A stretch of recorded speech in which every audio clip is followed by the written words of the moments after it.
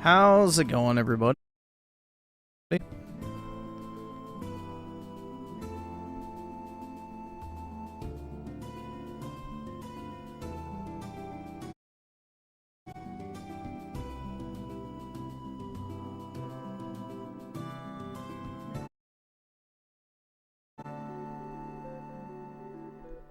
It's going great. Thanks for asking. No problem, Britt.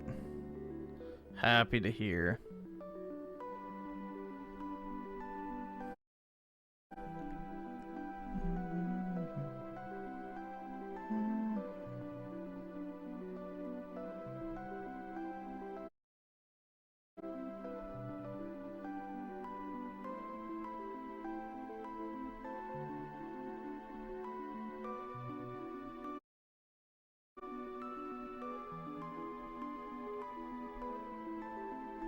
How was everybody's weekend?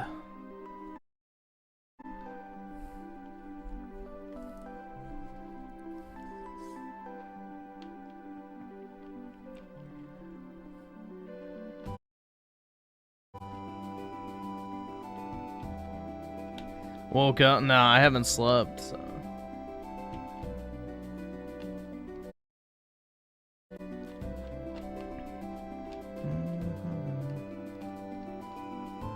So, I didn't sleep today. So, that's the secret.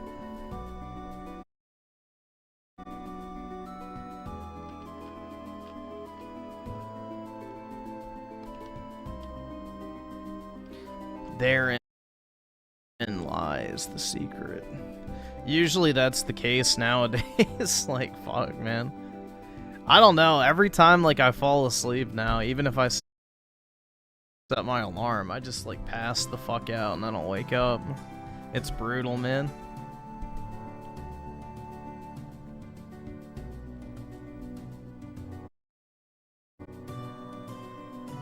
Alright, awesome. Thanks, nigga. Alright.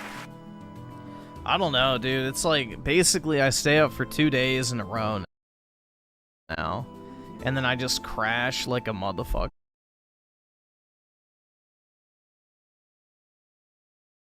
It's like, I don't know. It's not optimal, but my ever more fucked up sleep schedule just keeps evolving, dude.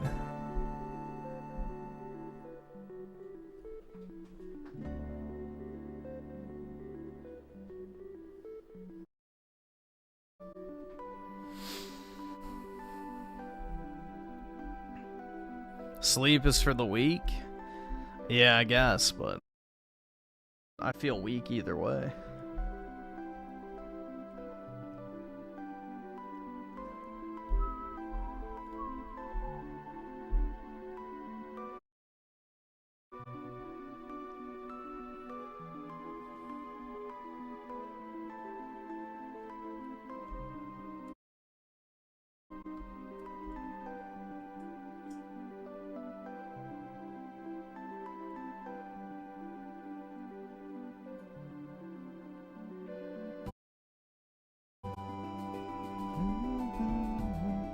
I've had this song stuck in my head all day today, so I just figured I'd put it on.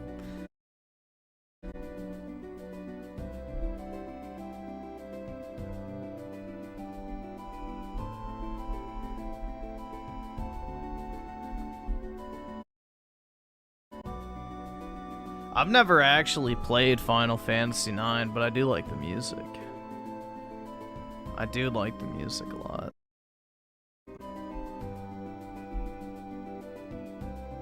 Dude, I get banned every single time I try to go on Pokemon Center, so I've given up. I don't care.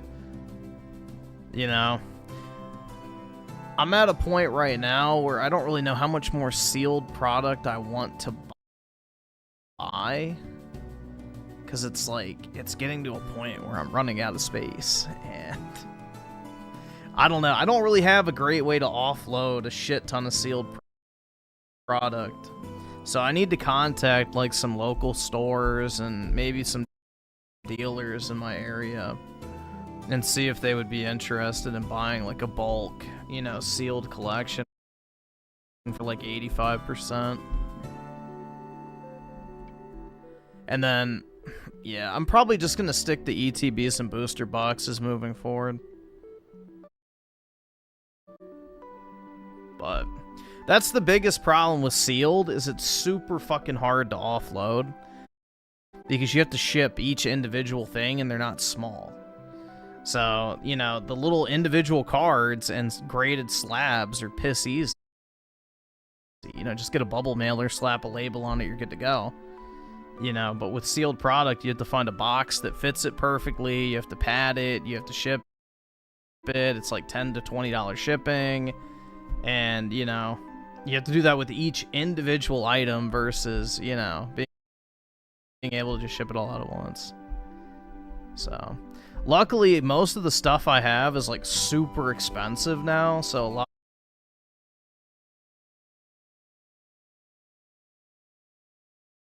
lot of people would want what I have. Like, I have a lot of old ETBs, a lot of booster boxes, a lot of, like, premium collections and ultra premium collections. I've got, like, some old Pokemon Go 10s, so I have, like, a good variety of stuff. But it's just, what do I do with it logistically is the problem.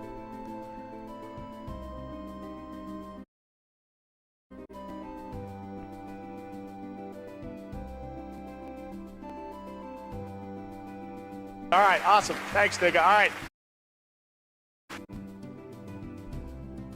I've thought about just breaking all of it down at one point and just, you know, selling the packs, which would be a lot easier to ship, but, you know, you lose a ton of the value doing that. So, I don't know. I gotta figure it out, man. I have a ton of stuff. So, I'm running out of room, which is not ideal. I don't want to get 2 storage units.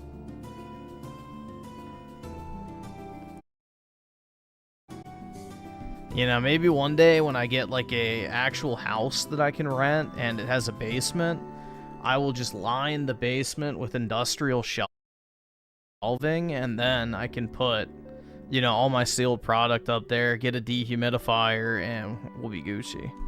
But for now, I don't have a lot of space. And I'm already, like, super fucking crowded in my apartment, too, with all the shit I have in here. So...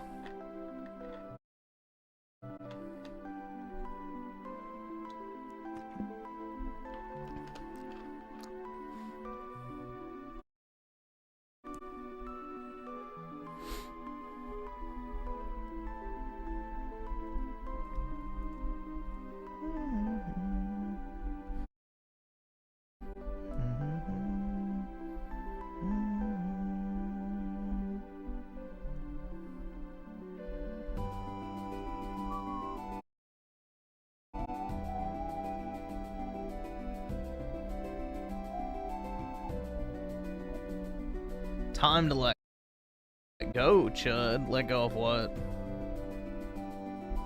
What am I letting go of?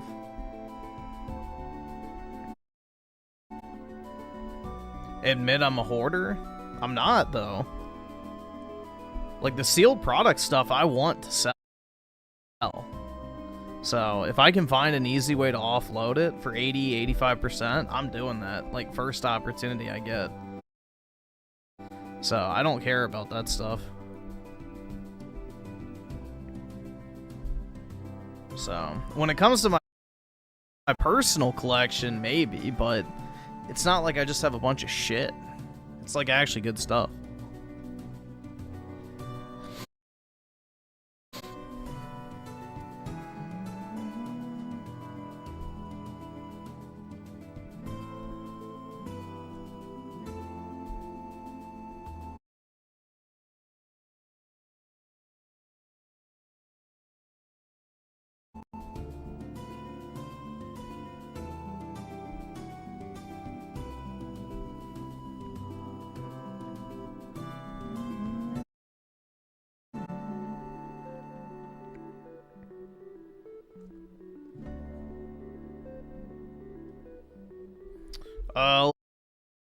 Let's see. So Anabolic plays with these 7. Okay. You offended Ray, Griffin. How dare you? I know, man. God forgive me for my sins. Second newest, my video. Or wait, newest, my channel. He's hurt because you called him subhuman. Brutal, man. Well, soying out over AI puts you in that boat, in my opinion. But hey, to each their own. And Daryl's on with the 5. Here's a video for you to watch. Okay, let me just go ahead and start opening these up. Second newest. Okay.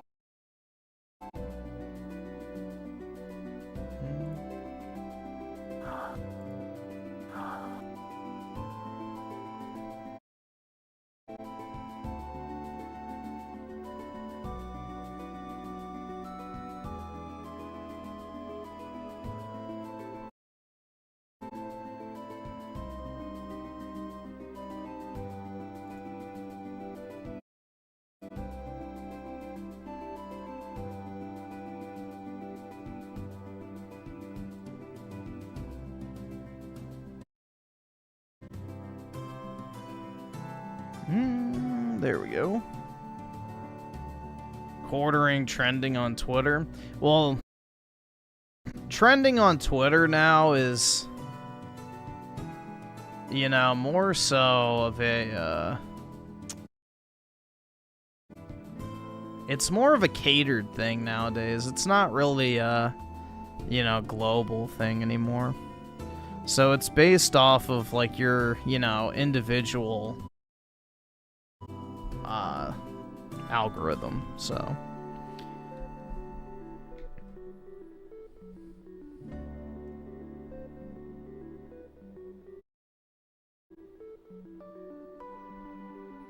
Yeah, they changed that a while back. I don't remember exactly when, but yeah, they got rid of, like, the trending tab and all that other shit. So, I mean, it was all fake and gay for the most part, so I'm kind of glad they got rid of it, but yeah, I need to play Final Fantasy IX at some point. I need to play 4, 5, and 6, and then I would like to replay 8 at some point too, but then also I need to play 9 and 12.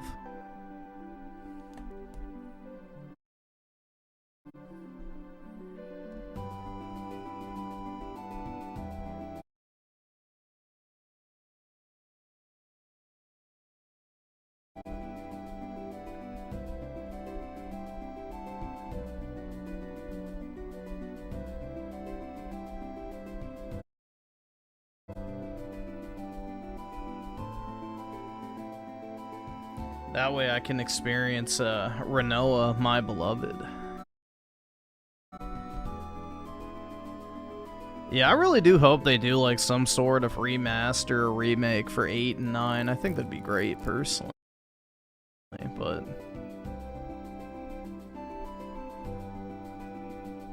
well, 60 hours isn't too bad for a JRPG, man. It's not really too bad for a JRPG. Like the Xenoblade games, for example, are like 80 plus hours. And that's if you just do the main story.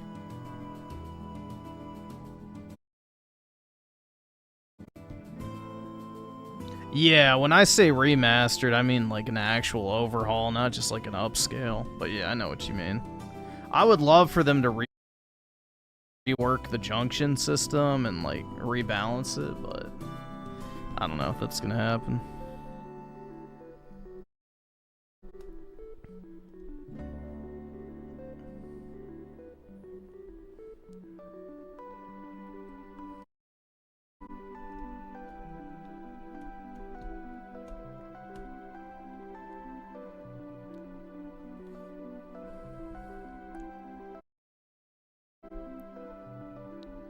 I can't afford this shit! Yeah, the junction system is incredibly poorly implemented and even more so explained. Like, it's really just convoluted for no fucking reason, and it makes no sense that, you know, leveling up in the game is putting you at a disadvantage. Like, I don't know, man. Like, Final Fantasy VIII, I like it. Like, I enjoy the story of it, and I like the characters, but damn, bro, like, the junction system is not good. So, I guess it was unique for what it was, but when spamming a fucking card game is the most effective way to become OP, like, yeah, not really a great thing for a, you know, action, you know, focused, you know, turn-based, and I use that lightly, RPG. So, combat should be what makes you more powerful. Shouldn't make the game harder.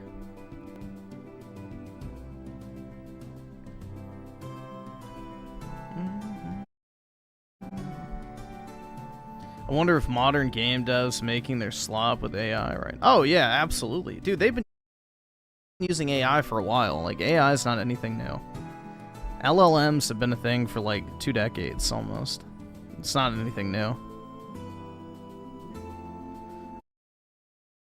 I mean, think about it this way, bro. Like, you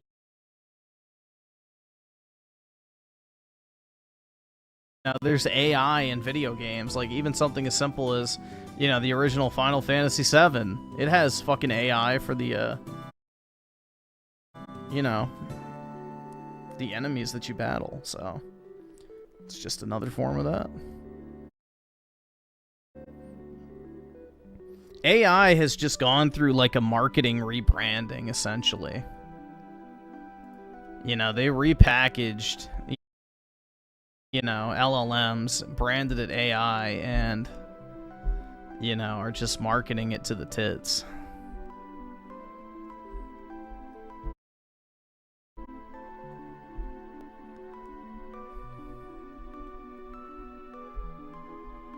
Yeah, Expedition 33 feels like a game made with AI. Absolutely. Take a bunch of features from other more popular games and just mash them together. With, you know, generic off-the-shelf Unreal Engine 5 assets.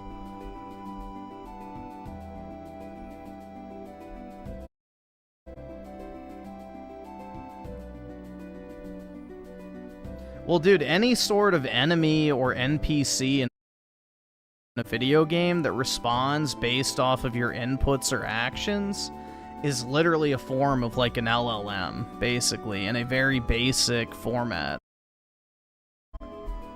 So, it's not new technology at all. It's like, you know how CPUs will respond to certain attacks, or if you use a debuff or whatever. You know, all of that is basically the exact same shit that they're trying to sell now. It's just, you know, at a grander, more sophisticated scale. But it's not new technology whatsoever. You know, this stuff that they're selling is artificial intelligence. It's like a fucking chatbot, basically. That's it. It's not anything crazy.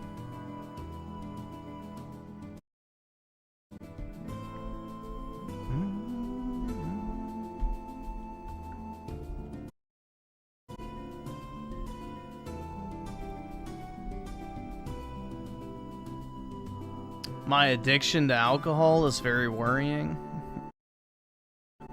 Well, considering I haven't had any alcohol since, what, November? I wouldn't be too worried. I wouldn't be too worried, man.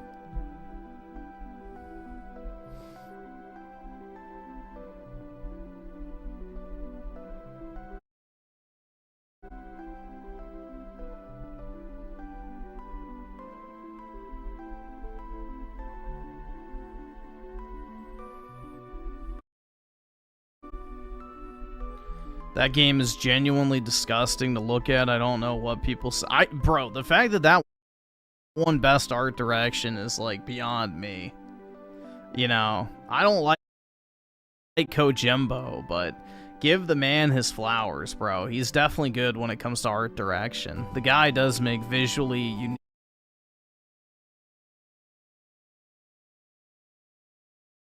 unique looking games and worlds. So I think that was a crazy fucking, you know, snub.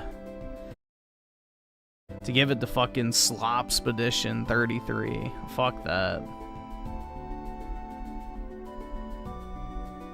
And I'm not even a Kojimbo fan, bro. I think he's one of the worst devs out there in terms of, you know, destroying video games. But, you know, give the man some credit where credit's due. Dude, nobody even talks about Expedition 33 anymore. It's like a fucking dead game. Like, how many people even play it currently? I guarantee you it's less than Baldur's Gate 3. By a lot. You know, Baldur's Gate, say what you will about it, people seem to genuinely actually... Yeah, 4,600. Let's see what Baldur's Gate's at.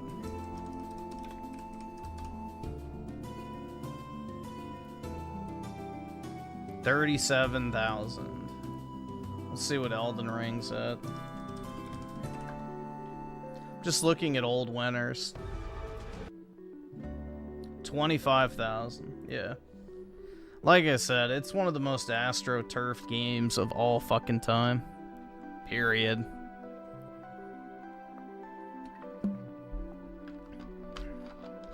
And I think Expedition 33 was like $30 on one of those key sites recently. So the number's probably inflated right now. It got a big discount.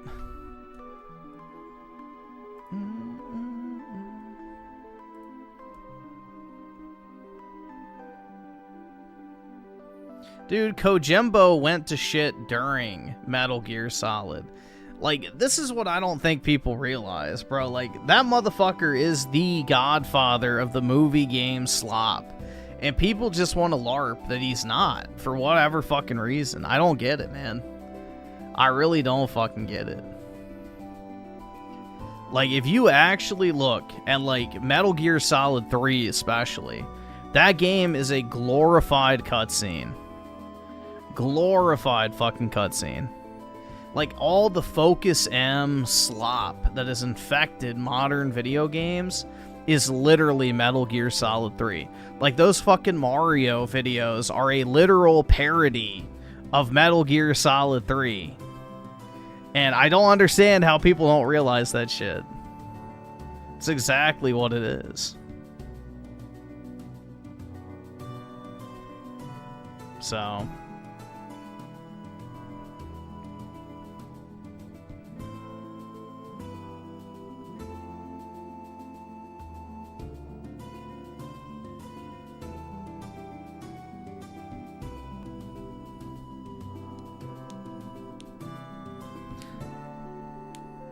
Dude, that intro section to Metal Gear Solid 5 in the hospital was pain.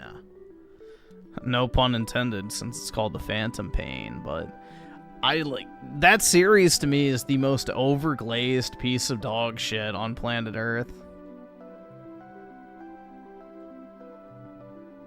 All right, awesome. Thanks, nigga. All right. I don't know, dude. I do not fucking get the hype for Metal Gear at all. Never have, never fucking will. I will never forget being so fucking disappointed after wasting $60 on Metal Gear Solid 4. I remember seeing the glazing reviews for that game when it first came out. I was like, oh shit, I should try this out, dude. You know? Fuck. That's all I can say, man.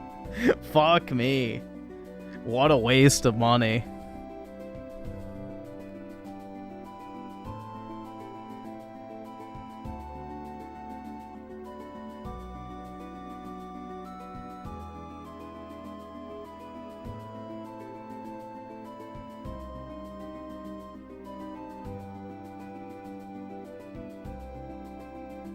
Oh, I can understand liking Metal Gear Solid more than Expedition 33. Because Expedition 33 is just as much of a fucking movie game as Metal Gear, so...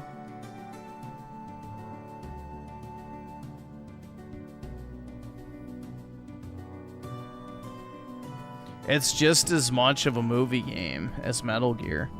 You know, there's whole 45-minute segments of Expedition 33 where you don't even touch the controller, pretty much.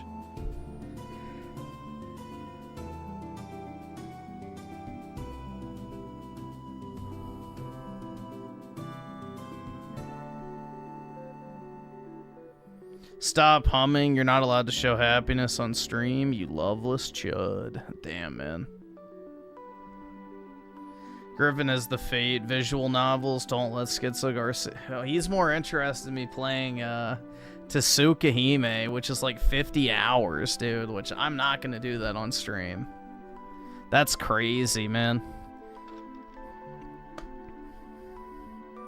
You know, reading a storybook to the chat for 8 hours a night for an entire fucking week would literally probably put me in the grave. Like, that's definitely an independent playing game. Like, you scammed him? How so? If anything, he scammed me. He said if I could get it above a 10-hit combo on whatever the fuck, Arkham Asylum, he would give me $100. And he gypped my ass. So, he was like... We do a little trolling. It's called We Do a Little Trolling.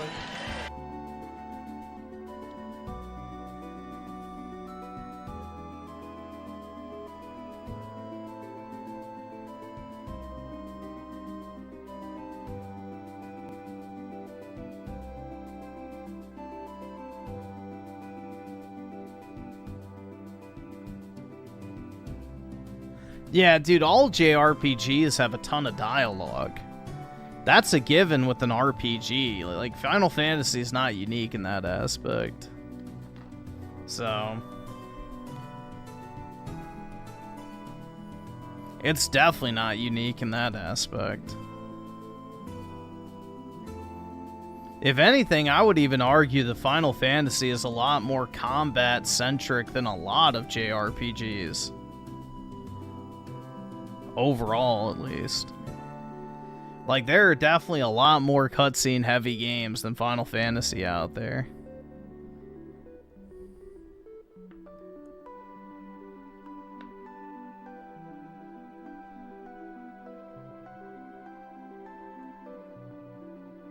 People who own Fallout 2 toss salads? Brutal, man. I got it for free because I had Fallout 76. I'm pretty sure that was what they did. They gave it out for free. I don't think they're playable on modern PCs, because I think I tried to play it one time and it wouldn't even fucking launch properly.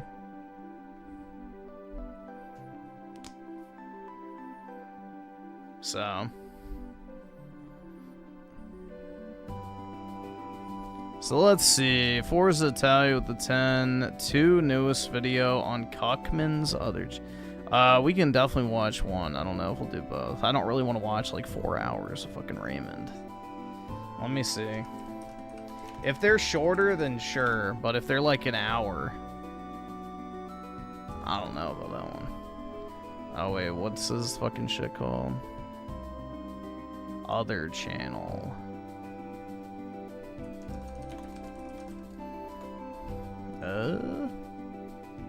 I woke up this morning longing for what? Wait, for which nurses that this? What, booze? Alright, and then what was the other one? Is this the life you want? Okay, we'll see. We'll see how we're doing. I'm definitely gonna 2x them, so that way we can get through more. We'll supersize them fries. 2 and 2.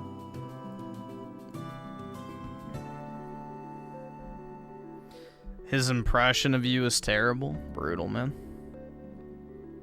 Well, what's that shit called? What is the word? Like, you know, it's the greatest form of flattery. It's not duplication. Mimicry? I don't fucking know. Whatever. Doesn't matter. Cosmic Reflection with the 2 fake Japanese cards on eBay.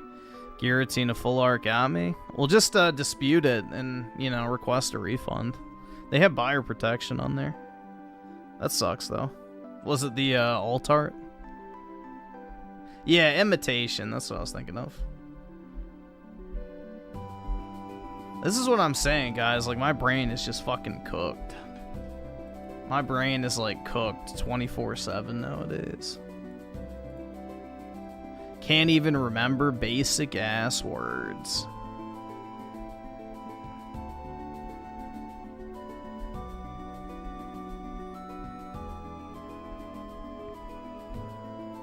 Need to sleep before you get a coma. Yeah. It was the full art one, the 1K one. Yeah, that's why if you're buying raw, you're almost better off buying like a PSA 9 or an 8. Like, just buy a nice, clean copy of a PSA 9 or an 8 if you're trying to buy, you know, a very expensive card like that. Because there's not, like, a huge premium on the raw for a PSA 8 especially. And a 9 as well. So that way you know you're getting an authentic card even if you want to crack it. So just a little food for thought there if you are looking to buy super high-end cards regardless of condition.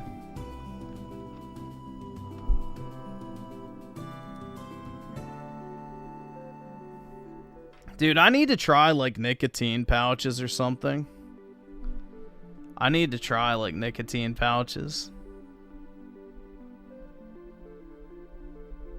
For fuck's sake, Griffin, you got poor old Ray over there going flat earth. Oh, what the fuck?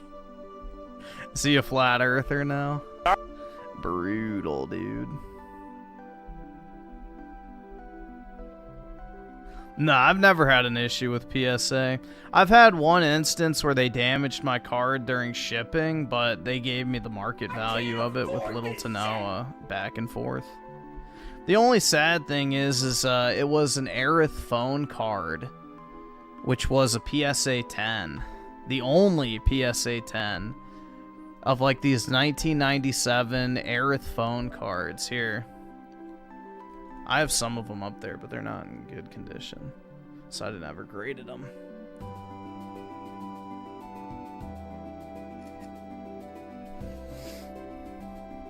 And I got a PSA 10 one, and they didn't seal the slab correctly, so the card shifted up towards the label. And so there was like this big ass fucking crease in the middle of it. And I had to contact them. I'm like, hey, this card got damaged in shipping. It wasn't sealed properly. And so they gave me, the price of the card raw times 5. Which is a pretty good multiplier for PSA, 10s. So they were actually pretty generous on that front, because I put a high declared value. But, yeah, I mean, it still sucks, man. I'd much rather have the card than the money. I'd much rather have the card than the money, because it's Pop 1, or at least it was. They downgraded it to a 5 and then shipped it back to me, so. Or maybe it was a 6, I don't remember. I still have it in the box sealed from PSA the second time. I've never opened it up again. It hurts too much to look. It's brutal, dude. But yeah, here you go. This is what they look like. You can see they're numbered right down here. Like, that's 14, 6 something, and then 540 something. But that's what they look like. They're like these, shiny metallic gold phone cards. I have a Tifa one, too. But, yeah, that's my one negative experience with PSA, which they made it right, so I can't really be too mad. But, at the same time, it does suck. But, when they're handling 3 million cards a month, and in the case of this, I think it got damaged in shipping more than anything else. Kinda is what it is, you know?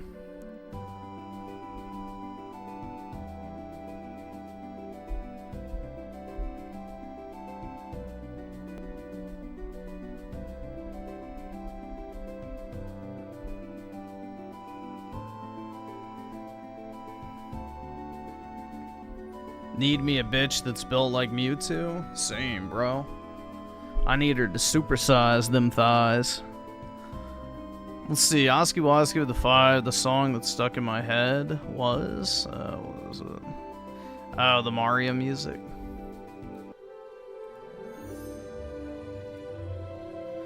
And Anabolic plays with the 2. Can you watch the video of Sneak? I'm gonna lean towards no, just because I don't want to get fucking banned from fucking live streaming again. So any sort of violence or anything, I'm gonna just pass on. I'm not risking that, so you can watch it on Twitter.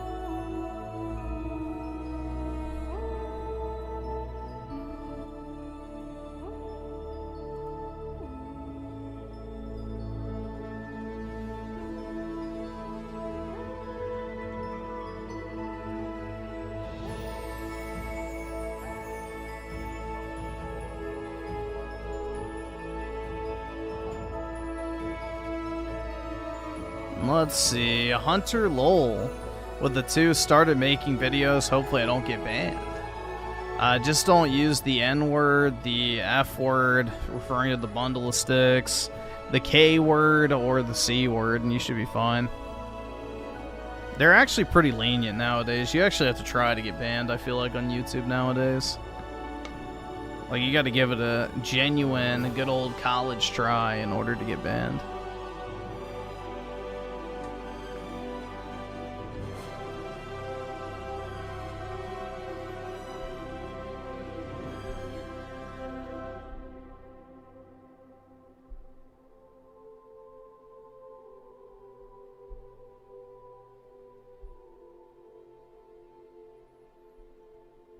My friend got banned on PS4 for calling someone a bundle of sticks. Brutal, dude.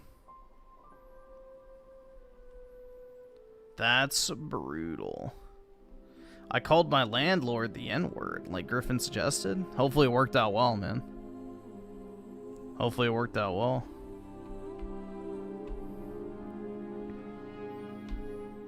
And Rogue Dio with the 2. Check out Null's Cheese Rant. Let me see if I can find it.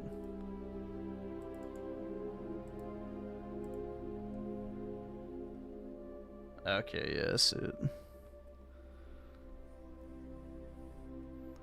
And the Groovy Truth with the 5. What up, Griffin? Just wanted to let you know that I'm getting tired of your shit. Me too, man. Me too.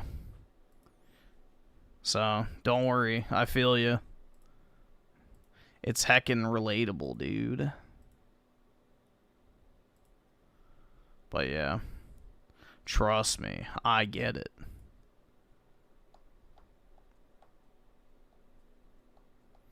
Griffin doesn't know how to make chili, that's right. I suck. Actually, I make damn good chili, if I do say so myself. You would be privileged to taste such chili.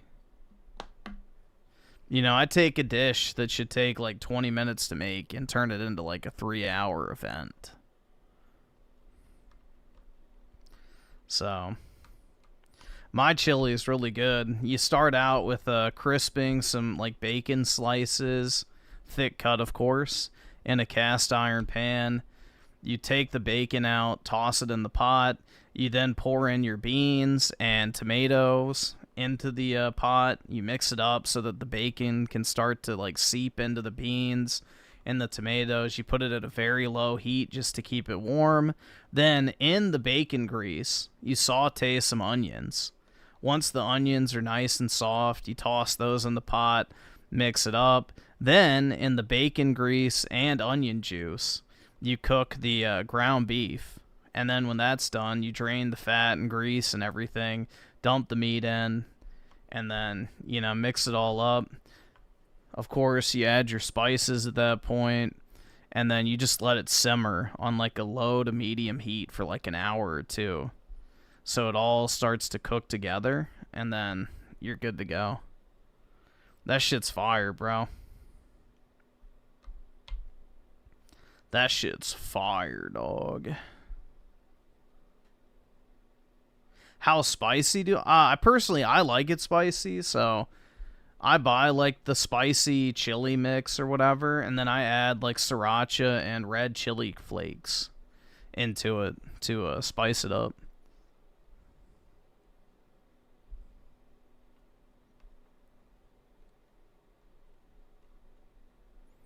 But yeah, it's really good, honestly. If I do say so myself. But yeah, that's like the best way to make chili.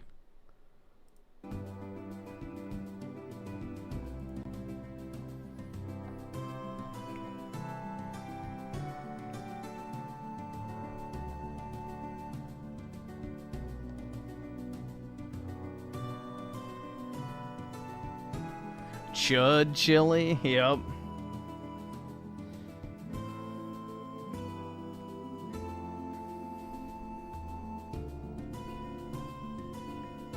What are the anime games in the lowest row? Oh, Galgun. Basically, you have like this gun, and you shoot anime bitches in order to make them explode with emotion, quote unquote. Basically, you should just play it yourself, man. It goes on sale all the time, you know? You make them, you know, collapse in overstimulation of your love gun. We'll just leave it at that. But yeah, it's one of the ultimate chud titles. So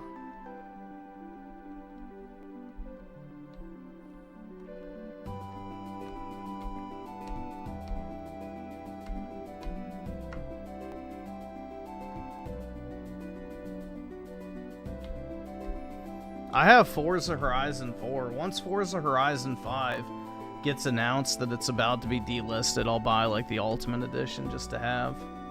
But I don't know, I'm not really a huge racing game fan. I kind of got burnt out on Forza Horizon. I played 1, 2, and 3 a lot, and then Forza Horizon 4 came out. I played it for like 2 hours and never touched it again, so...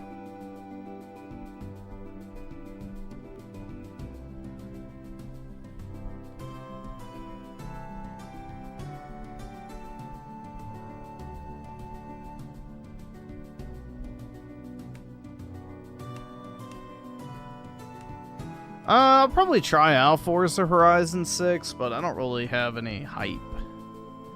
Let's just say. An all-night Yahtzee with D5.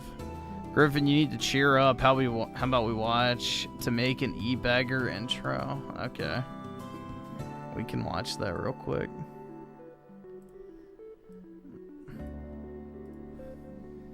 Making an E-Bagger. I love that video. That's like, this is one of the best YouTube drama videos ever. It really is, bro. It's a masterpiece.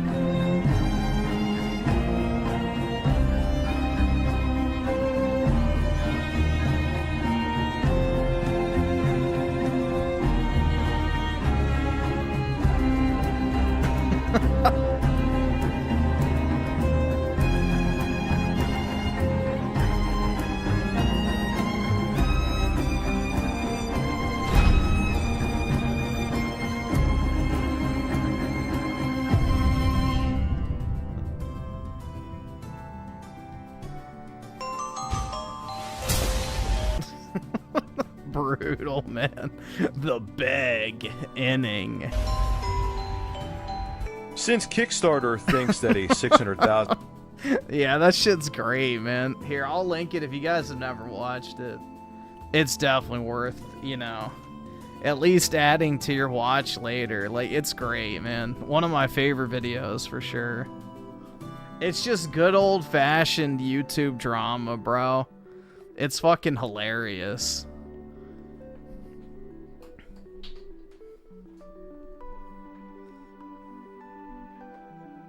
Would I watch it again on stream for $50? Sure. Why not?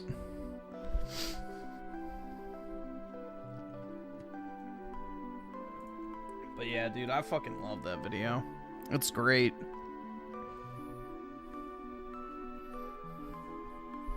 It's one of the best drama videos ever, man. It's like the most retarded shit ever, dude. I don't know, like, it truly reeks of just old school YouTube drama, which, you know, in an age of pedophiles and other shit, you know, I yearn for the old school YouTube drama.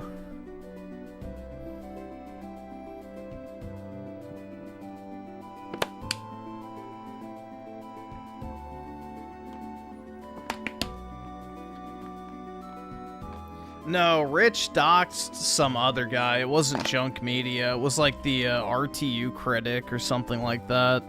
And he doxed the wrong people, too. So he doxed somebody that he thought was the RTU critic or something like that. And then it turned out to be some completely random person. I don't really remember the exact details, but long story short, Rich used to flag people down all the fucking time. He used to try and dox them. He literally worked with a convicted cyber criminal in order to dox people. Like, the dude was fucking crazy back in the day.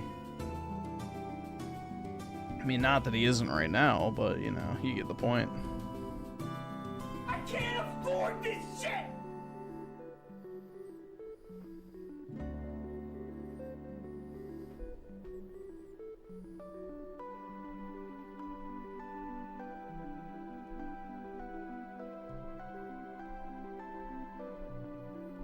Let's see, and Eric Williams with the 2.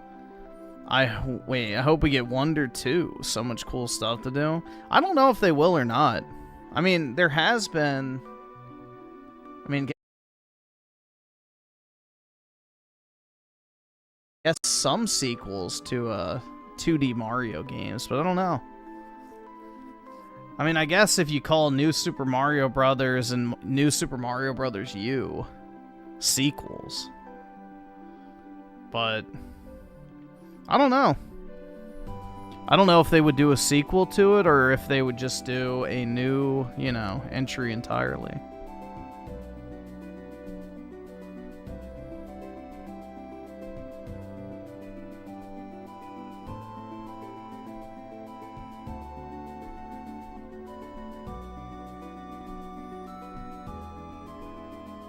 Yeah, I really enjoyed Mario Wonder. I thought the whole gimmick with, like, you know, the alternative level layout and everything was really well done.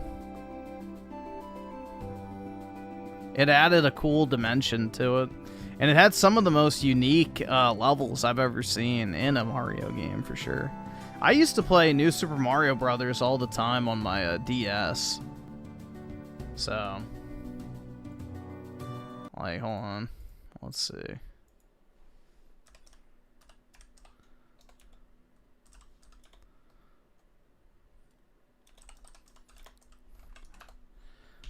Which one is it? Is it this one?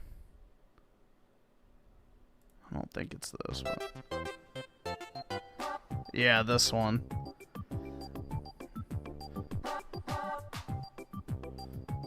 It's a great soundtrack, man.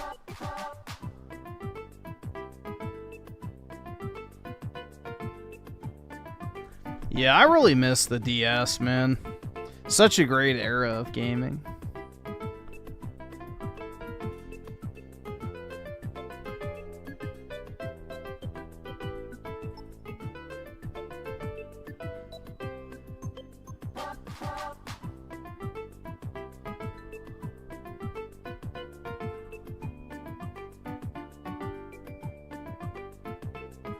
Switch 2 Edition is sick, but the single player levels suck besides the bosses.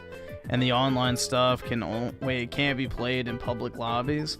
Yeah, I wouldn't imagine that they would have a public matchmaking in a Mario game, but it would have been nice if they had it.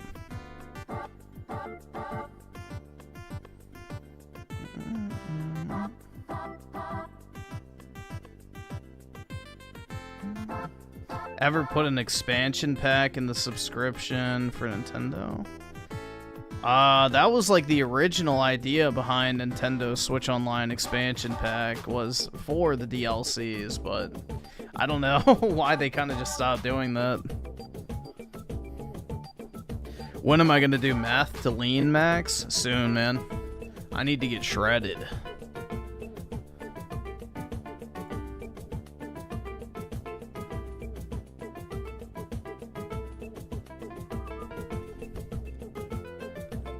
And the groovy truth with the 2, I turned 30 today. I'm officially an unk. Oh yeah, man, you are.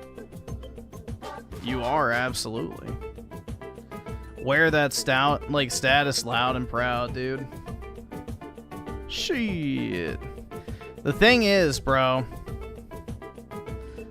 no matter how much people try to shame you for being an unk, you can always clap back by saying, yeah, but at least I was alive to remember when the world didn't completely suck.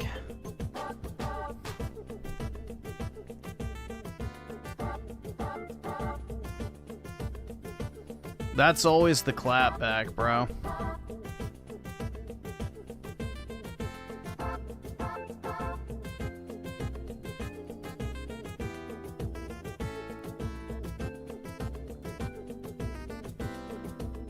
You have a few more months before 30? Yeah, I turned, what, 29 this year. Bruh.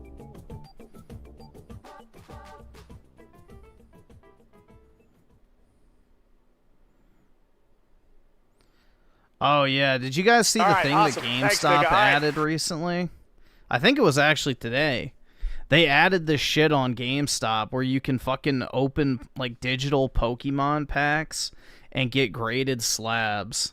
And then you can either keep the slab or sell it back to a GameStop for, like, 90% of the value. I bought a $150 one, and I hit a Pikachu, PSA 10, that was worth like $80. So, stonks. But dude, that shit's like addicting as fuck, man. I could definitely see myself spending a shitload of money on that.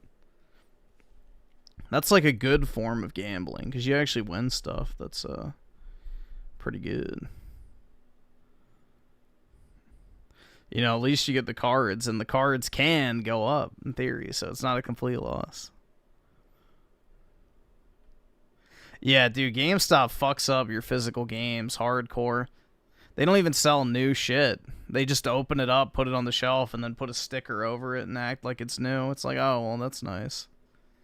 I get this beat-up fucking store model version of the game instead of an actual new copy.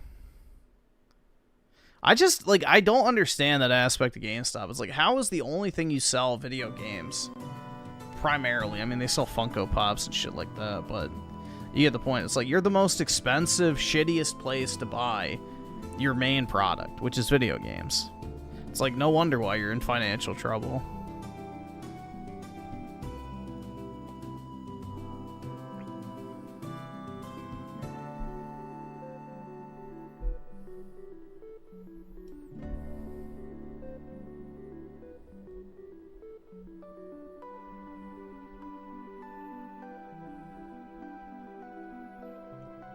Thank God. Wait, thankfully I'm not a unk enough gamer to have sold some now rare and expensive games to GameStop like a lot of older Zoomers and millennials have.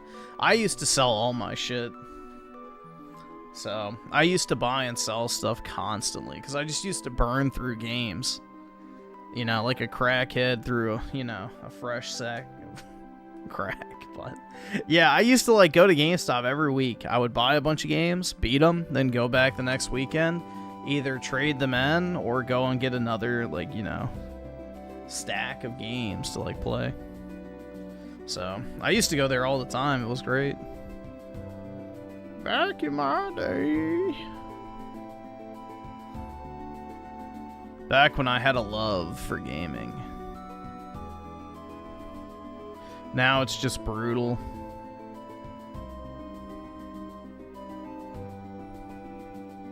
Am I a YN at my age? No, dude. I'm 28 going on 29. So therefore, I'd say I'm well past the YN phase. Also, I ain't black.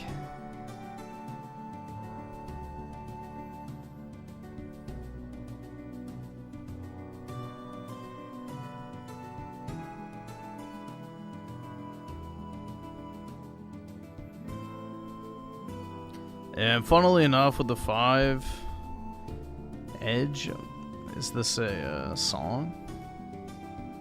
Let me see.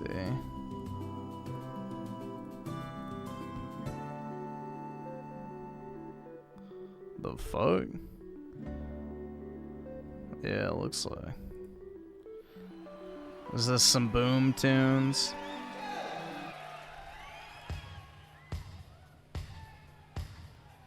Hey, it's time to snap, kids. It's time to fucking snap. God damn it.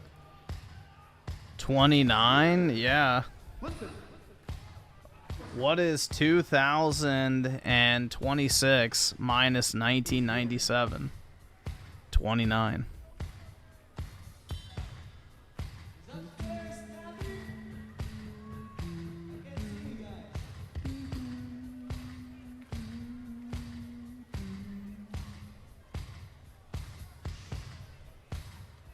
I don't think there's anybody even up there, man. Just tell people you lived through the golden age of entertainment before streaming slop if someone calls you an ong. Yeah, I mean, that's the thing, is you can remember the world before it went to complete and total shit. You know, you saw the last glimmers of gold before they faded forever. Hey, man, shut up. So...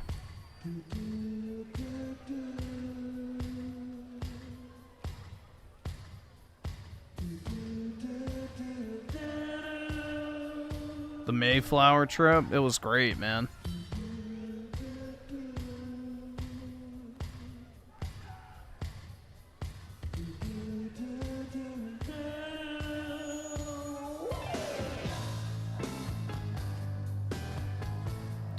I can't believe I'm gonna be 27 this year. Why? You've been alive for 27 years, bro. I wouldn't be surprised by it. How did it feel to buck break? I don't feel anything, to be honest, bro. If I never watched another Raymond Slops in Mind video, I'd be perfectly happy.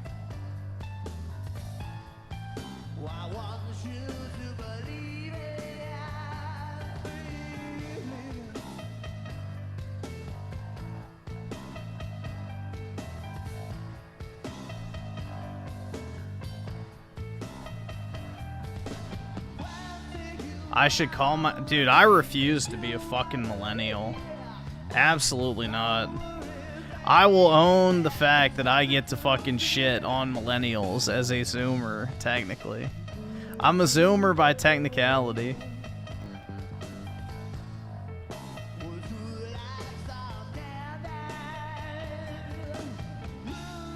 Yeah, Griffin, that's pretty rude, going after him for something he can't control, huh? Yeah, exactly, man. What's that line? No, I don't think everybody knows what that's like at all, huh? Gee, what's that line?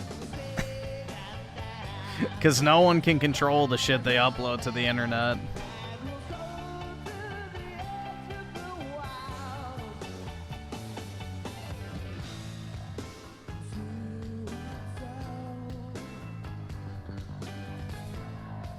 Is Lucario my favorite? No, Mew is my favorite Pokemon. But Palkia and Groudon are my second favorites.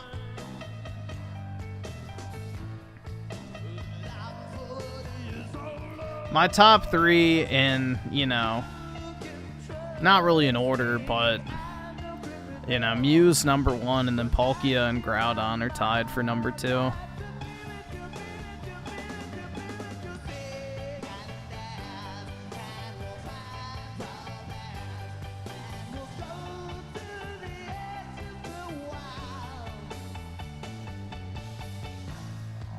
This is such a cool game, Griffin. I know, man. Isn't it great?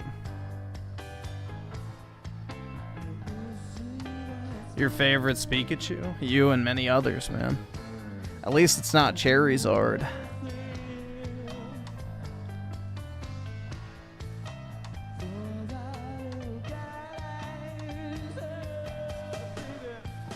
This is a dating sim, basically. It's actually pretty good, honestly. Like, it's pretty funny. You know, I don't know how much it goes for, but, yeah, I think you can get both for, like, what? Oh, they have a bunch of them. Oh, those are soundtracks. Oh, did they add a new one? Heroines Through My Lens. Summer's Heartbeat. Hell yeah, dude.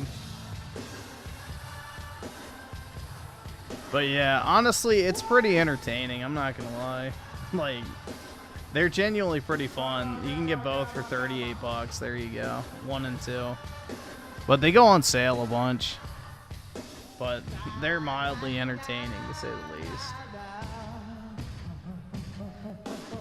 But it's like basically an interactive movie.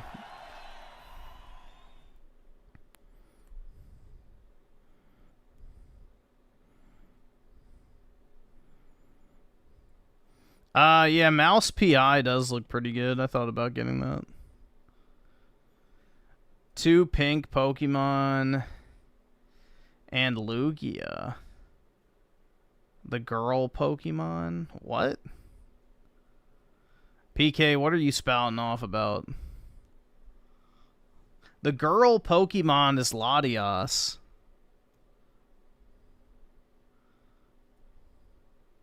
Latias is the girl Pokemon, the one that turns into a void.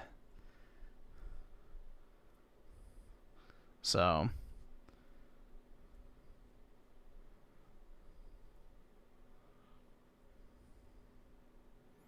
I think Dreamcast Gollum made a video on Mouse PI too. Who would number 4 through 10? That's tough. Shit.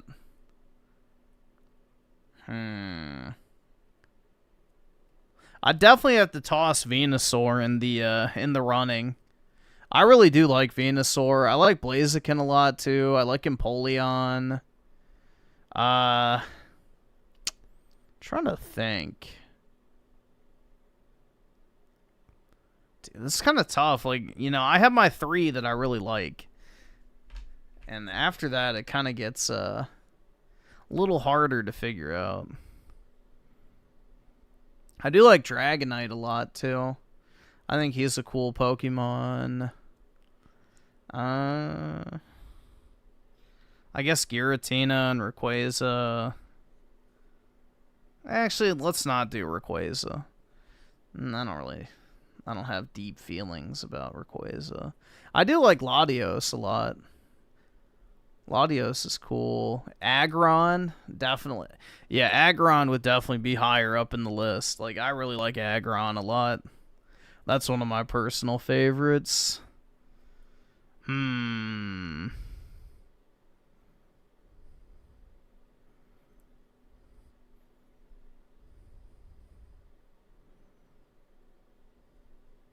Yeah, that's tough, bro. I'm trying to think. Lugia is not a girl, PK. Lugia has a massive Pokecock. I've seen pictures, unfortunately. Against my will. Although, I guess in the world of fucking cartoons, that doesn't mean anything, bro. Brutal. Dude, honestly, I forget. Yeah, food is a thing. So, yeah, there you go. Unfortunately. Unfortunately, I don't know if that means anything anymore. Oh my god. That's brutal, dude. But yeah, I'm trying to think. I don't know. I'd have to, like, really, like, go through the list of Pokemons in order to figure out what my top, like, 10 would be. But let's definitely say Mew, Palkia, Groudon, Giratina, Venusaur, Aggron.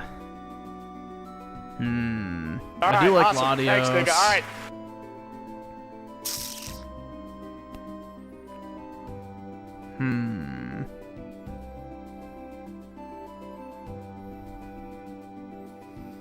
I kind of want to toss in Reggie Rock just for the lulz, but...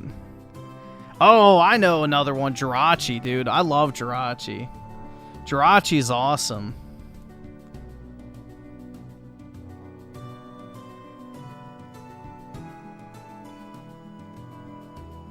Jirachi's awesome. I like Jirachi a lot.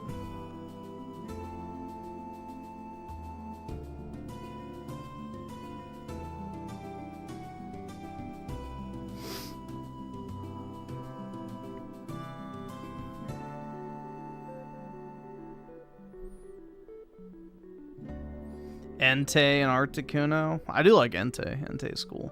But I think I like Suicune. All right, awesome. Thanks, nigga. All right.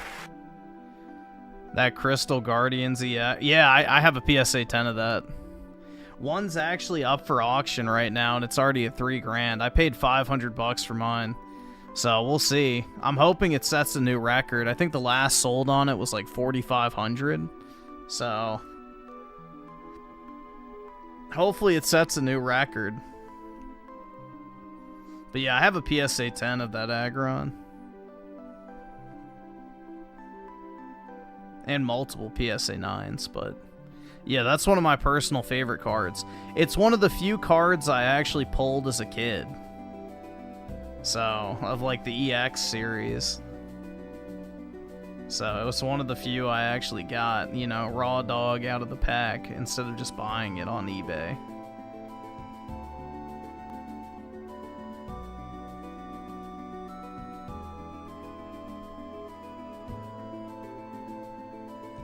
Griff, why are you so aggro? Because I'm feeling fucking juiced, bro. I don't know what to tell you. I got back from a long walk with my dog. You know, feeling pretty good, I guess. I don't know. I'm just happy it's actually warm outside again, bro. Like, it's so nice, like, walking in the warm nighttime air. It's a great feeling. I really enjoy it. There's not many people out, you know, it's nice. I hate the fucking cold. Having to wear all that fucking, you know, layers and shit. Ugh, that shit sucks.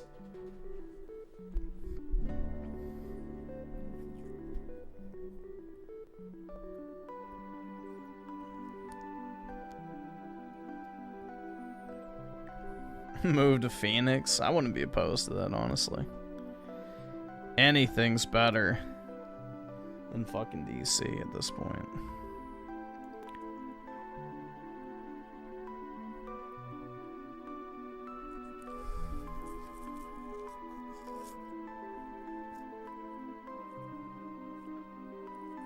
LA is warm because of the Africans, more so the Hispanics than anything. Brittany D with the 5. Can you play ODST instead of Star Wars? That's FBI's. Yeah, I guess. It's fine. Yeah, let's see. Funnily enough, with D5. Another song. Alright. Oh, shit. Fucking let me copy.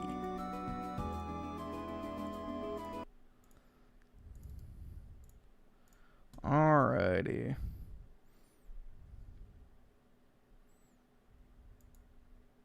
We're having some fun today. Stop scratching your ass, Griff. That's not my ass. It might be near it, though.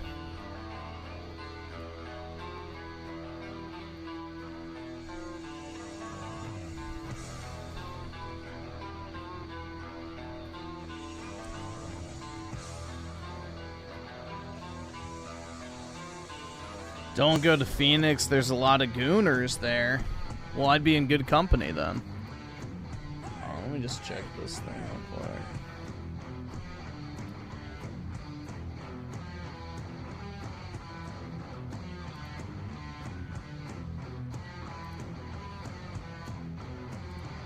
It's probably gonna make me sign into my Microsoft account. I haven't opened it in a while.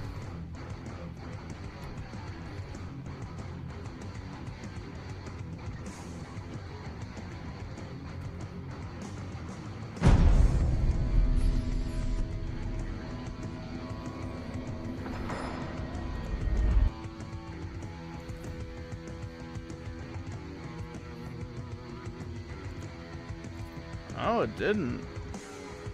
I'm actually shocked.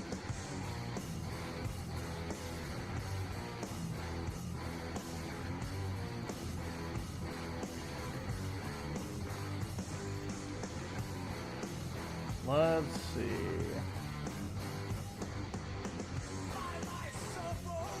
Where do you go to manage?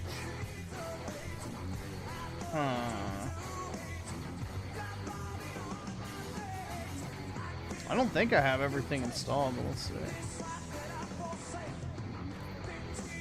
Yeah, there we go. Sub selection.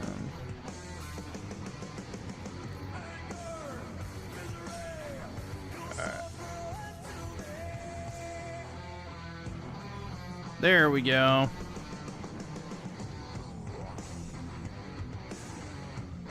New generation music, indeed, man. Indeed. 10 more code to 7. All right, if you awesome. haven't Thanks, already, nigga. All right. react to the latest trailer for Agefield High Rock the School. It's gonna be one of those bad but hilarious games. Okay. Yeah, I haven't even heard of that.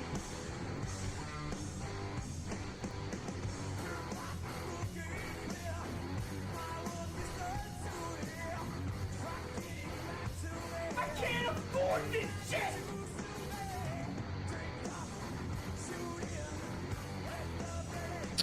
Brittany D with the 2. Is ODST a good game? I've never seen you play it. That's because it's not a good game. I think it's incredibly boring personally, but hey, to each their own. Welcome to...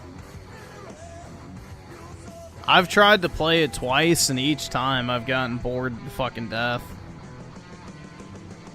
So... I don't really like Halo campaigns in general, but ODST especially is really fucking boring.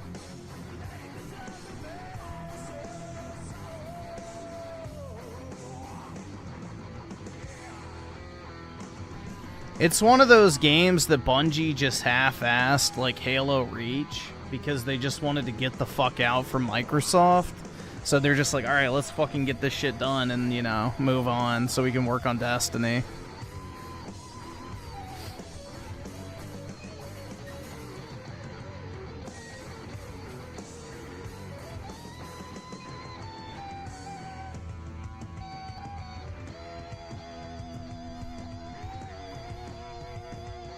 Nah, Destiny absolutely fucking mogs Halo campaigns, and it's not even close. Prime Destiny absolutely fucking mogs Halo. Period.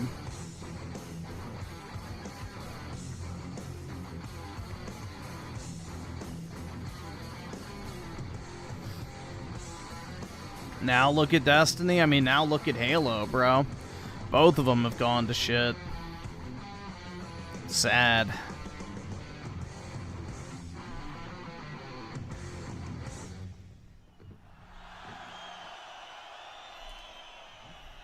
Both of them have gone to shit.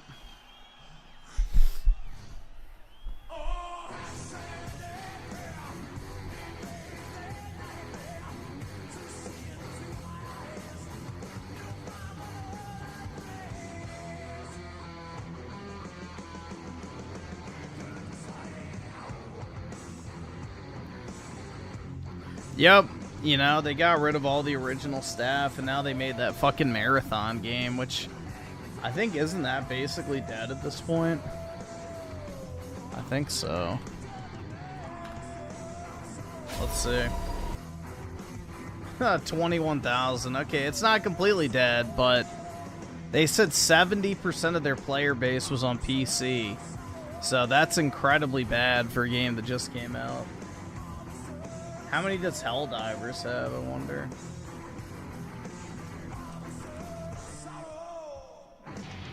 Let's just see. Yeah, dude, Helldivers still has more people playing it than fucking Marathon.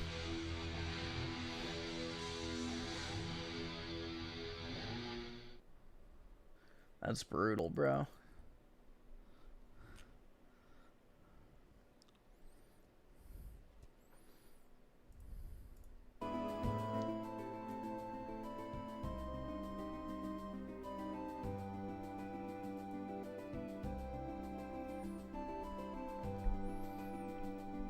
The Groovy Truth of the two. Did you know they delisted Battlefield Bad Company 2 on all platforms? I did hear about that. I don't know if I have that on Steam or not. I don't think so. Oh, I do. Never mind. I do have it on Steam. There we go.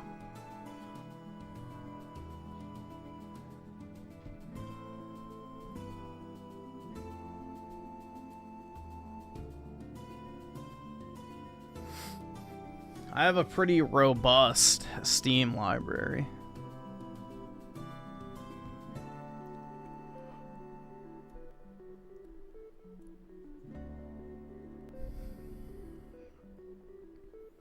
Do I play most of the games? Of course not. All right, awesome. Thanks, nigga. All right.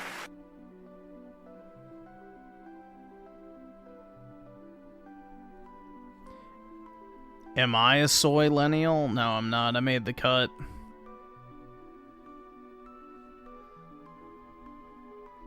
I'm technically a zoomer, dude. My library is very tangy. That's right. Robust urban garlic flavor. And funnily enough, with the 5, another song, I guess.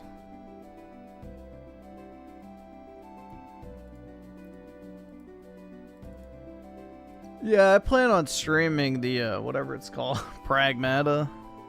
I haven't tried the demo at all, so we'll see. You know? I don't really have any expectations of it, so give it a shot.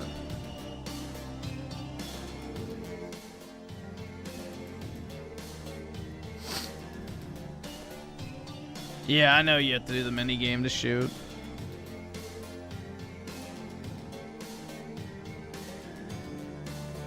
Did you guys hear about the dude who had like a 200-something K sub channel who got fucking flagged down by Capcom because of all the Resident Evil mods he was doing?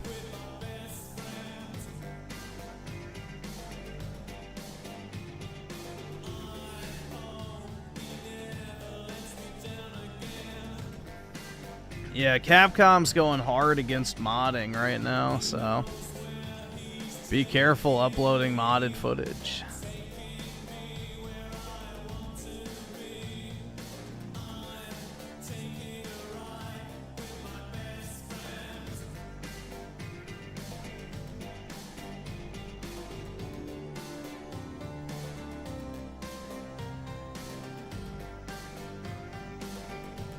Cross-dressing music. Brutal, dude.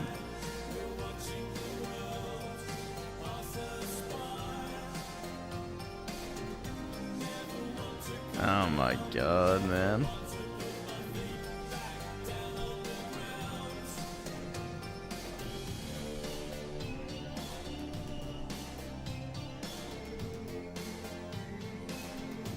Dude, I feel like that song, the Real Human Being song from fucking the Ryan Gosling movie, is more of True Out music.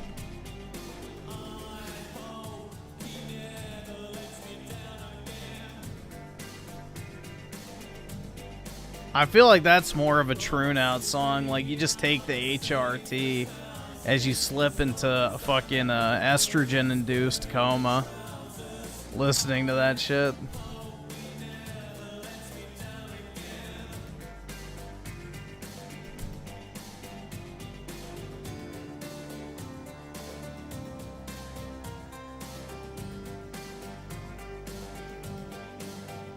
Dude, a bunch of 80s singers are incredibly trans-coded, so it wouldn't be surprising.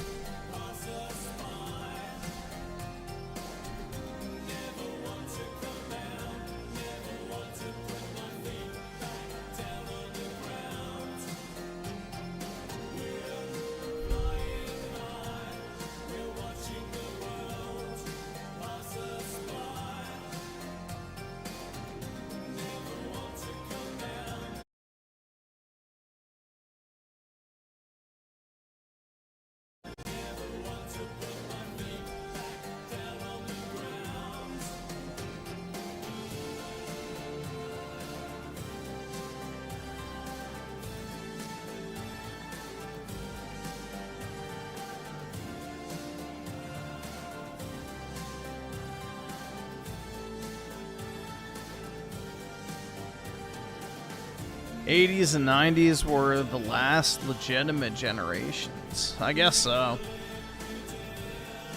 They definitely had their problems, though.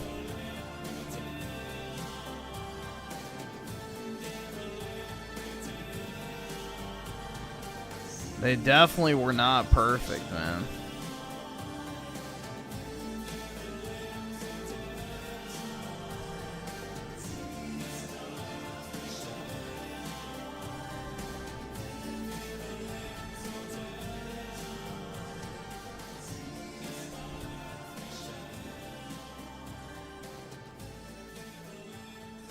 Like, bro, hold on.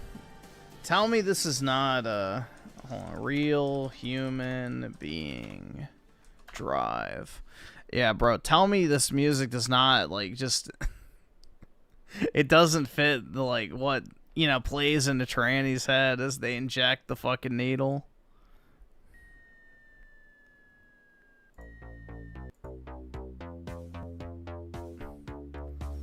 I can feel my cock shriveling in real time.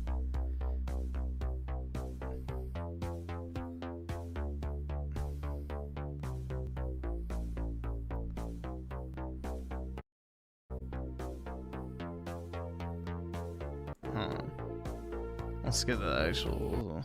Holy fuck, man. I'm a minute in. There we go.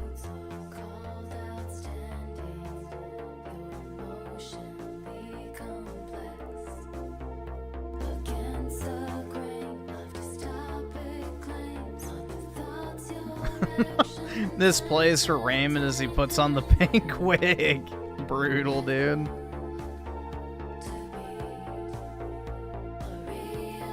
Yeah, dude, I can already feel my nipples getting more sensitive. Am I lactating?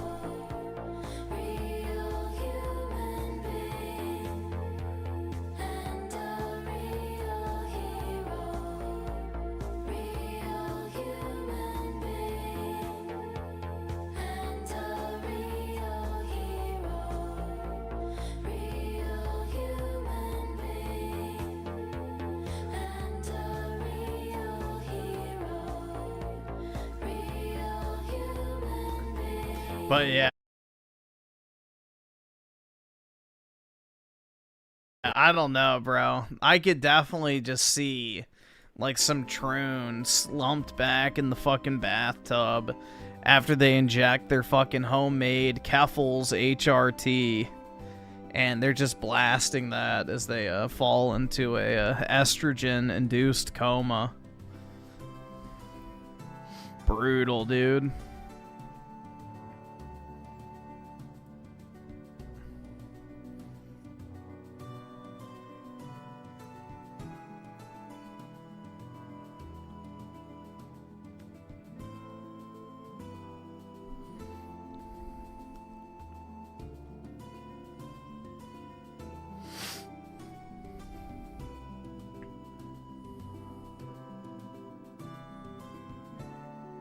Yeah, my Iron Thor still hasn't shipped out. I checked today, and the serial number cut off right before my order number, so... for the ones they've shipped. So I'm hoping eventually they ship it out in the near future. I think I have to wait like 3 weeks for the shipping, too, because it's coming from China. So... they've shipped the white ones of the Max up to my order number, but not the black ones yet. So, I'm guessing the black ones will be next.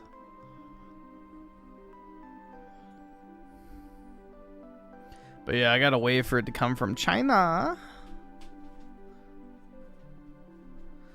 Then I'll probably play some Omega Ruby. Or maybe some Soul Silver or something, I don't know. I haven't decided, but I'll definitely be playing a old school Pokemon game on there. For sure.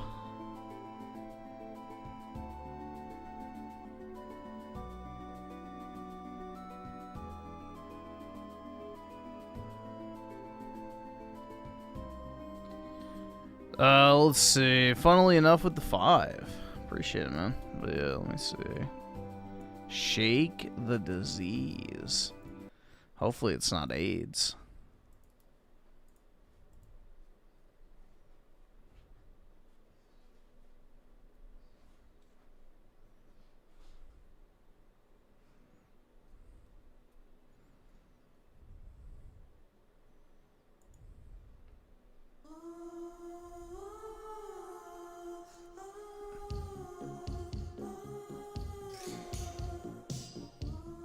Let's see. And then Oski Wasku the 5.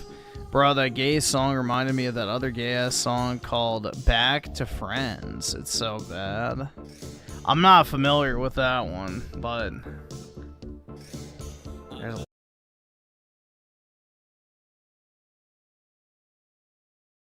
a lot of gay-ass songs in there. Listen to Karma oh god. Hell nah. Dude, Karma Chameleon is gay as fuck. It's a TikTok song? Okay. Groovy Truth with the 2. Mark my words, we're gonna get an RE5. All right, awesome. Thanks, nigga. All right. I wouldn't mind it, but I don't know. It may or may not happen. Look it up. I can look it up after this.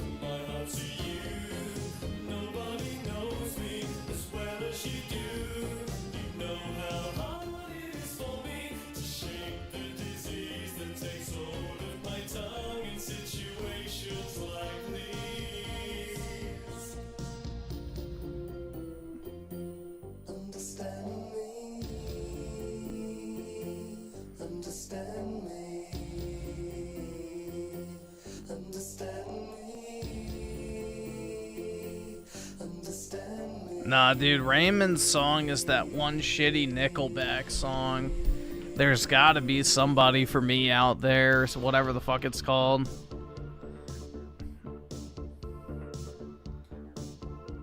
I think that's more his song, bro.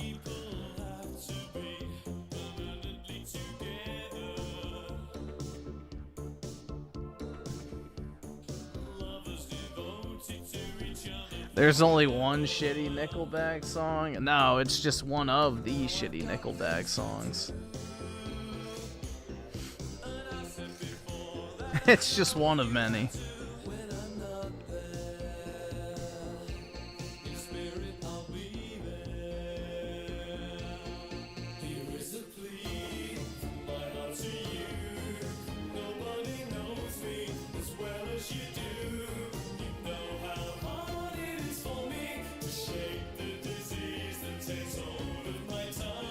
They're holding off RE5 remake until 01 Code Veronica get remakes to build up the Chris and Wesker rivalry. Maybe so. I can't afford this shit! This is the type of music that Kojima would put in his movie. Oh yeah, definitely. This is definitely Kojimbo music.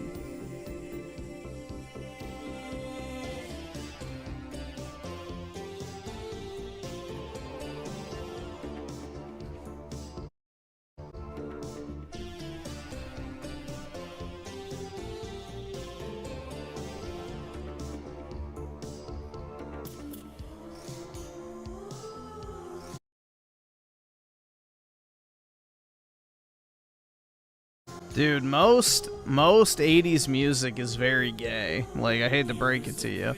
Like, just look at them. Like, the outfits and shit they used to wear. So. Just look at the way that they dressed. Like, very feminine.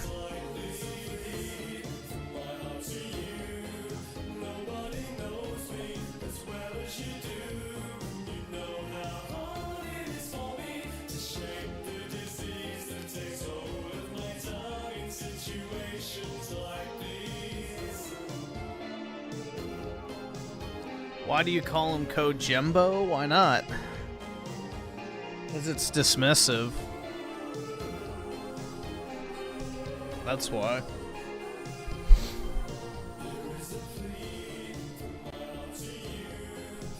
It's dismissive.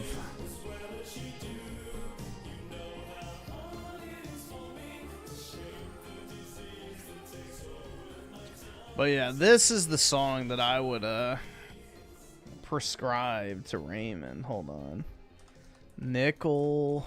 I'm not playing the full thing, don't worry. There's gotta be somebody. That's it. Okay. Yeah, dude, this shit.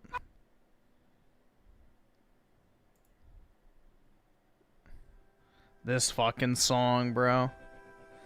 Nippleback, yeah.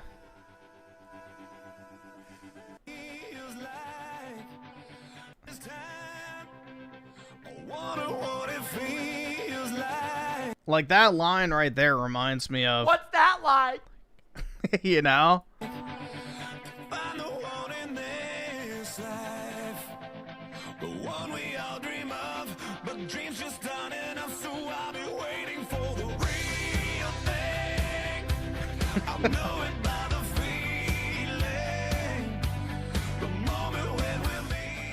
Oh my god. Dude, they used to play this fucking song everywhere.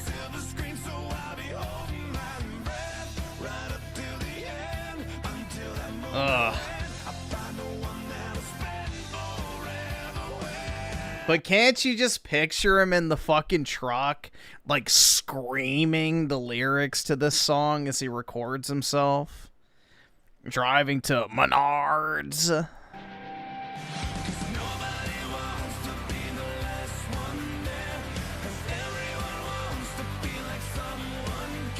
Yeah, screaming and crying.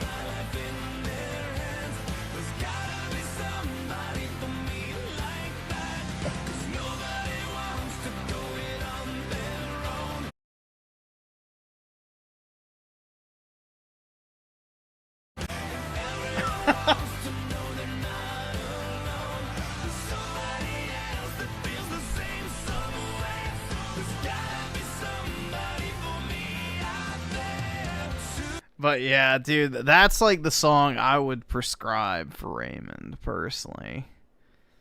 You know, because he just, deep down... I need somebody to touch my damn penis! Oh my god, man. This is embarrassingly good. What is? Nickelback? I don't know, bro. Like, some Nickelback songs, as, you know, cheesy as they are, they do have an earworm kind of, characteristic to them. Like, a lot of them are fucking catchy. But, yeah, I'm not a Nickelback fan.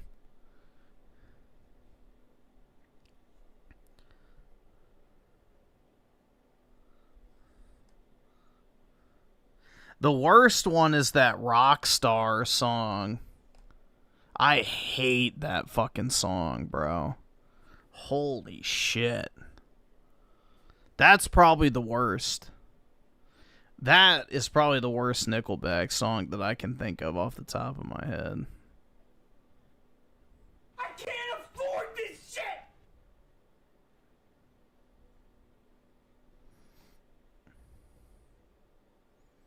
I don't know, dude. The Photograph song, aside from it being overplayed and then being turned into a fucking meme, I don't think it's that bad. Like, that one's not one of the more offensive ones, in my opinion. But the Rockstar song is fucking horrid, bro. Like, damn, bro. That shit sucks. That shit fucking sucks. Like, there's nothing redeeming about it. Like, it's not even catchy. It's just fucking slop. Like, pure fucking slop, bro.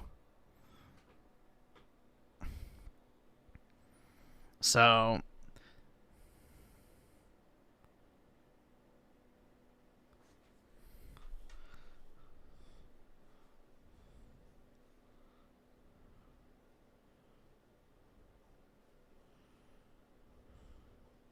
let's see. So, Bluey's World with the 2.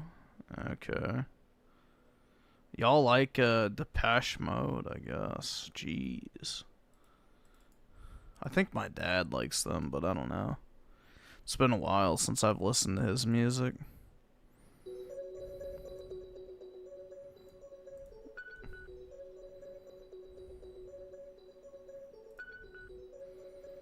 Well, let's see. Oski Woski with the 2.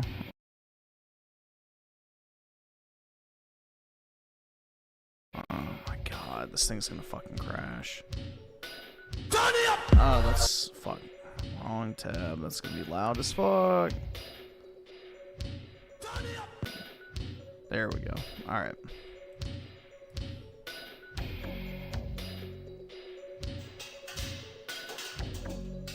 Damn, is it gonna actually make, like... All right, awesome. Thanks, nigga. All right. I think they're beating some metal object or something.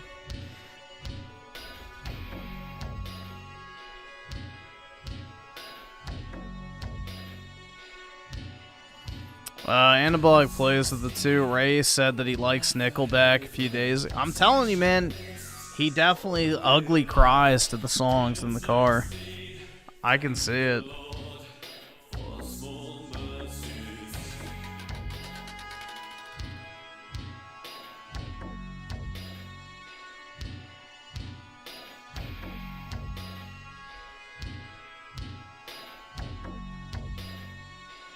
And funnily enough, with the 5, alright, yeah, we can take a look. Oh my god. Can this thing just fucking crash already? Like, honestly.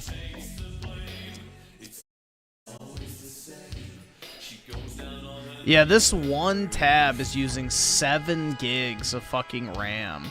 Oh, never mind, 8. Jesus, man. That's wild. They need to fix this shit. There's no reason one singular fucking tab of Chrome should use 8 gigs of fucking RAM.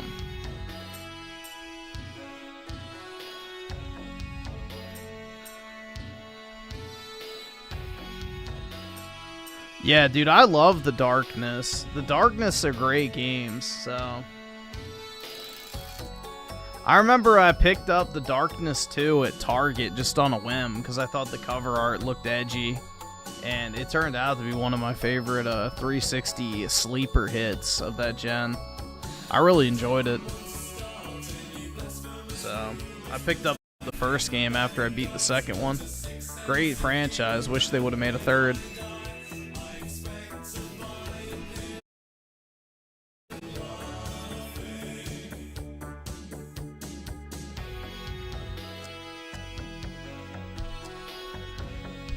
Nope, I never had a MySpace. My older cousin had a MySpace, but yeah, I never had one.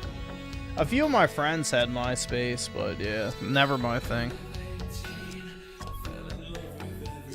Oh, hold on. What is this? Oh, shit.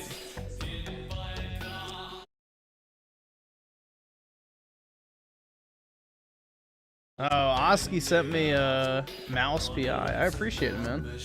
It's very kind. I just saw the email on my phone. Appreciate it, dude. Is that out yet or no? I don't think so. Let me see. Oh, it's so good. I'm guessing that's gonna do it.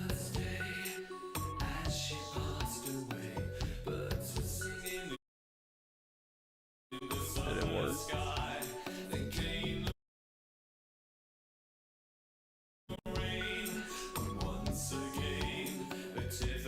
It says activating. I'm on the app, so here, let me do it on here real quick. But yeah, I appreciate it, man. Alright, there we go. It's very kind of you. So much appreciated, bro.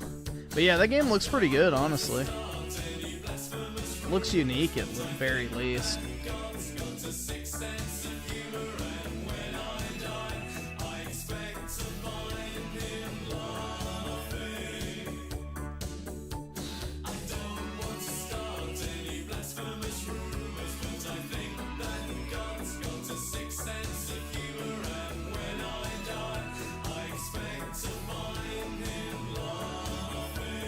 Admit Metal Gear is superior to Final Fantasy? Never. I don't lie. I pride myself in my honesty.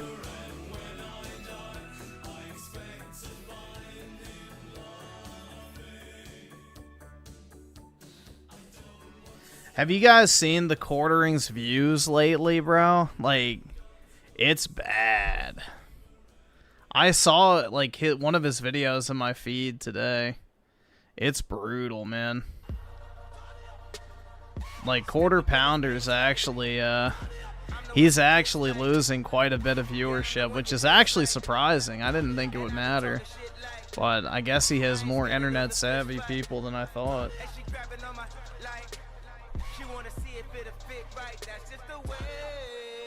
Like, look.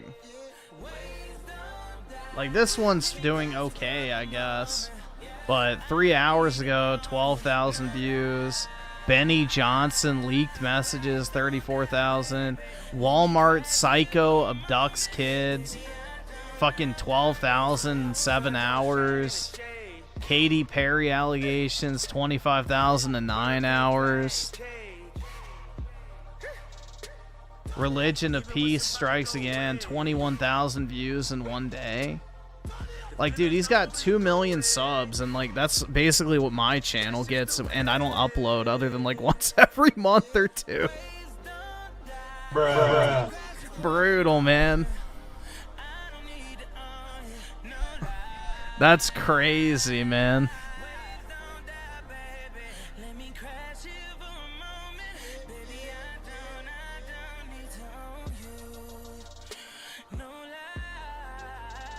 Yeah, so, I mean, if you even go back, like, you can see, you know, 89,000, 50,000, 50,000, 100,000, 60,000, 60,000, 40,000, 100,000. Like, bro, his videos are fucking tanking. The only thing that's doing well is the short slop. So... Guys, look, the left is big mad about this. A lot of people are big mad about this, but I'm just not. I'm sorry, I'm not. Let me know what you think in the comments after watching the video.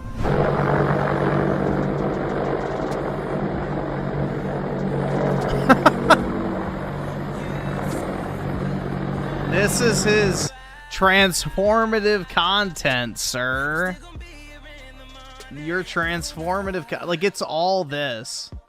I think we'd all love some help making the bed, and for pet owners, I think we've all gotten this type of help. Let me know what you think in the comments after watching the video. Your political commentary and pop culture news, sire.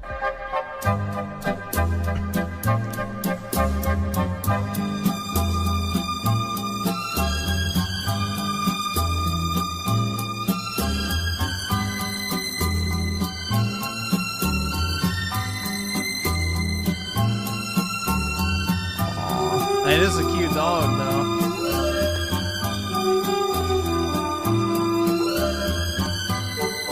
I think we'd all How much shit is she putting on that bed? God damn. love some help making the bed, and Nah, El Palo knows to move the fuck out of the way when I make the bed, because I'm not happy when I do it. the hypocrisy here is staggering. I don't know if I've seen it Dude, look at his eyes. Holy shit. worse. Let me know what you think. That's bad even by my standards. I mean, my eyes aren't puffy like that, but they definitely have like the dark circles, but that's brutal, dude. While they're awaiting some other type of... Like, he's just straight up jacking content. Like, this is not transformative, dude, at fucking all. This is not... This is like those fucking Indian guys that, you know, go, "Sir, leave a comment and tell me what you think," and then they just play the video. That's it.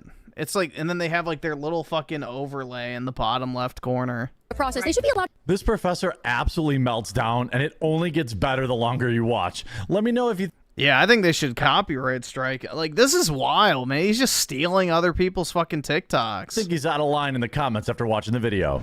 You cheated. As of now, everyone in this room. How long is this? So he added 5 seconds just about to a 3-minute video. 3 fucking minutes of no like, just literally just jacks the fucking video. This is why the saying in the restaurant industry is make them pay you before you serve them. The secondhand embarrassment. This is why the saying in the Dude, I love how it glitched out. These stars are... I just love it when Oh, justice... man. These stars are... The Fuck. secondhand embarrassment is legendary on this one. This is why the saying in the restaurant industry is make them pay you before you serve them.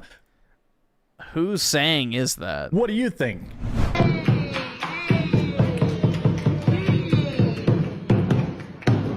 One scoop of rice. He didn't even can't give me many vegetables. She. The usual suspects. You know you're not getting tipped already, but now you have to worry if you're getting paid. Let's just pull back the cameras and see how much rice I had. I mean, unless they can hold us hostage, right? Yeah, but this is the quartering super transformative content. That shit's crazy, man. That's the only shit he's making now. Or at least getting any sort of views on. It's just, you know, jacking other people's content, but... Yeah, dude, his views are fucking tanking. Absolutely like 25k views on a news video in 9 hours with 2 million subs is terrible. Like, that's actually terrible.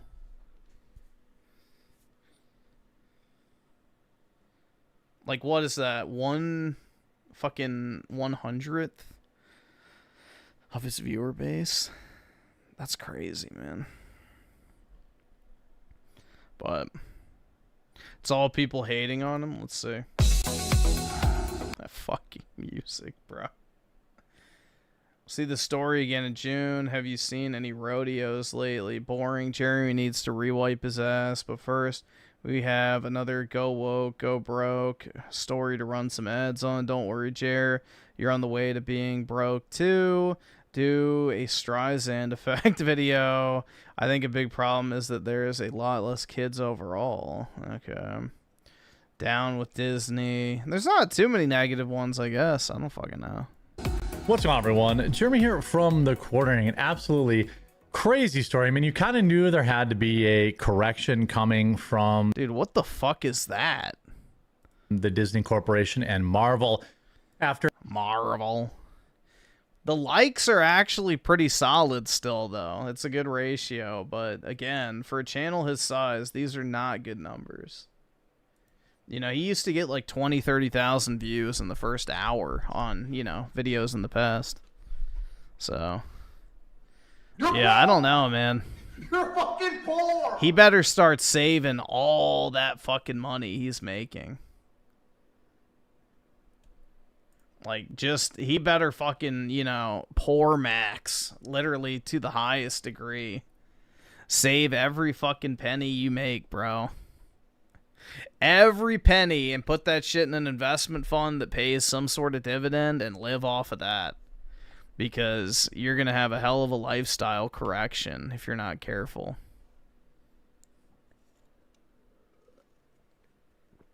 No, apparently he's stopped drinking now. He's quitting cold turkey, which, if you know anything about alcoholics, you fucking can't do that shit. So, he'll be back drinking before you know it, don't you worry.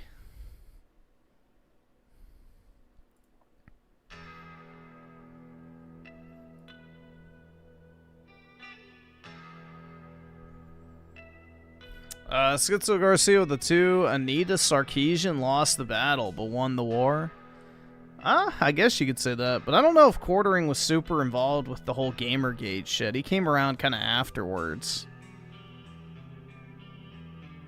He came around afterwards on that.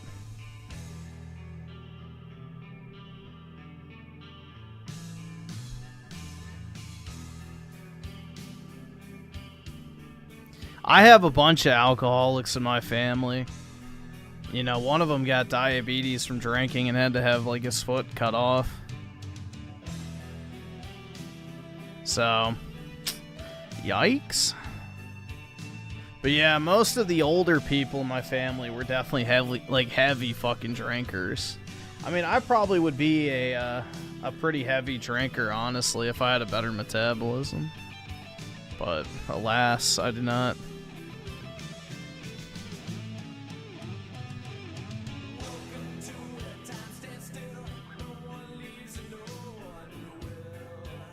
He's not. He's going to open more Magic and Pokemon cart. Probably, man.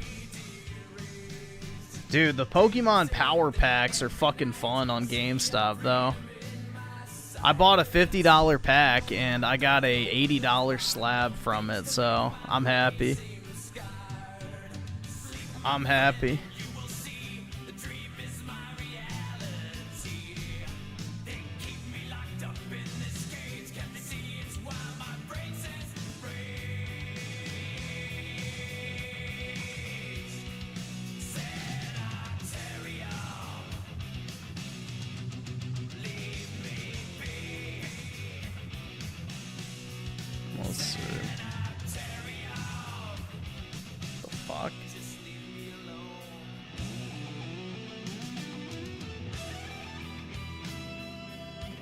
Why does it keep changing?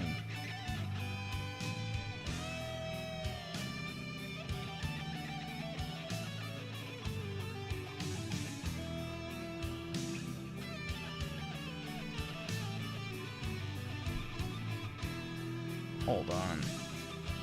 This piece of shit. Ugh. Dude, fuck the Gmail app. I really wish I did have a Mac that I could stream on. It'd make things a lot easier for file sharing.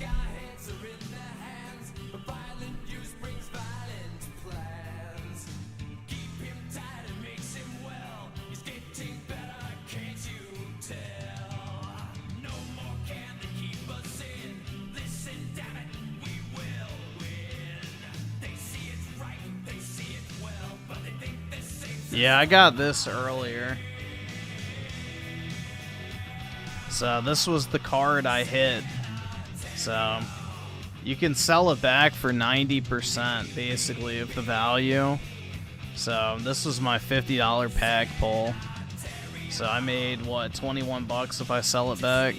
So not bad. That was my foray into gambling. That's the most gambling I've done in a very fucking long time, man.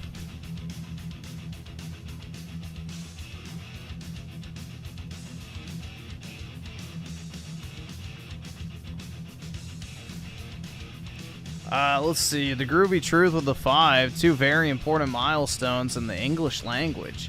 Seize him. And on what grounds? All right, I awesome. guess so. Thanks, nigga. All right.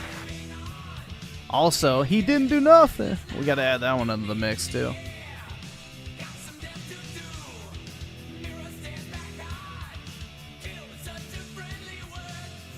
Have I ever been to a mosh pit? No, I've never been to a concert, so... I've never been to a concert, never been to a nightclub. You know, not really my... Never been to a rave, a mosh pit, whatever. Not really my scene.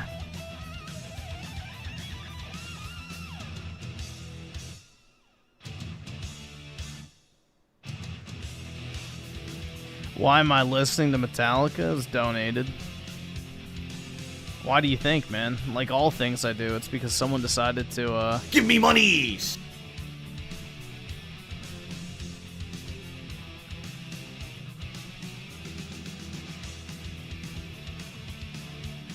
I am a whore. A cheap whore. What can I say?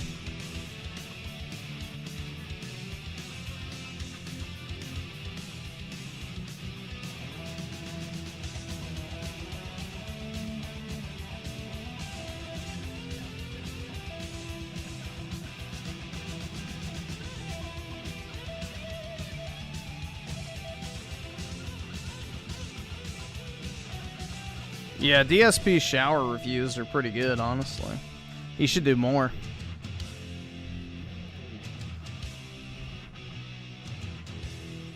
You love curry?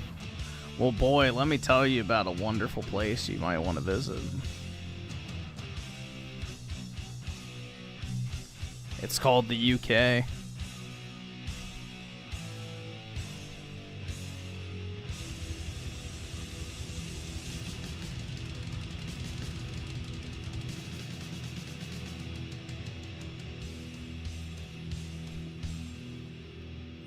Griffin loves getting showered. Hey, man. Money is one of my last few things I enjoy, so, you know.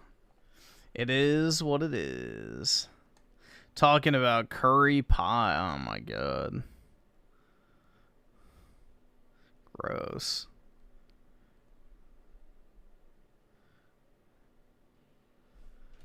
I hate money. That's right, man.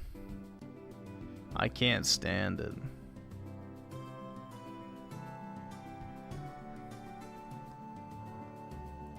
Alright, so should we knock out a few of these videos and then we'll, I guess do Halo 3 for a little while and then go back to videos?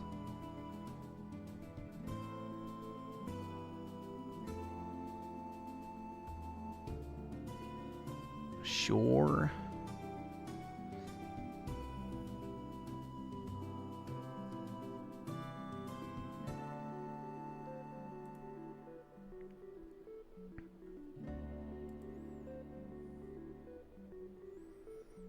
It's tasty. It's just beef mince pie with spicy sauce. Yeah, but they have to mince the meat with their toenails. Otherwise, it doesn't count.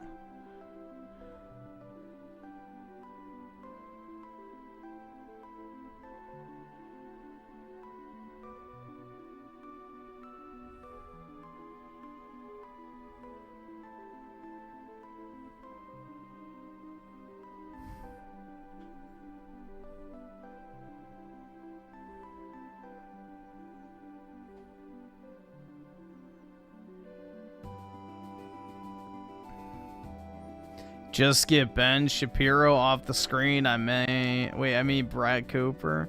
Well, dude, imagine the nose job she could give you. Oy vey. Although I don't think she's Jewish. She just looks like it.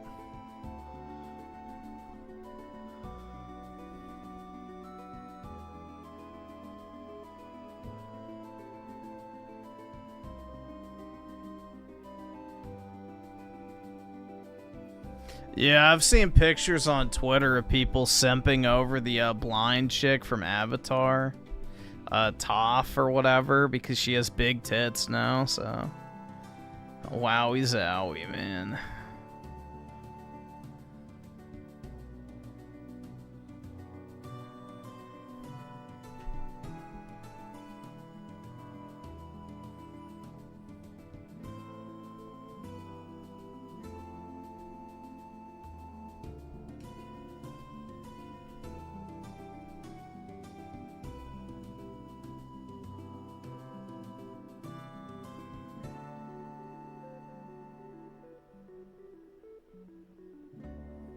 Well, they simp over the kid version too, man, like we saw in that one video.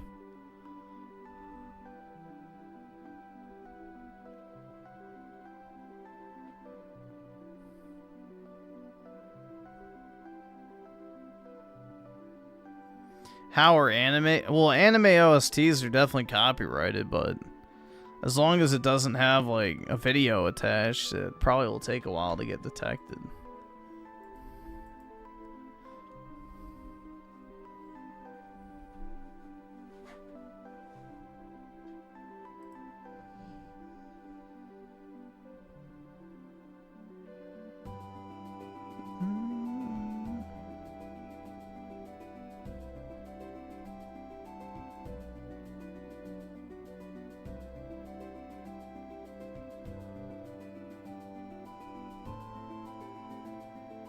Donate all the money to start a whites-only town. Alright, bet. Population me. There we go. Remember when Griffin simped out Ty Lee and bought a ton of those Gooner cars? Oh, yeah, I still have them. I still have them, bro. They were like, what, 2 or 3 cents a piece, or 20 cents? I forgot how cheap they were. They're cheap as fuck. Let's see what they're at now. I don't even know. I don't care at this point because I bought like 100 of them for 20 bucks. Let's see. Ty Lee. How much are they?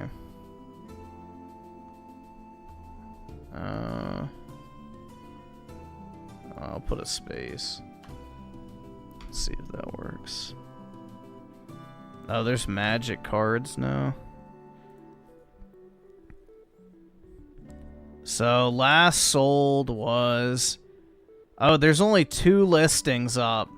There's only 2 listings on TCG Player. One for basically $3, and the next one is $20. So, remember when Griffin unironically simped for Pokemon? Yeah, I'd still fuck the shit out of her, bro. Real talk.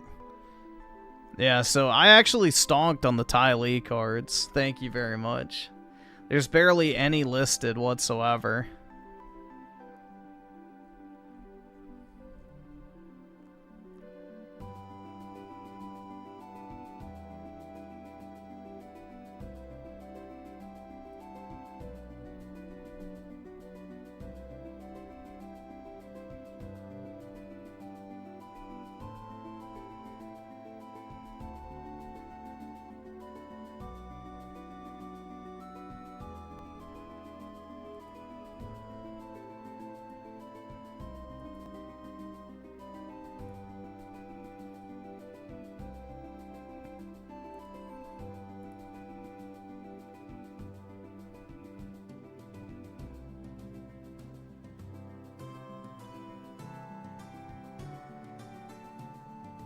No way you have no bullying trauma? Dude, bullying's not even a fucking thing anymore. Unless you're like some super aspy, like furry freak or something like that. Bullying is not even a fucking thing in school.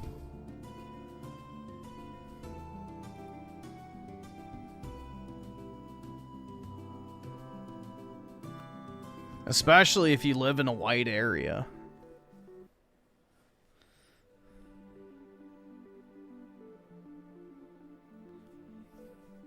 Yeah, I was never bullied either. We bullied a furry kid, but that was it. Because he used to, like, you know, talk about his persona and have little stuffed animals in his locker and shit like that. Like you know.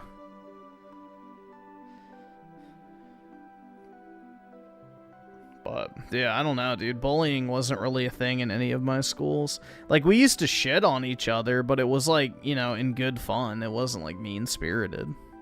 Like, we'd make fun of each other, but... All right, awesome. Thanks, nigga. All right, awesome. Thanks, nigga. All right. But, yeah, my school was mostly white, so it wasn't really a problem.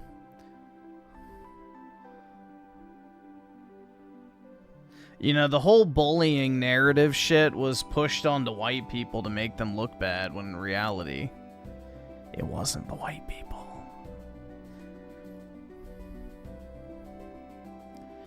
Funnily enough, with the 5, is this another song? If it's not a song, I can't watch anime on stream. That'll get flagged almost immediately.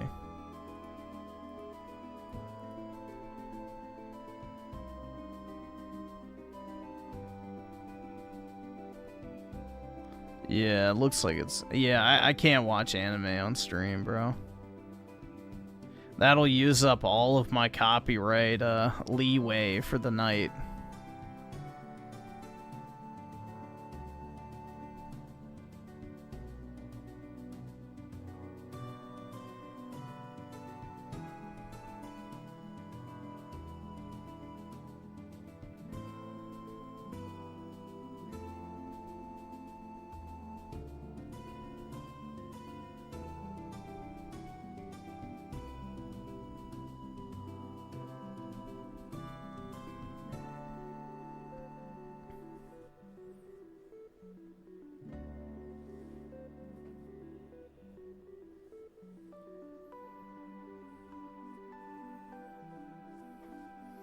Karens and cucks are white people?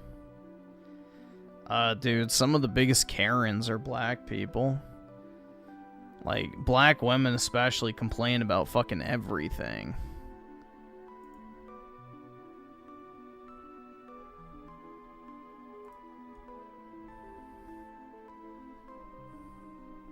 In order to try and get free shit specifically.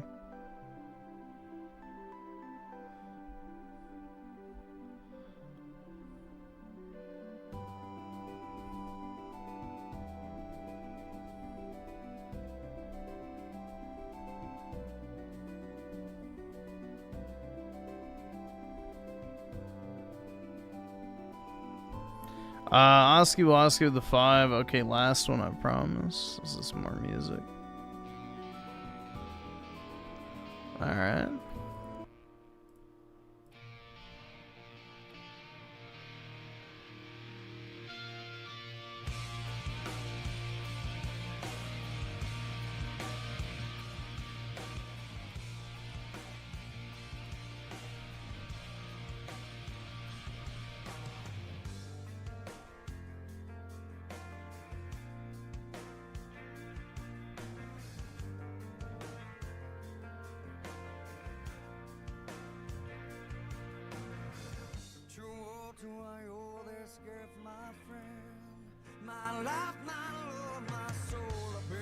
There we go.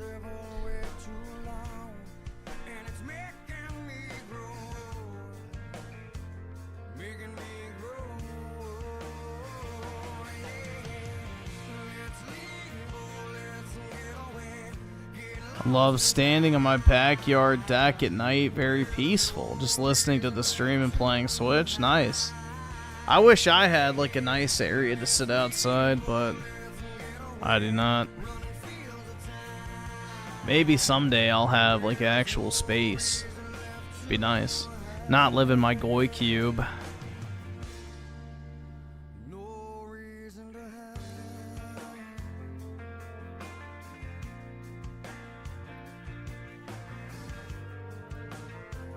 Actual breathing air, yeah, exactly. Take in the smell of a crisp morning dew.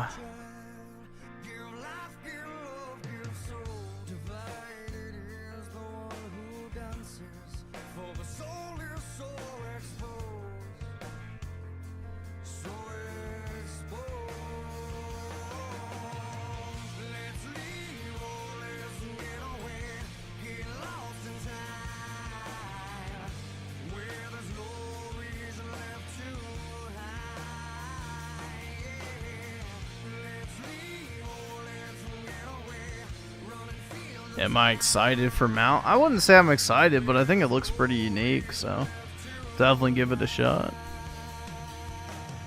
It looks unique for what it is.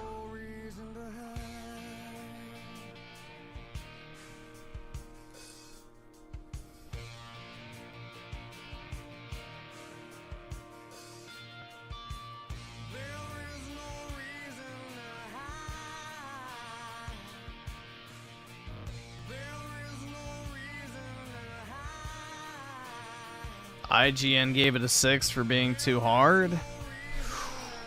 Ooh, I don't know if I like the sound of that. Brutal, man.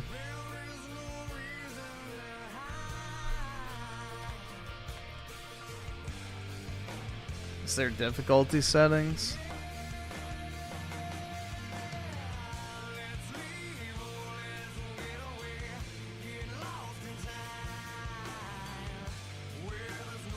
Yeah, there's an easy mode, so.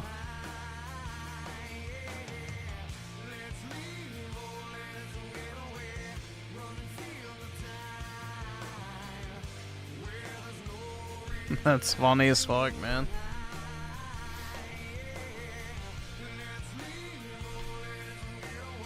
You hate music? I'm not really a huge music guy myself.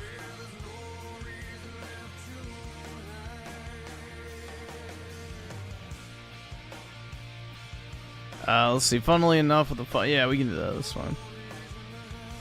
Go ahead and cue it up. There we go. All right.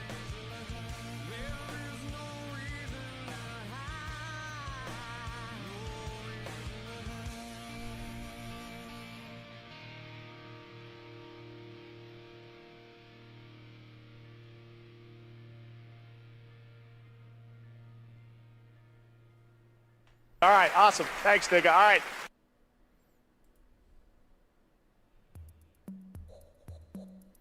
All right.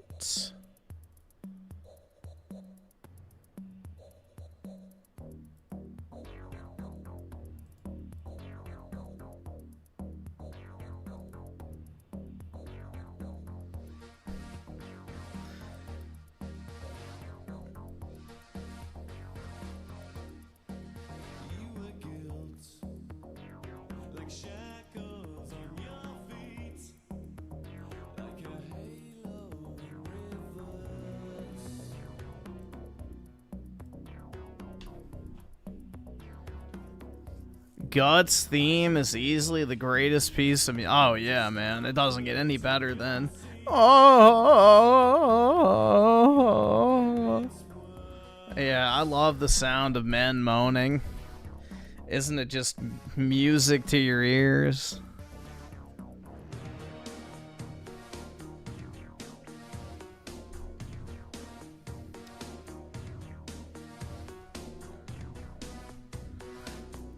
Yeah, the fucking anime song that's been stuck in my head is that one fucking song from that Madoka Magica show that Schizo got me to watch.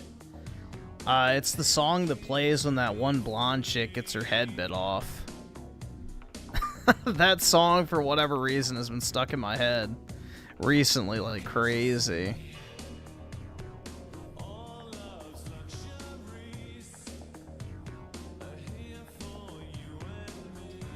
But yeah, there's some good anime music. I don't know. It's few and far between, I feel like, nowadays.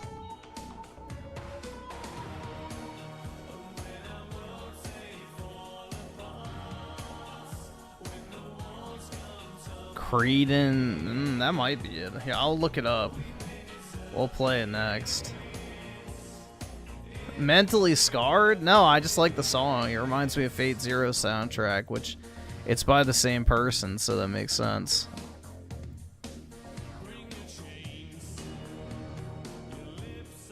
Yeah, I think this is it. Maybe. Yeah, I see the blonde chick. So I'm guessing that's what it is.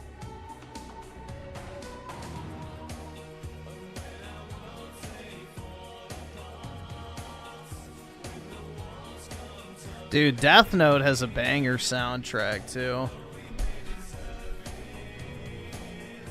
Death Note has a great soundtrack. I can't afford this shit!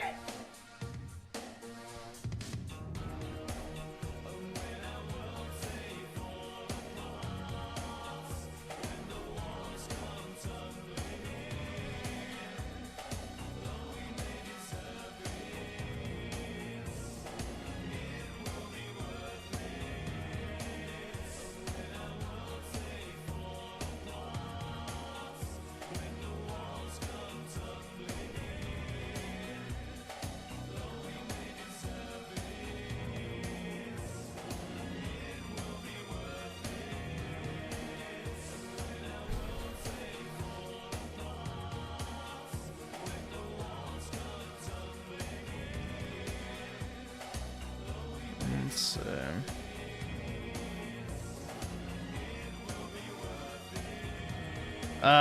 Zaku tank with the 2. Alright, yeah, let me see what it is.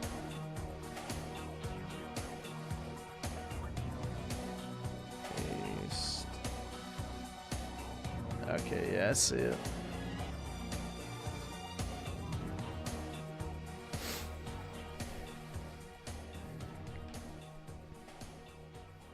But yeah, this song. On, close out of that. This one. This song is so fucking... I don't know what it is, bro. It's like a massive earworm for me.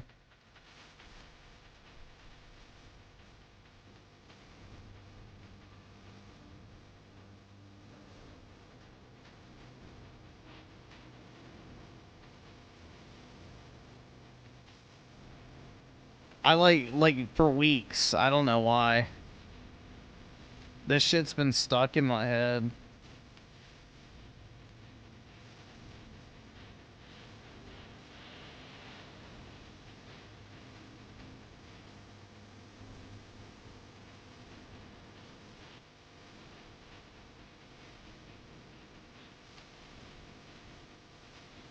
This sounds like Within Temptation, but EDM, I guess.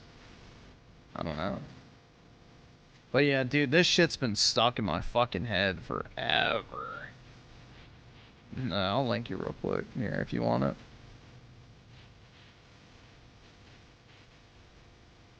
There you go.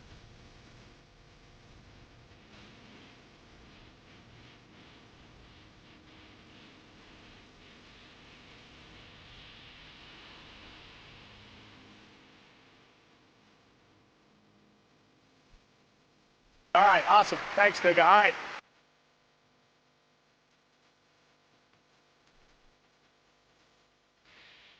It reminds me of this one too, which I like this.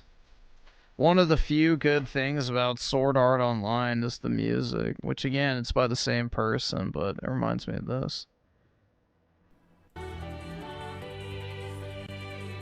This is another really catchy song.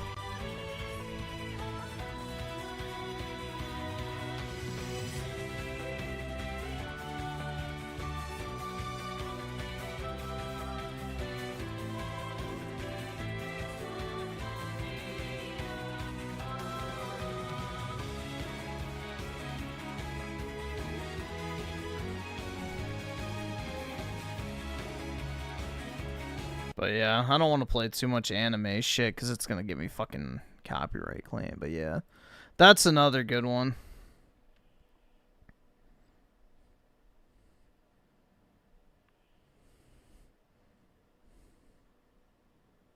Let's see. Yeah, Sony's a motherfucking bitch when it comes to copyright. They're the ones who implemented the current copyright system on YouTube, so... And they basically own all the anime studios, so... They're very anal about their copyright.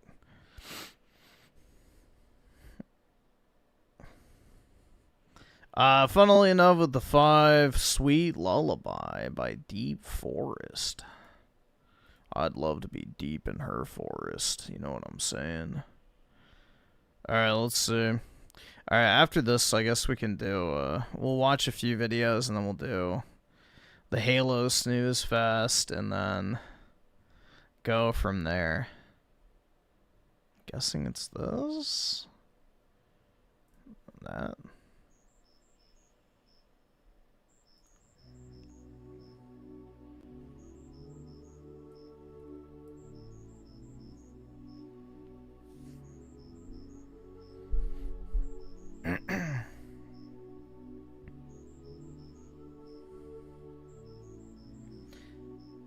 Pragmata comes out tomorrow night.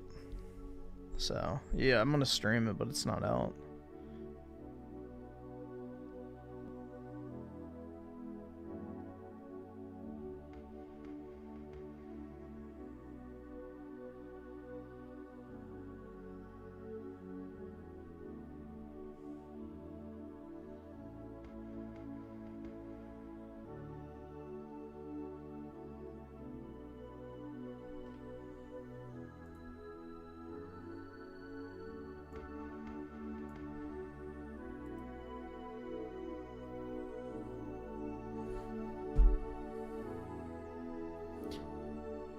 Gotta talk about your weak-ass music now? I don't listen to music, so... Soundtracks are pretty much all I listen to, that and classical music nowadays, so... It's pretty much it.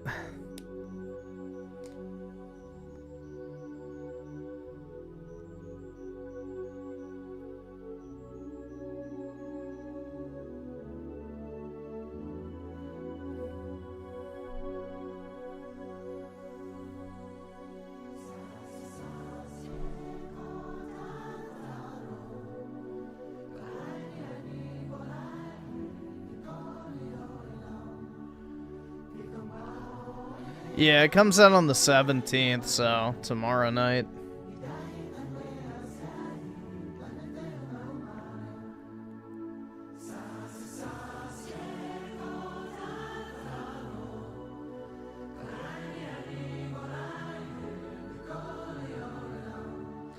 Trey Paying 2 is a pretty good OST.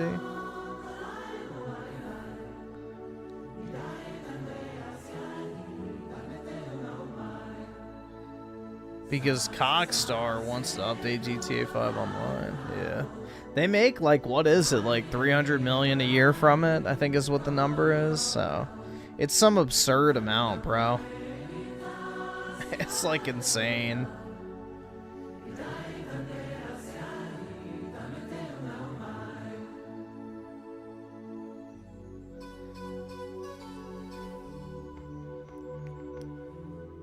I don't know why anyone would be spending money in GTA Online right now. Like, are you retarded? Like, the new game's literally about to come out, and you know for a fucking fact they're not gonna let you carry all that shit over. You know for a fucking fact you're not gonna keep any of that stuff.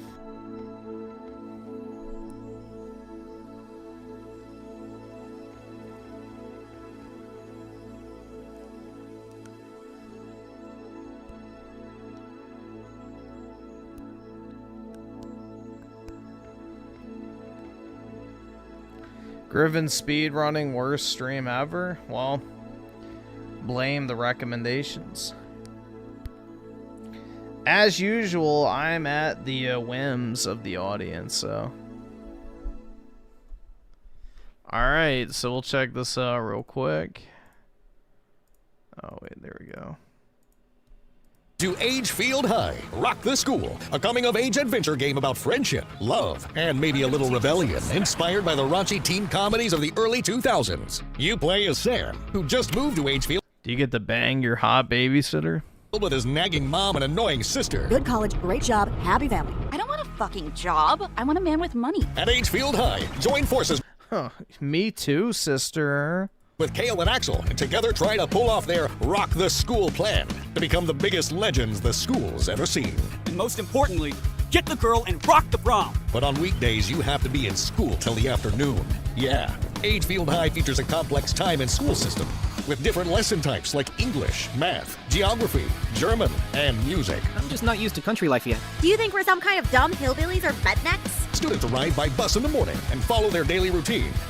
You can skip class, but then you'll have to hide from the authorities in town. God, man, I wish the demographics looked like that at schools now. Or just cause chaos. Hey, he's stealing my liquor! The story missions become available after school where Kale, Axel, and Sam work on their dream to leave their marks as legends. From awkward attempts at impressing girls. I can show you that I am a real man. Fighting dickhead jocks. Not in my town. And even Satanists, leading to the big question. I am the hottest girl at school. Which girl do you ask to prom? Agefield High features 32 main missions and 15 mini-missions capturing the ridiculousness of early 2000s teen comedies. Are you having your happy time? The open world of Agefield is free to explore, featuring the school campus, neighborhoods, town center, and countryside. After Sam's parents split. This version of America never will exist again, man. It's sad. And his mom struggles to make ends meet. With no car of his own, he has to navigate Agefield solo. So you might want to check out Mike's bike shop and get some wheels. Don't forget some new fresh clothes and maybe even a tattoo. Just don't tell mom. Did you get into a fight? Complete some mini missions to make bank on the side. We have to buy a Play With magazine so I can sell the pictures in. I don't know, bro. This looks like it does have at least a little bit of soul to it. I don't know. This doesn't look terrible. It to my friends 10 times. It may be a janky, buggy mess, but I don't know. It doesn't look that bad. Original price. Don't let your guard down around town or even the countryside. The jocks could be anywhere. Sam isn't a bully, but he knows how to crack a few skulls. He can throw some punches, deal some leg kicks, and shove them to break their defense. Don't forget to block. And the graffiti just appeared there by itself, or what? And keep an eye out for collectibles. Agefield is soaked in a pop-punk soundtrack, vibrant colors, and a spring. Like, it looks charming in the same way that, like, a game like Cuckold Simulator's charming. Like, it's a self-aware game that's not trying to be anything over the top, like, you know, budget-wise. Springtime setting, hiding the negativity of all the soulless adults in town. I can't be the father. Return to the early 2000s and yeah, it's, like, ironically I don't know, like, it looks like a video game, you know? Like, it looks like something you actually play. Like, it looks like a video game, is I guess what I'm trying to say. It's not like a 10 out of 10 experience or anything like that. I think it's just, you know, it knows exactly what it's trying to be, and it's not, you know, a fucking AAA banger, dude. Experience the rebellious energy of Agefield High. Rock the School. Wishlist now on Steam. Colors feel, well, yeah, the graphics look kind of washed out and stuff, but if it's like a small indie studio, I don't know.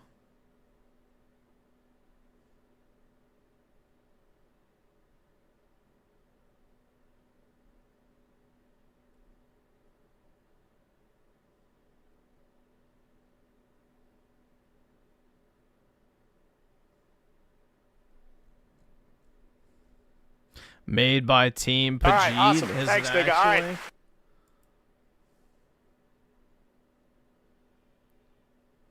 Refugium Games. Never heard of it. But yeah, I don't know. I don't think that looks terrible, honestly. I don't think it looks that bad. It's got a little charm to it.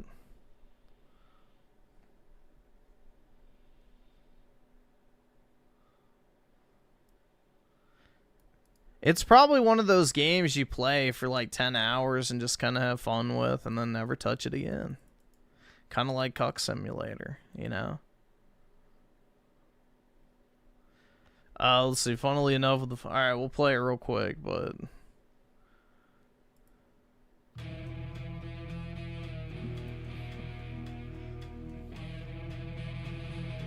Kind of reminds me of Bull. I think that's what they're going for, man. I think that's what they're going for. They're trying to make it look like Bully.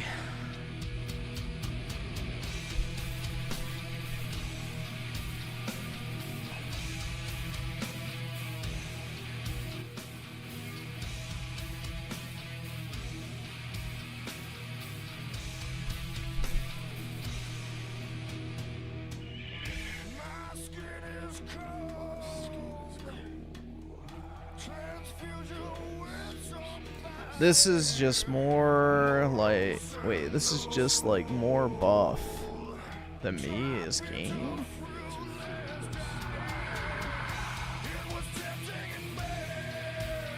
Guy singing is also shitting. Yo, just like me, for real, for real.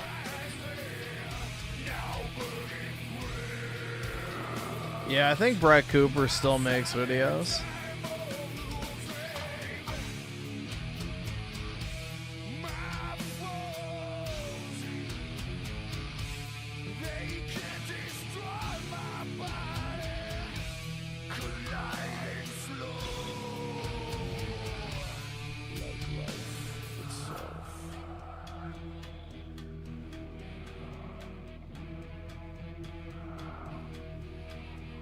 Ugh. Nasty, bro. That's gross. What do you guys think? Is that big enough for you?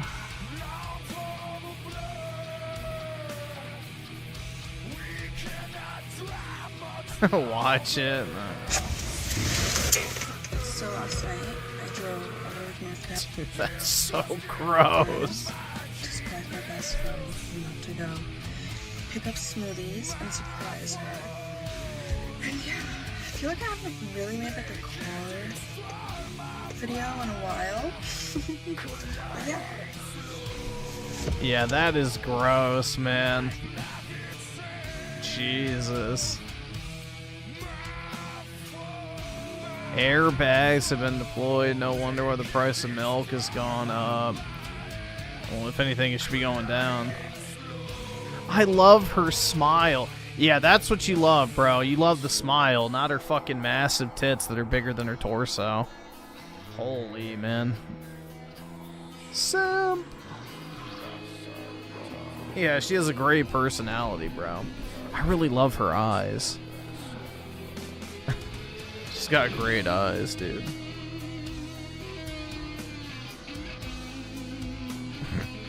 Jesus. Ah, dude. Big gulp smooth. Oh my god, bro.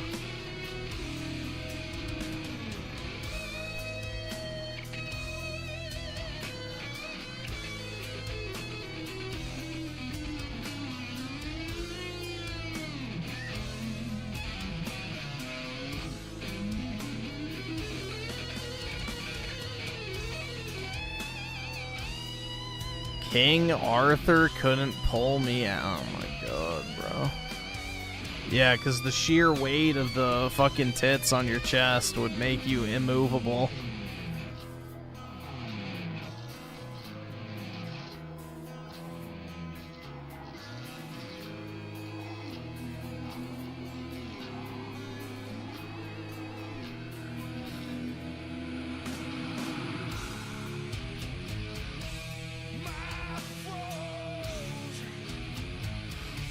The gravitational pull, exactly.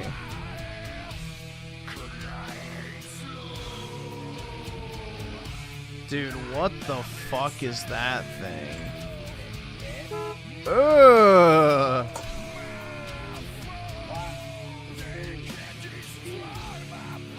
What the fuck?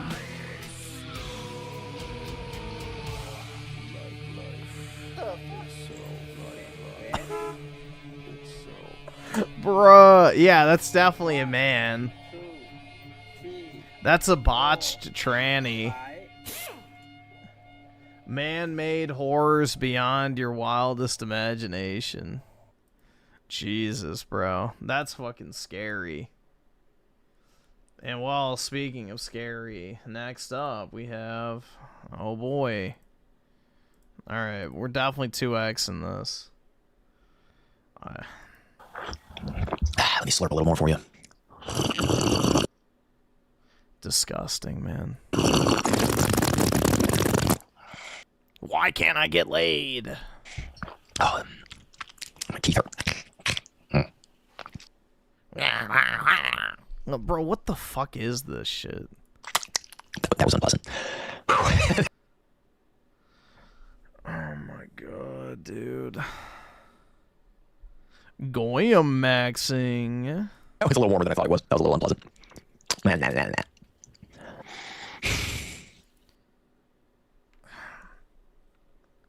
Revolting.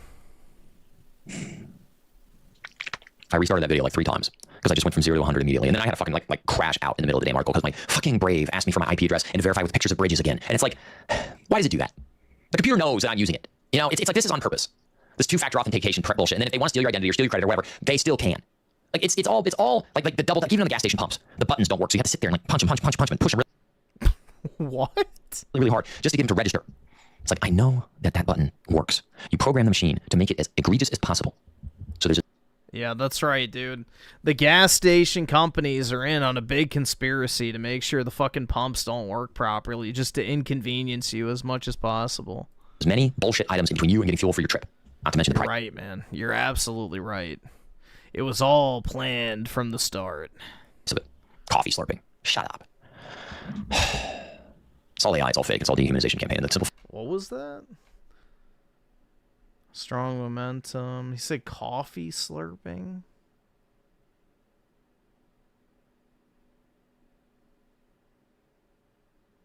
I don't know. I don't see anything about... Oh, wait, there. Opportunities to refine viewer retention. While engagement is high, some viewers find stylistic habits like coffee slurping distracting enough to leave. Addressing these minor production elements and balancing Doom content with the occasional requested economic or population collapse analysis could help maintain long-term viewer interest and broaden your topical reach. Brutal, man. Coffee slurping. Shut up. It's all AI, it's all fake, it's all dehumanization campaign. And the simple fact is, this is the best deal I have. Like, this is actually the best deal I have to make money. Like, I don't know if you guys have been trying to find jobs lately. There are no jobs. Like, not to pay high enough. Yeah, literally the other night he was bragging about how he could go find work. You know, you can find, like, oh, now there's no jobs. You know, talk about the karma chameleon, dude. And then I get this fucking... Every time I make a comment about anything, I'm going to set my comments on my videos to week-long subscriber. Every time I get a comment on a video, it's that yesterday, this fucking guy comes in with a new username I don't recognize. If Ohio's just as much as everybody else, why not just move? It's like... Why is that your constant gripe? Why is that your constant narrative? Why is that your constant thing that you pick at me for? Why? Tell me. Yeah, I think my comparison to the chameleon is pretty apt. I think that's what we should go with. Why is that all any of you seemingly care about? Constant pickings, constant sniping, constant just nagging. Ohio. Fucking thinking Ape in his video was making digs at Ohio. Like, what the fuck? I know he's not making an Ohio Skibbity Riz fucking reference. He's never mentioned that before. It's like... He must have watched you, dude. And he put it in his video just to dig at you a little bit. Because everything's about you. There's another 18-wheeler going by. Like every couple minutes today, some massive 18-wheeler... Me. It's all about me. ...was going by, shaking my house. And of course, you can't hear it because the microphone's so good. Canceling out other noise. And I just... I want to get away from other people. I want to get on a quieter road. That is very expensive. That means I'm going to have to keep doing this. And probably work other things during the year. Jobs for, you know, construction and that kind of thing. But if it's just as much money as everywhere else, why not just move? How is that your report? Why is that your fucking thing? Explain that to me. I literally have no one in my life. Okay? My father lives... I have no one in my life. My father lives. Okay.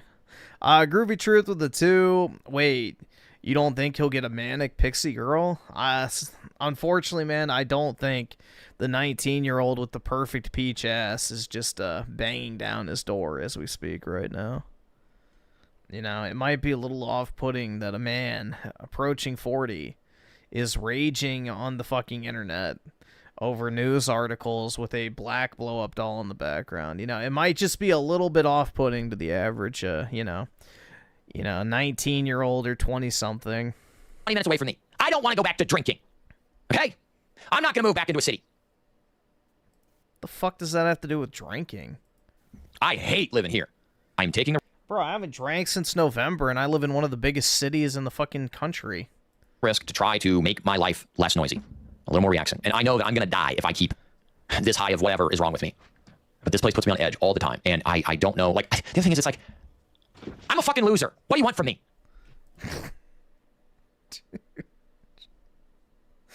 Oh my god. Every chance somebody gets, they're fucking picking at me some more. Oh, it's because you show weakness. What do you show? Yeah, don't show... Again, he makes curated content. You don't have to portray yourself in this light. You know? What you choose to upload to the internet is by choice. You don't even show your face. You're nothing. You're nobody. Hi, Griffith. Your mug sucks. It's tiny. It's too small. Aw, man. I feel weird. Put my mouth on it. I don't... Fuck. Okay, bro. Whatever you say. It's smooth and black, but it's not big enough for his liking. I don't understand your obsession with me. I really don't. Yeah, it's not an obsession with you, bro. It's called... Hold on. For posterity's sake. Knows I'm not lying. There we go. Look. Here's... Wait, now, new Ray Slop. You offended Ray Griffin. How dare you? Second newest on my channel. And then we have another one. $10. 2 newest videos. There we go. Trust me, man. I could go the rest of my life never watching another video or stream clip, and I would be perfectly fine.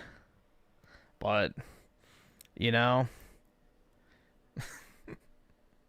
if the chat says jump, I gotta jump, bro. That's the name of the game. Unless you're just deeply afraid that really you're just looking at yourself in 10 years, which that might be what it is. That might be what it is. Yeah, no. Trust me, I have zero fear that I'm going to be this way in 10 years. So, I don't think I'm capable of it. Period. To be completely honest, I don't think I'm capable of doing what Raymond does. You know, hats off to him. He's a better jester maxer than I could ever be. Because I think he's about 28, and you're looking at yourself in 10 years. So, look, I've already said I've given up on women. Every time I try to talk about it on the channel, because it's content, I need to fill a half an hour per day. I just do. I'm not like Jeremy. I'm not posting 5 minutes or 5 videos a day about Brie Larson's boobs. Is that who he likes so much? If I get fucking struck for this, I need some money tonight. Like, I'm not kidding. I'm starting to really feel like this is... Give me money! Give me money! Give me money! Give me money! Open your wallets and give me all of your monies! It's a hit piece attack. And it's coordinated because that Revenge Star girl has started making daily videos about me, apparently. And I have not interacted with her for 4 or 5 months. Literally, 4 or 5 months. I haven't even mentioned her. Ever. We played her stuff for like a little bit of a live stream back in December. And that was it. Why, does it get worse? That's a quartering level defense, LMAO. You're a platform. Who the fuck are you, Corey the Kid? Who the fuck are you? Who is this person? All right, you're going to go away. He is channeling his inner DSP. Although I don't know if DSP is this overtly e-beggy anymore. Like, obviously, DSP 100%, you know, e-bags on a consistent basis. Like, I don't think there's any denying that. But I don't think he's this, you know, abrasive about it. I didn't want to go live tonight. I really didn't. I wanted to be on my couch. I just got out of the shower. I'm tired. I don't want to be doing this tonight. I've already started drinking caffeine. So we're going to fucking do this tonight, apparently. Let's get some more super chats, because I'm really pissed off. And it would be really helpful to get at least $100 after YouTube's take on this. Please. Whenever anyone gets flagged now, they're going to first think of Jeremy. Right, exactly. You are platforming her. We know where the insufferable mid can be seen. Griffin's going to strike Raymond down. That's right, man. I'm going to call up my non-Jeet YouTube partner manager and tell him I need this channel removed tonight. That shit was so retarded, bro. My non-Jeet YouTube manager, like, bruh. Imagine showing the actual YouTube rep that shit. Holy, man. I wonder how they would react. What do you want me to do? What do you want me to do? Do you want me to do this YouTube channel or not? On a Friday at 4 p.m. How was your weekend? Yeah, I shit my pants at Walmart.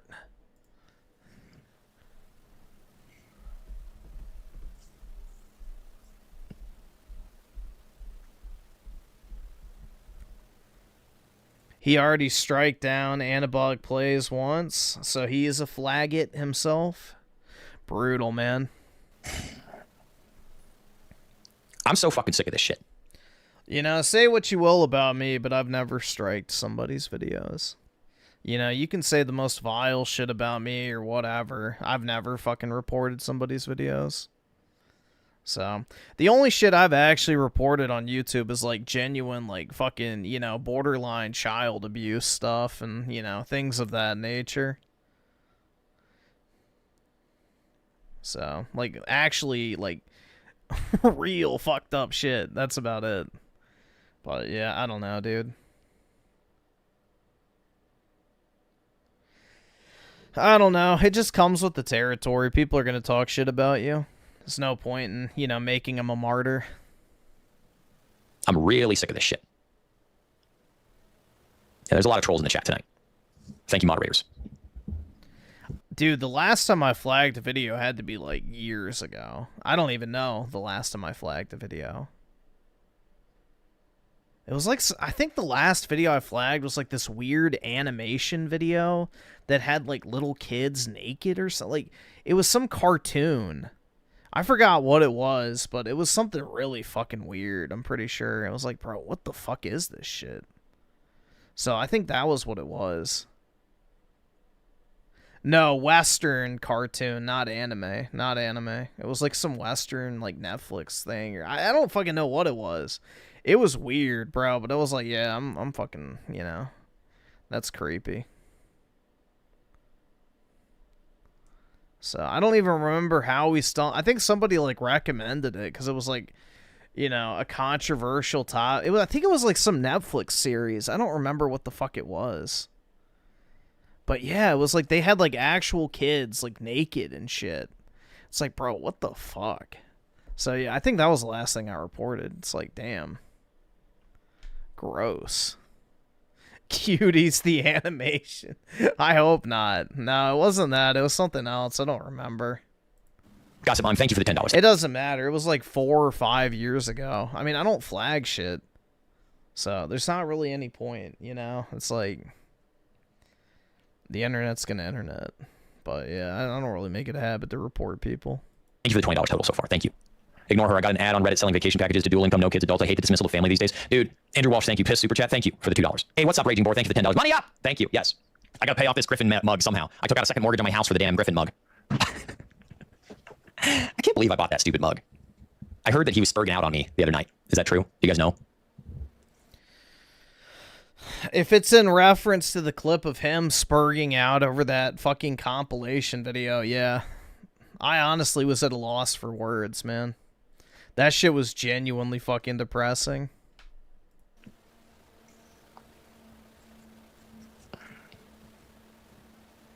Me, he's attacking multiple other channels. I believe he's mentioned Dell's diary a couple of times. I like Dell. Oh, God. I have a crush on Dell. Dell is cute. This 21-year-old girl who uploads YouTube videos definitely wants me to tell her how beautiful she is. God, it's so creepy. Like, you know, you always see those comments of, like, the guys with, like, the fucking Oakleys on, or the bald cells, or, you know, the 50-year-old fucking dudes with gray hair, and they comment on, like, teenage girls' social media posts, and they're like, hey there, cutie, or, oh, you're looking pretty hot today. It's like, this is one of them, bro. This is one of them. They actually do exist. It's just fucking weird, man. The video title, Raymond needs to leave women alone. I agree. It is, dude, that shit's so fucking weird to me. You know, I get the ick on the women's behalf. Call me a fucking feminist if you want. But it's like, dude, every time I see that shit, it makes me, you know, feel bad for the girls.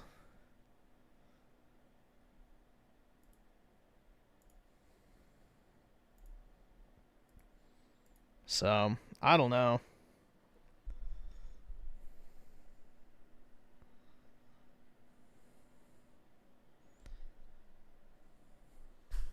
But yeah, it's exactly like that shit. Where, you know, you have like the guy who's like, oh, you're looking really hot today. It's like, okay, dude, she is never gonna fucking talk to you. Like, this is that, but with a YouTube channel. Dell answered one of my comments and said that she thought that she was boring. Dell, I don't think you're boring. I think you're beautiful. That's away. I'm gonna get some fucking snakes and sparklers because they're the only ones I like. Joe Dirte. Woo! Ain't that America? Snakes and sparklers are the only ones I like. What do you mean you don't have any Husker Doos, rattlesnakes, ping pongs, big battles, and bottle rockets, bazingo, bango, bangos, pop rocks, or whatever else he said? Oh, man, are you ready? Oh, man. Are we ready? Are you ready? Name that song. The I'm blind, I'm going SpongeBob blind, I'm blind, I'm going blind, I'm blind, I'm going blind. Oh, man, I look even better in the fucking white shirt with the wig on. Yeah, buddy. I can see that I'm going blind. I can see that I'm going blind. I can see that I'm going blind. I can see that I'm going blind. If you threaten me, that's a crime. And YouTube doesn't take that lightly. Somebody paid her to do this. This is not organic. Because she's using this... Come on, bro. Same language that is in all of those comments I get inundated with constantly. So whatever gang stalking class that professor from fucking Texas A&M is using to fucking torture me, I'm onto your shit. Okay, it's very obvious what's going on here. This is a psychological operation, and they have picked me as some targeted individual for their little fucking class, and they've ramped it up. Oh my god, dude, he has such main character syndrome. Yeah, dude, the fucking, elites are targeting you and using you as a case study to see what happens when they, verbally abuse someone using YouTube comments. Holy. Delusions of grandeur much? I don't know. Everything she is saying is identical to the AI NPC comments that I get inundated with every single day on my channel, to a T. Maybe she read the comments. Did you think of that? I feel like Raymond used to be way more chill and tolerable. Now he's just an unbearable well, yeah, that's how he gets paid, so. It's like the dopamine loop. He becomes a miserable spurg, and he gets money for it. So therefore, the spurg outs increase. And therefore, so does the money. The same language. He's not willing to take any advice. He hates women, all this other shit. It's like she's just reading my comment section. It's not organic, and it's really obvious, and it's pretty stupid, and it's boring. Do better, guys. Do better. Isn't that what you leftists are all about? Doing better? Just do better. Yeah, dude, the fucking global elites contacted fucking Shelby to have her read the fucking comment section of his YouTube videos. Better. You're probably That's where all that Soros money's going. It's for someone bigger they want to take down. No, this is obvious what's happening. It's very obvious. They want to see how far they can push me. Who's they? Actually, no, I didn't. I never said anything negative about our greatest ally. I don't know what you're talking about. I've actually made a point to try to steer clear from that subject as much as possible, quite frankly. Not in the video we already saw. I've actively made a point to steer clear of that subject. It's just funny. It's just funny.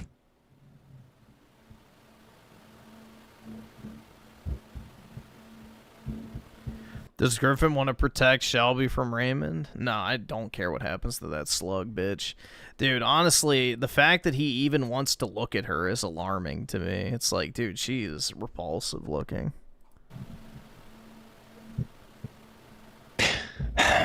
There's something I want to... You'll be hearing from my lawyers. Oh no, dude. Not the lawyers. Say right now. That I probably... Well, go ahead and say it. Shouldn't say. But you tipped your hand a little bit too much. And it all makes sense now. I'm not stopping. I'm not doing anything wrong by existing. Neither is Shelby, to be honest. And it's kind of shitty that you're using... Jesus Christ. Oh, yeah, I did flag the fake AI body cam channel. That's right, I forgot about that. That's what the last thing I reported was. That was like a year ago, right? I feel like that was a long-ass time ago, but yeah, that was right. All right, awesome. Thanks, nigga. All right. The fucking fake body cam footage channel. Yep, I remember that now. But yeah, that feels like it was like a year ago or some fucking bullshit like that.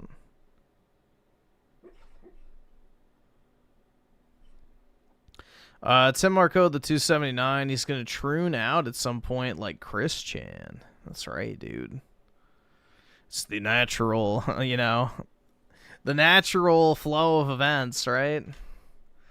Spurg turned tranny. Brutal, man. Once the wig touches the head, It's over. And funnily enough, with the 5, confirm me. Confirm you for what? Do you want the heart or whatever? What do you mean by that? Or you mean validate me? Validate my existence? I deserve to exist. Her as pawn, and the revenge star person, and then there's other people who are obviously something's not right there. But again, I forgot that you don't think people are actually Tifa or Dina from The Last of Us 2? Obviously Dina, bro, because she comes with Israeli citizenship. human beings.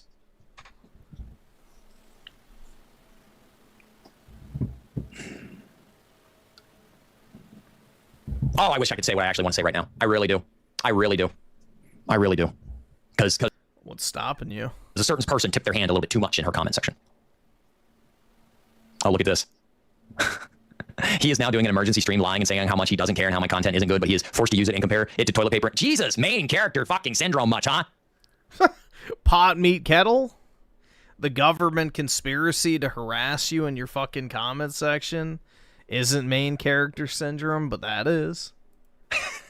Toilet paper and iPhone saying that Shelby isn't being harassed by him and someone's paying her. He has gone off the rails completely from decades-long inceldom. Well, it's been 9 years, and quite frankly, it's not involuntary. Have you seen the options out there, guys? Main character syndrome much. I need somebody to touch my damn penis! Yes, all of your grifter allegations are 100% true. I am very clear about that. I'm doing this for revenue. I'm doing this for content, for you to both be entertained and also give me money. That's how this works. I don't understand all these accusations that I somehow am only doing this for money. That was always the case, and I've always been very transparent about that. It is actually detrimental to my mental health to constantly be reminded that there are 55-year-old old bags that literally can have hundreds and hundreds and hundreds. At minimum, if her numbers were if hundreds, if that meant 200, she got at least in 57 days. 200 divided by 57 days is at least 3.5 matches a day. Probably was more than that. Just on Bumble, and she had to switch to Hinge to meet a quality simpy ass guy that would actually be with her. And she's still all these shit test, bold test requirements. He never got upset that I was slow to respond. He never got upset that she basically just ignored him. He was kind, funny, and present without pressure. A difficult balance with someone you don't know. I trusted him quickly. Oh man, dude, these articles are obvious fucking rage bait, and he's just taking it hook, line, and sinker, bro. He is shitting out the hook at this point. Though I verified everything, he checked out. He made no comments about my appearance and didn't flirt. What do you fucking women want? Do you want like, dude, this is like reading the fucking, National Enquirer and actually thinking like it's legit. Most of these articles are just fucking slop that they pump out in order to algorithm farm, and just, milk as much ad revenue from people like this reading them. What do you fucking want? How are we? It's all about placing embedded ads into the page. Supposed to tell you we actually want to stick our dick inside you, because at that age, that's the only thing you offer. Like, let's be honest. Both of which. At 55? I don't know, bro. I don't think I'd want to stick my dick in a 55-year-old. Align with my filters. I told him about burned haystack early on. Yeah, and no one, I still don't know what this means. I've sworn off dating. Look at this old bro. Good Lord. Come on. All right. Somebody sent me burned haystack dating method. Often allotted for users for its efficiency. Core rules and principles. Burn the haystack if a profile has red flags. Misogynistic language is the first one. Look at how many fucking. There's like 45-minute interviews about it. Oh God. Look at this shit. Welcome, Jenny, to the Dating Essentially podcast. I'm so excited to have you here. I'm thrilled to be here. Thank you. Yeah, so This is the woman that was getting minimum 3.5 matches a day. We are going to talk about all things for the haystack method. The first thing perpetuates the connection, whereas the this woman, hundreds of matches. Missing out like aged wine. Bruh. That's all right, man. I'm perfectly fine with not having my women like I like my wine.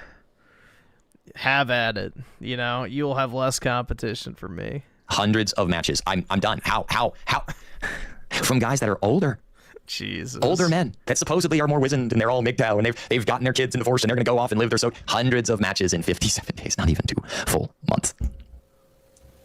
I don't even think I've gotten 57. Yeah, bro, it's like DSP once said, young, dumb, and full of cum. 3 things I love about a woman. Well, let me see if I can find that clip real quick. That shit's so great, bro.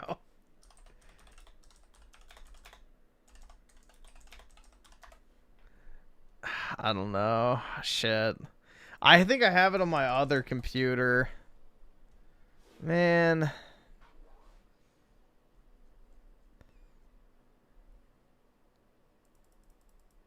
I think I used to have it on the soundboard. DSP, young, dumb.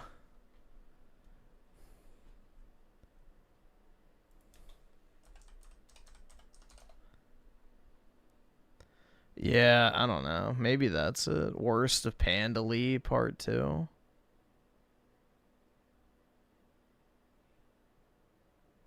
No.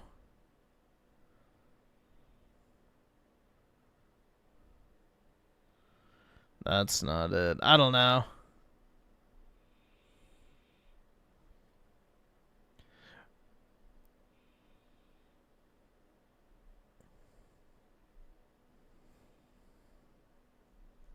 Oh, well.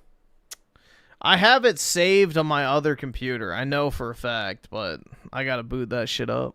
Matches, because I've gotten matches, but they've been with land whales. They've been with transsexuals. You have to pay me money and then tell me who the hell you're talking about. I'm not playing this fucking game with you tonight. We're not doing this.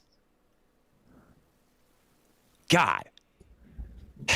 Get made fun of and mocked and ridiculed and lambasted, and Griffin's gonna make his video, but whatever. I don't care. There's your piece of content today. Throw me a like, give me a subscription, share the video, help me. I gotta start asking for subscribers more and more and more and more because I gotta grow this channel. I got shit to get off the pot here, so if you guys could please subscribe, I would greatly appreciate it. Griffin, you just glossing over that?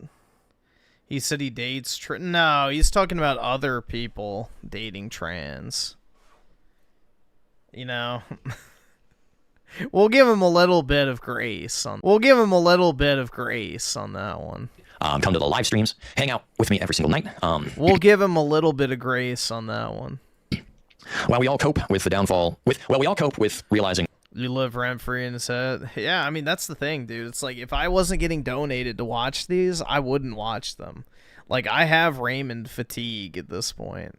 And that video the other night of him soying out over that fucking, you know, compilation or whatever it was, that just about did me in, dude. You know, the slurs were about to start flying. That the world that we thought we existed in didn't actually exist. The slurs were about to start flying. Raymond's torturing us. Hey, Sarah, you know, don't tease me. But I get an I'm just a girl in a car. Dell, she's just Oh, God. the girl in a car. Hey there, Delilah. You're just a girl. You're in a car at the park. Maybe a rest stop. I don't know exactly where, but somewhere out there up in Nebraska. Maybe Wisconsin. Hey there, Delilah. Hello, darkness, my old friend. I don't remember the words again. Of course she reads smut. Why wouldn't she? They're all up early at the morning glory milking farm. Think when you say powerlifting, you mean bodybuilding? I don't fucking care, guys. I don't care. Oh, man. Jeez. I don't care if I have the right term for something. I don't care. That's how little I give a shit about it, okay? I've already said I saw up. Why can't Griffin... Dude, I'm too dead on the inside for that, you know? And maybe it's for the best. Women, I don't give a shit, okay? I don't care. I don't care. He's definitely energetic. I'm definitely not anywhere near that energetic. There's a difference between powerlifting and bodybuilding. I don't care. I don't care. Hercules, Hercules, Hercules, Hercules, Hercules, Hercules, Hercules, Hercules, Hercules. Without fail, how do I put this? Let's be honest. I thought maybe a woman would come from this. I really did. I thought he gave up on women. That has been made very clear to me. We're back at it. That is not... Like, fuck, Ethan Ralph gets laid. Back at it again with another video. And today on the show, we're going to talk about how I can't get laid. And I can't. I really try not to think about that.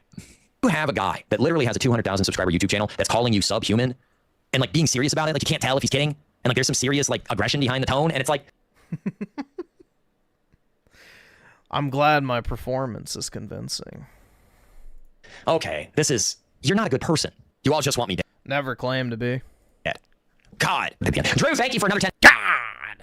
Well, I don't have a woman to spend money on, obviously. Have some more, sire. Ah, yes! I will be your succubus tonight. Dude, how gay do you... I don't have a woman to spend money on, obviously, lol. Have some more, sire. Whoa, buddy.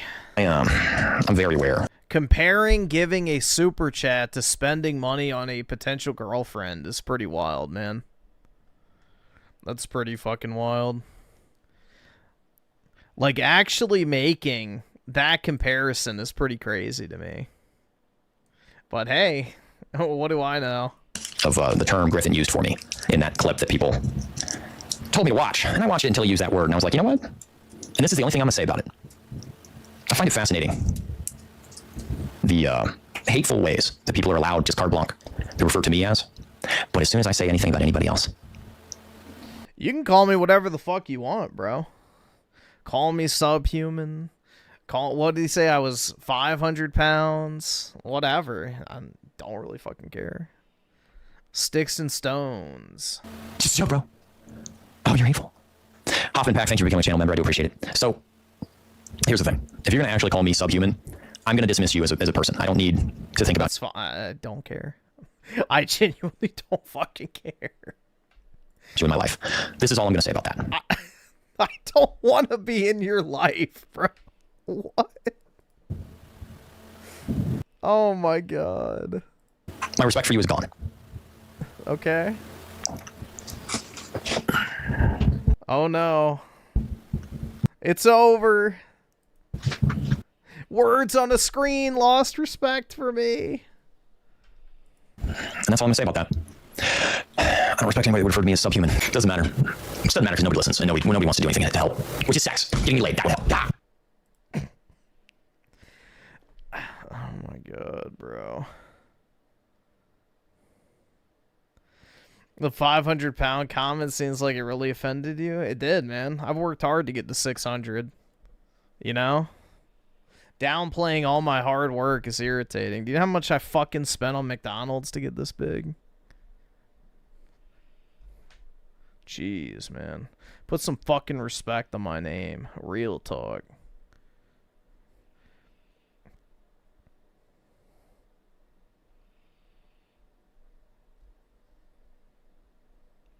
Let's see. Funnily enough, with the 2. Appreciate it, man. Big ups, but very much appreciated.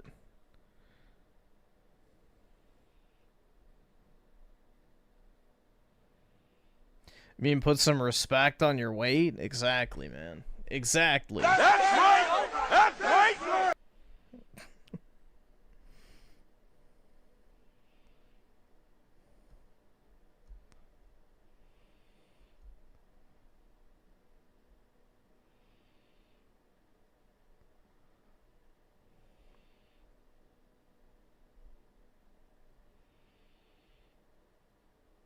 Bro, if you breathe like that and you don't smoke, man, you gotta be a ball of lard. I mean, yeah, maybe so. Maybe so. Or it could just be that the mic is like literally half an inch from my face, so it sounds like I'm breathing heavy even though I'm not. Because when the microphone literally is pressed up against your nose, basically, it might pick up the sound of breathing. Just throwing that out there. Also, talking for prolonged periods of time, you know, has that effect too. It makes you breathe a little heavier, but I assure you, my heart is not racing at 100 miles per hour right now. The lack of sleep, well, that's everything, man. That's everything.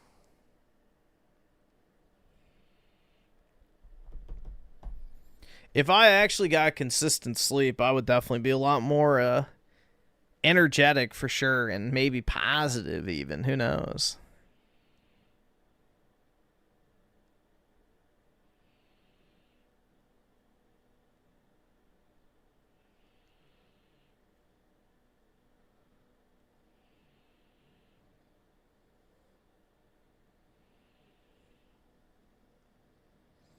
Just start begging for super shekels? That's right, dude. Exactly. Can we get a deep, heavy breath?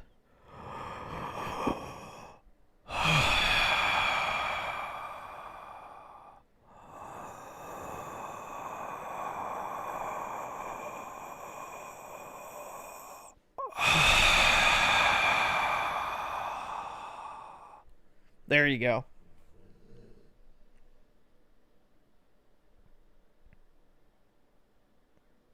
Hopefully you could hear the jelly rolls, you know, slapping around with each inhale. Raving Pegasus with 5 gifted membership. Really appreciate it, man. It's very kind of you, sir. Greatly appreciated. Thank you for that positivity, dude. But really appreciate it, bro. Thanks so much.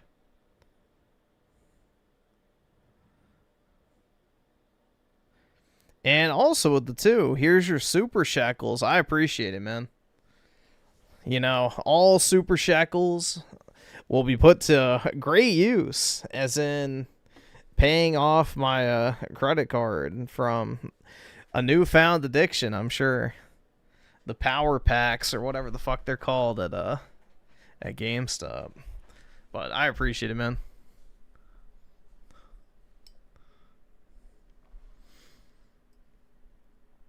You can hear all the royal with cheese. I don't know what that is.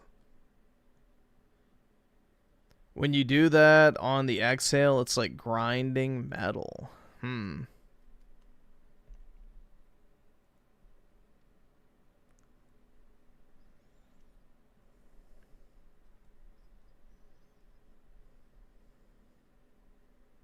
Every time I go to GameStop, there's always a Floyd in front of me buying cards. Or get the fuck out. Yeah, dude, there's a lot of women that are getting into donate, or get the fuck out. that are getting into Pokemon nowadays. Either subscribe, donate, or get the fuck out.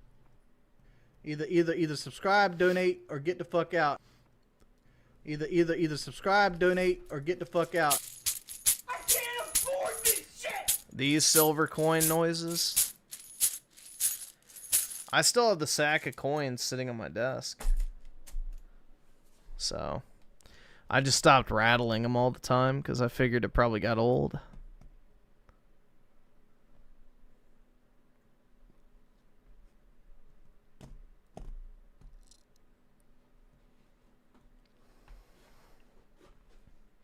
I still have the sack of coins.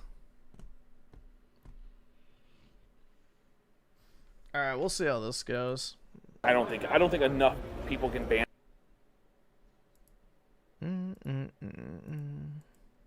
together. Where Nintendo will finally sit down and realize, oh yeah, let's not do game key cards. I don't think that's a good thing at all. I personally don't have a problem with buying several game key cards. I love it. A lot of companies are trying to get rid of physical media. There's no denying that. I will not buy any game key card, even if it's for a game I really want. I wish everything would get game key cards. Every last one. So the Nintendo Switch 2 has been controversial for many reasons. People complain about the price, the lineup of games, but there's one thing that has always been complained even before the release of this console. And that was the Nintendo. You know what's old? Your clicky ass keyboard. I've told you how we can remedy this situation. $200 and I'll buy a new keyboard. Otherwise, I'm not spending money on a keyboard I don't fucking need. There is zero reason for me to go out and buy a fucking keyboard when my keyboard is perfectly fine. So, if you want me to buy a new keyboard, then you can fund it. Otherwise, I have zero desire to get a new keyboard. I like the clickiness. So, if it's that big of a pain point, we can remedy it very quickly. But it's not going to be on my dime because only one person cares about it in the chat, and that's you. Let's see. Kazami Yuji with the 2. Shackle the shackles some more. All right.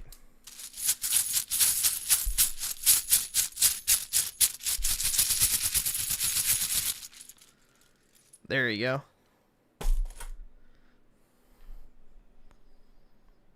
You're Raymond maxing with those no, that's not Raymond maxing, so. That's like if my neighbor was like, oh, I'm sick of looking at your shitty old car, blah, blah, blah. It's like, okay, well, buy me a new one then, bitch.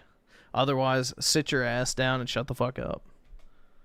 Nintendo Switch 2 game keycards. And today, I am at Rocket City Retro Fest, a gaming convention that sells physical media. And what I thought would be a good idea was to ask some of the people their thoughts on game keycards, whether they like them or hate them. If they like them, why do they like them? If they hate them, why do they hate them? I feel like this is the perfect place to ask these questions, especially now that the Switch 2 is almost in that 1 year mark. We're about 4 months. This guy is too skinny, bro. I told you, I've worked hard to hit 600 pounds, so nope. I'm much larger. And you'd think I'm kidding. I'm not. Away from hitting that 1 mark, of course, but I think we've hit a point to where we can start asking people these questions where they will have a true good opinion 8 months later after the system release. So let's go ahead and start asking those questions. All right, so we have Austin here. I think he's a very interesting person to ask this because you own a gaming convention and you also have a gaming store. So what I'm asking people is, what are their thoughts on Nintendo Switch 2 game keycards? Good or bad, however you feel. When I ask that question, what comes to mind? I don't like it. The game not all being on the cartridge. It does, they ever shut down the servers or whatever, you don't really have a game anymore. And so we don't even, at our store, we don't even try to carry them anymore because of that. It's a little weird right now with it. I think a lot of people are trying to figure out their own feelings on it. I'm not a huge fan. And Raving Pegasus with the 2. Exactly, man. Open your wallets and give me all of your monies. If more people just did that, the world would be perfect. Obviously, with doing a retro... I mean, how hard is it really?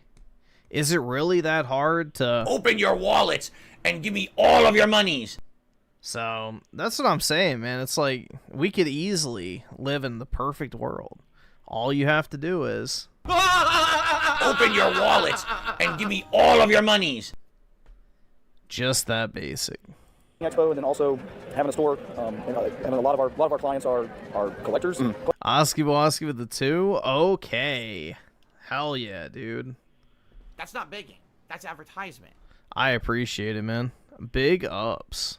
Collectors are not a big fan of it either. Yeah, that's a lot of people are not happy with it. So were you selling game keycards when the Switch 2 first came out, or was it always just like we're being selective? So some of it we have to do, some of it just because with GameStop closing so many locations, we are the only option for a lot of people in our area. There's not a GameStop within like 60 miles of us, so we try to provide some, but it's not something that we like, and it's not something that we try to take in back on trade and stuff like that. Fair enough. So does it just sit on the shelf basically if you have game keycards? Game keycards definitely sit a lot longer. A lot of the newer games that do come out on the keycards do not sell near as well as the ones that have a full game on them. Fair enough. Are you afraid that that's going to affect your business in the long term? And El Rosario Soul with the 1. Dude, I'm gonna have to ask you to not send such small super chats because you're derailing the stream, okay? We've been over this many times. But I guess thanks for now, but please, stop derailing. Do you guys remember that shit, bro? The $1 donos that were quote-unquote derailing the stream because DSP didn't want to have to keep updating the most frequent donator for the $1 donut. That shit was so fucking funny, man. Eventually, maybe, but we're already into retro video games, and in 10 years, Xbox 360, PlayStation 4, original Nintendo, they're still going to be retro. Right, so it's not like they're going to disappear. So people will still want those games 10 years from now, and we'll still do a lot of business with that. I don't think that the game key cards will be collectible in the future, so there might be a lot less Switch 2 collectors out there because of this game key card thing. Fair enough. Hey, thanks for the answers. Absolutely appreciate it. Check out his convention, Southeast Game Exchange, a lot of other stuff too. He's got a lot of things. If you see this man, definitely say hello. He'll tell you all about it, guys. Raving Pegasus with the 1, derailing the stream. You hate to see it. You know, you're doing so well with the gifted memberships, bro, and you just had to fucking ruin it with derailing the stream. What gives? What happened? Did I do something to offend you? Why are you treating me this way? I thought we had a positive relationship here, you know? We were having a nice, chill time, right, and awesome. now you're trying Thanks, to nigga. derail All the right. stream? So, banned. Gone. Forever.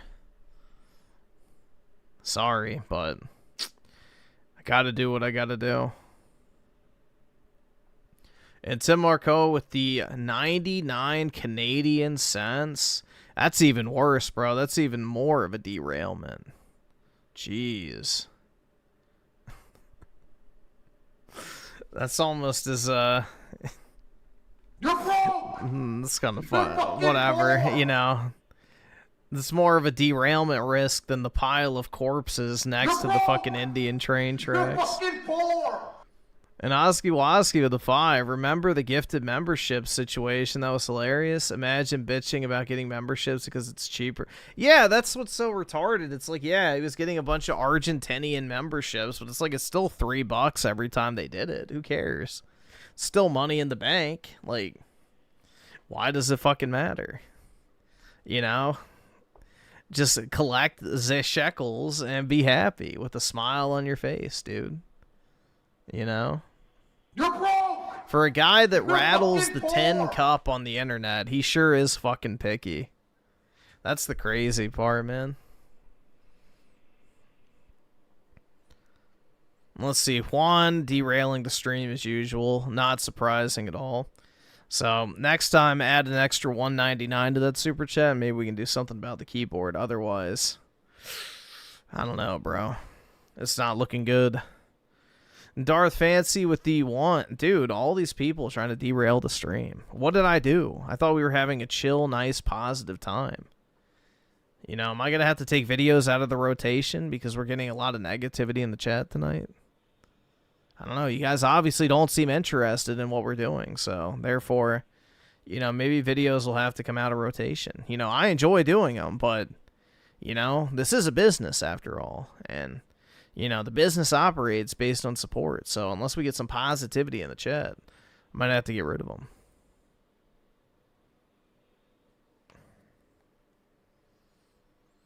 And let's see, Luke the Slayer with the one. Oh my God, man. Wow. Another negative donation. Yeah, you must be a detractor, dude. You're a detractor trying to derail the stream. So, keep it up, and, you know, the ban hammer's going to have to start swinging.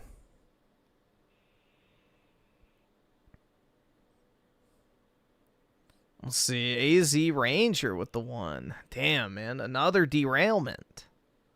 It is looking like India out here right now. Jesus. Wow. Hurling yourself onto the train tracks in an attempt to derail the stream. Brutal.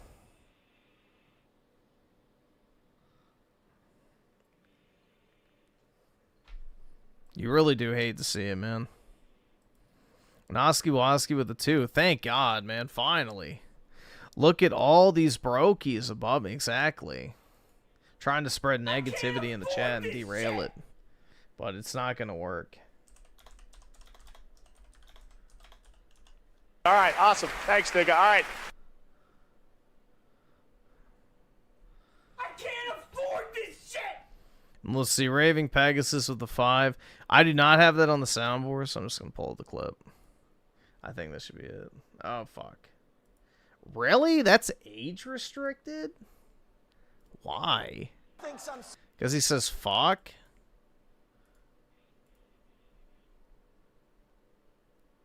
Alright, whatever. You're broke! Superficial, you're fucking materialistic. Go get a job at fucking McDonald's, because that's where you fucking belong. Amen. But before you depart this room full of winners, I want you to take a good look at the person next to you. Go on. Because sometime in the not-so-distant future, you're pulling up to a red light, thinks I'm superficial. Amen.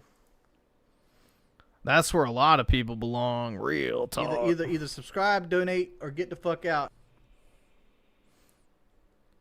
Let's see. Either an AZ Ranger with the. All right, he redeemed himself. Thank you for the positivity, man. Either subscribe, donate. You be working in the club now. Either taking subscribe, donate, or get the fuck out. All these ones, Either exactly. subscribe, you know, donate, or get stuff the fuck them in out. my panties, please. My bra's already filled. Either subscribe, Much donate, appreciated. or get the fuck out. Jeez. Yeah, I'm feeling like a subscribe, hooker. Donate, or get the fuck out. Feeling like a cheap subscribe, Las donate, Vegas or get the stripper fuck out. / hooker. Either subscribe, donate, or get the fuck out. Either subscribe, donate, or get the fuck out. Elijah with the 5 gifted memberships. Really appreciate it, man. Thanks for that positivity, dude. I appreciate the positivity, man. You know, thank you for not derailing the stream like all these others. Or get the fuck out. Much appreciated. And then also Raving Pegasus with the 5 gifted memberships. Much appreciated, man. You know, it's nice to see some positivity flowing in the chat after this abysmal derailment attempt by a lot of detractors who are, you know, trying to derail our nice, chill, positive stream. So, much appreciated, dude. And FBI Gaming with the 1 gifted membership. Appreciate it, man. Thanks for that positivity. So, you know, if we keep getting support like this, guys, you know, I think we'll be able to keep videos in the rotation. But, you know, this is a business. So just keep that in mind.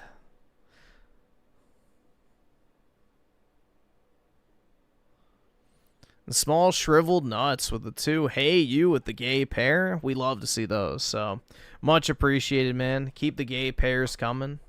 You know, I want to see a pride parade in this fucking shit. Real talk. And Rocksteady with the 1 derailing the stream, man. We were doing so well, dude.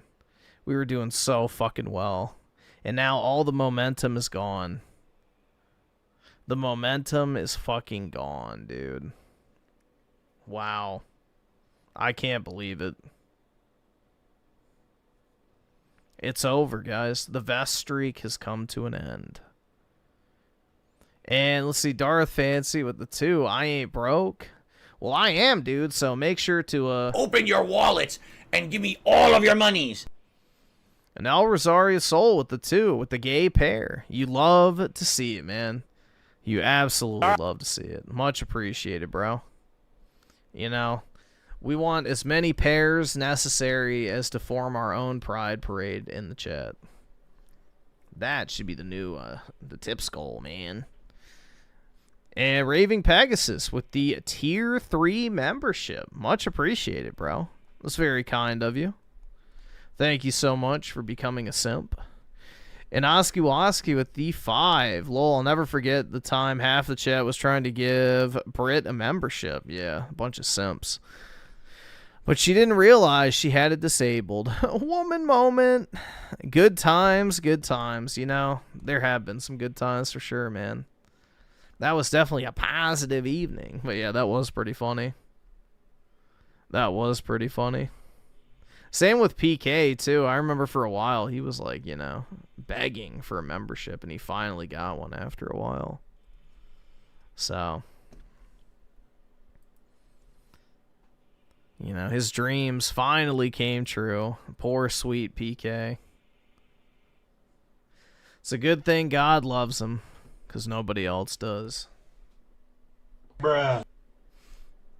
Guys, we have Zach. I think Zach has actually been in every single one where I'm asking him questions when we do these type of videos. You ask me too much. Yeah, I don't pay enough questions. This I don't time, pay me at all. yeah, I was going to say I don't pay you at all. But this time we have, I think, a very, very interesting question. We're talking about Nintendo Switch 2 game key cards. Okay. Now, I want to hear the good or bad. If you have good or if you have bad, I want to hear it all. I'm very interested to hear your perspective of this. Okay. Because, I mean, right here, if you look right here, there's Switch games all around here. How does game key cards affect your business, if it does at all? Because I noticed you have a lot of Switch 1 games. Switch 2, I know it's still new, but eventually more vendors are going to start having it. Yeah. And are you going to carry game key cards? Do you think they're going to sell? All that stuff. Okay, sure. So, I like what we kind of say first, pros, cons, right? Are there any pros? I don't think so. Like, in the sense of, like, it's not a bad thing that there's a key card. Like, is what I'm trying to say. There's no, like, yeah, game key card means that we can fit 125 gigabytes on a single, you know, Switch.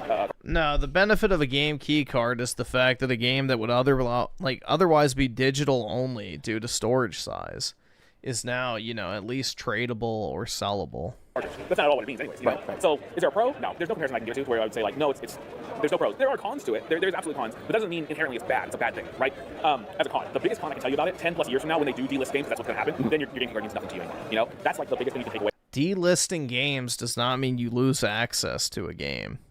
If they delist a game, if you've already bought it, you can still download it. From game key cards and that's the whole like persona of the anger behind it is like, oh, why am I buying a game just for me not to own it in 10 years? Now, as a business perspective, I will tell you right now, I'm actually not scared of key cards at all. I'm really not. Here's why. If I buy a game today, as long as I don't sit on it for 10 years, I'll still turn around and sell it. So, you know, on a business perspective side, I intend on selling it. I don't think enough people can band together where Nintendo will finally sit down and realize, oh yeah, let's not do game key cards. I don't think that's a good thing at all. Nintendo will do what Nintendo wants. A multi-billion-dollar company. Like, we have no power in our words to stop a multi-billion-dollar company. I think, you know, that's at least how I feel about it. So, in a business perspective, I'm not scared. But on a personal side, yeah, if I keep a game for 10 years and they delist it, then I'm kind of screwed up that money, you know, personally, as like a gamer myself. Games come and go so fast, though. Like, in 10 years, will I play that game ever again? Probably not. Like, I don't really care. Fair enough. So, do you think, let's just say a year from now, half of these Switch games become Switch 2 games, and I'm expecting probably half of those Switch 2 games will be game key cards. We'll just put that perspective there. Do you think those game key cards will sell at conventions, or do you think you're going to be sitting on them? I think they will sell because they would offer more enhanced gameplay. You know, like, for example, Maneater, right, for the Switch, plays terrible. But when you put it into the Switch 2, it's amazing. It even looks better on Switch 2. So the hardware's better anyways, right? So I would honestly say, like, I'm not too worried about it, to be completely honest with you. It doesn't scare me even a little bit. What scares me is when the Switch 2 version comes out and I have a Switch 1 version in stock. Oh, yeah. That's the scary part. The value immediately drops down. I think it'll drop completely, solely because Switch 2 is the newest hardware. They're not producing Switch 1s anymore. So Switch 2 being the guy on the left is the textbook of your potential friends and audience. Brutal, man. Hardware, you kind of rather have. You know for a fact I'm not capable of having friends. Come on. Switch 2 version anyways. Fair enough. Zach, thank you very much. Do I go to cons? No, I do not. I don't really like gaming enough to want to go to conventions. So, especially not retro gaming, which is like the whole appeal of gaming conventions is to buy retro shit. So, I'm not really a retro gamer.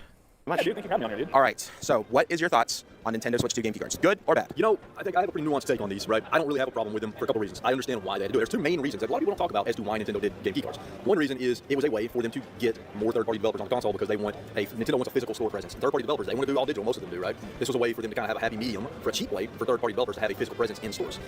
It may not be physical in the way that people want, but it's still a physical presence. And another thing is, when you really look into it, the game key cards enable third-party developers. British Potato with the 5. How would you eat your own head? if you were challenged to get my bottom 3 ribs removed. To do their ports better, because if it's on the hopefully that answers the question. The read speeds or the read speeds are not as quick. I don't know all the technical details, but I know that there's something to that.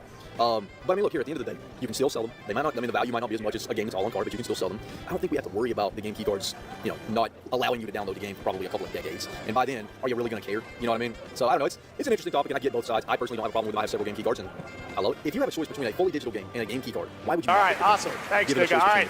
That's the better option. And there's no argument. There's no argument in my mind for picking a fully digital over game key card, unless you just don't want to take up space. So anyways, long-winded answer, but that's kind of where I'm at. I love your response because you're looking at it from why they're doing it. Another reason that people, or another thing that people aren't looking at, I feel like, is the fact that there's only 2 options for Nintendo Switch 2 games: 64GB cartridge or a game key card. And I really feel that a lot of the games that we're seeing on the Switch 2 would love to be a physical cartridge, but a lot of the games that are on there do not make sense to have that 64GB cartridge. Like imagine paying, because Tetris, I'm going to use Tetris as an example. That's a 2GB game, even as a game key card. They would never get away with selling at the 64GB cartridge because games have to be more expensive because of that. Binding of Isaac's coming to the Switch 2 physically, that's going to be $70. I'm still going to buy it because I love Binding of Isaac. It's one of my favorite indie games, but yeah. So I love the response. I love that we looked at both ways because I do think that there's a lot of reasons why people are going that path. I think a lot of people don't want to go down that path. I think people are just not looking at it from that point of view. So I loved your response. At the end of the day, just like most things, nothing's black and white. There's always 2 sides to everything. There's always a middle ground, and it's the same here with the game key card situation. And I kind of take a middle ground, but at the same time, I still kind of like them. I would prefer to have my games all on card, of course. But well, Nintendo hasn't done any of their own developed games on key cards yet, so I don't think they ever will. But yeah, I mean, the thing is if there wasn't a key card option, then developers would just make their games digital only. So a key card is better than digital only if you ever want to sell or trade your games. these are the options we have at the moment. My last question. So obviously you've been at conventions. Do you think whenever you start carrying more Nintendo Switch 2 games, and if they're game key cards, do you think they're going to sell at places like this, or you're going to be sitting on them for a while because of how people feel of the situation? I think just like with anything, as long as I price them fairly, they're probably going to sell. Schizo Garcia with the 2. Is it true you date a troon potato? That's brutal. Hopefully not. People love the Switch. I don't wish that fate on any man. The Switch 2, people are going to want to buy the games. Fair enough. Thank you very much. What is your thoughts on Nintendo Switch 2 game key cards? The game key cards are the ones where you don't actually have physical media, right? You just download it. I'm a physical media guy. I'm a cartridge guy. I like holding it in my hands because then I own something. I feel like it's something that, you know, if I need it down the road, I could sell or trade or something like that. I want physical media. I want companies to go back that direction. I don't like moving to digital only because we've seen that before and it's just gone. And then you have nothing you can do about it. So, do you like they've made it to where it's like a physical digital copy, essentially, where you can still...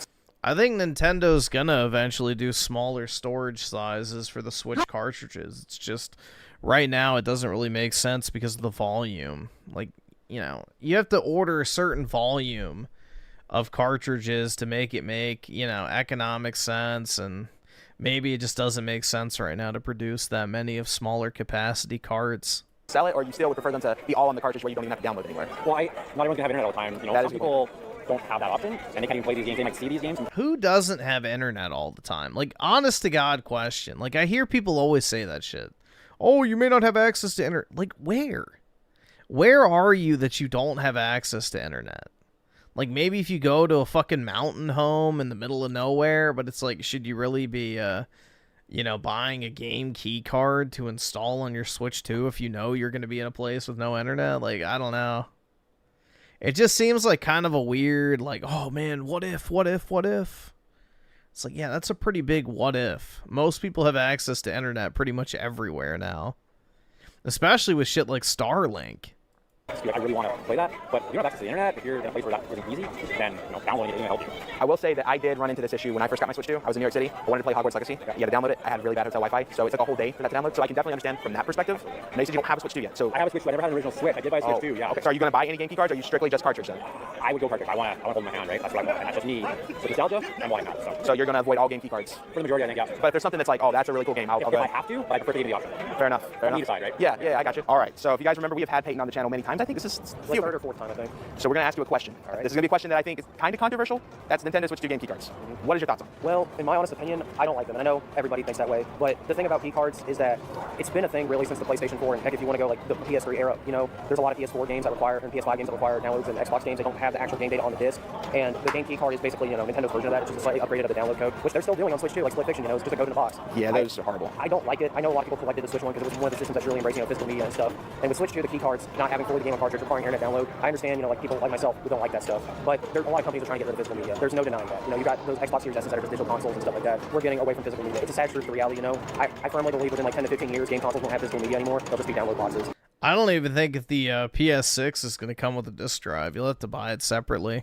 That's the truth of it all. I guess my next question would be, are you avoiding game key cards? The new Xbox definitely won't have a disc drive. Or are you sometimes buying them? I only have one game key card in my collection. It's Sonic X Shadow. I have really no desire to get other key cards because if you notice the trend, most key cards are just ports of games from other systems, like Street Fighter, or Sonic, Persona. Some companies just do it because it's way cheaper to do. Others because the game I think is like too big to fit onto an actual cartridge. But you got like Miracle ports, like Indiana Jones is confirmed to be on cartridge, which is ironic since all the other console versions that are download only, or download on a disc essentially. So I don't really care for key cards, not only because of the aspect behind them, but because they're really just ports of games on other systems that you can get. I mean, I wouldn't be shocked if like Expedition 33 is a key card. I hope it isn't, but Expedition 33 comes to Switch 2. Game key card? Because I know you talked about really liking that game. Yeah. Sounds like you would double dip for the Switch 2 if it came to Switch 2. Would you buy it if it was a game key card, or are you still getting it no matter what? if it was a key card, and the thing is, not only just the key card aspect, but the port in general. Like if the Switch 2 port makes Expedition 33 look like a PlayStation 2 game from like 2005, or like it looks extremely bad. You know what I'm saying? No disrespect, PS2, I love PS2, but if it was a key card, I would honestly, unless if it had something included, like how the collector's edition or the mirror edition has like the art book. Right. Yeah. If it has something like that, I might. But if it doesn't, and it's just a basic key card release that they just put out in like 3 seconds, I probably wouldn't buy it. All right. Nintendo Switch 2 game key cards. Yeah. What is your thoughts on? Generally negative. Okay. The thing that shocked me about the game key cards. He's is got that the Nintendo was beard, really unaware that man. collectors would not like that. They thought they The just beard has appeared. wanted some physical totem to put on the shelf, not understanding that we want the game on the card to future-proof ourselves from the server shutting down or something like that. I got you. They thought people were upset because they couldn't trade in their digital games, so the game key card solves that issue. But it raises a whole other issue. That is, now other companies are trying to think like, maybe we don't have to put the full game on the disc. So while I agree that it helps a lot, I think it's harmful in a lot of ways, and I would prefer they didn't do that. I'm glad they've gotten kind of a notice that a lot of collectors don't like the game key cards. Yeah, I will say it looks like the reason why so many things are becoming game key cards is because of Nintendo only giving 2 options. You have a 64GB cartridge or a game key card. Yes. But the good news is it looks like later this year they're gonna have smaller cartridges. So I think a lot of these games will be on that smaller cartridge. There'll be some companies like, for example, I don't think EA cares. So I think those will be game key cards. But I really think by the end of this year we're gonna see it turn around where more stuff's fully on the cart. It's just 64GB cartridges are so expensive. Right. Even if you mass buy them, super expensive. We saw with like Mortal Kombat, $10 more game. And it's kind of hard to explain that to the general audience why that one's more expensive than a PS5, right, for example. Well, one of the main reasons that the game key cards are such a hit, I don't know if you know this in Japan, it costs money to throw things away. Which is why the quality of games in Japan is so high. People buy them and they take good care of them because they always usually plan on trading them in later towards something else. That's one of the reasons digital games is not taking It takes money to throw things. No, it does not. off in Japan as well, because they lose that ability to trade it in. And Nintendo thought they had fixed that problem with the game key cards. You don't have to pay money to dispose of it. I pay money to throw something away, or you can get money for trading it in. So that did solve that problem in Japan. Japan does not make you pay money to get rid of things. You just throw shit away at a convenience store. I've heard about this shit. But here in the United States, we don't have that issue, right? So there's a little bit of a cultural difference there. It didn't carry over. And I think it's going in the right direction. I wish it would go a little faster. Yeah. So is it safe to say you're not buying any game key cards? I will not buy any game key card, even if it's for a game I really want, because I don't want to support that behavior. Are you going to buy it digitally, or just avoiding the game completely if it's not? If it's physical, it's all on cart. It's playable day one, beatable day one, I will buy it. If it requires a day one pack. Griffin moving to Japan in no time. There's worse places to live. I just don't think I'd want to live there. Personally. I don't think I'd want to live in Japan. Because, for one, I don't speak Japanese. And two, what the fuck would I do for work, man? Be like a stay-at-home fucking neat husband? For my Japanese boss babe wife that only married me because I'm the white trophy? Like some object? It's not beatable without that patch. I'm not going to buy it. Sorry. Your product needs to be finished and available to the consumer before you put it on the shelf. It's my belief. I understand that. Run a card, yeah. Let me run a Japanese card shop and speak to customers that I can't even understand. That'd be genius. Just out of curiosity, you saying that brought another idea to my head. How do you feel that there's so many games? Like, I feel like every game that we put in the Switch or PlayStation, Xbox, there's always a day one update. So you have a woman's job, and, well, Schizo Garcia, you have a woman's tendency to bitch and moan. So, Gommel pleb. I already know I have a Jewish daycare job. I have no issue admitting that. But, at least I actually do something, unlike a lot of the people who just send emails. So, I actually do something. Yeah, it's probably a bullshit Jewish daycare job that was meant for a woman. But on that spectrum of daycare jobs, I actually do stuff more than just sending fucking emails or making PowerPoints. that is not actually true. Check out the website, doesitplay.org. They check almost every new release that comes out.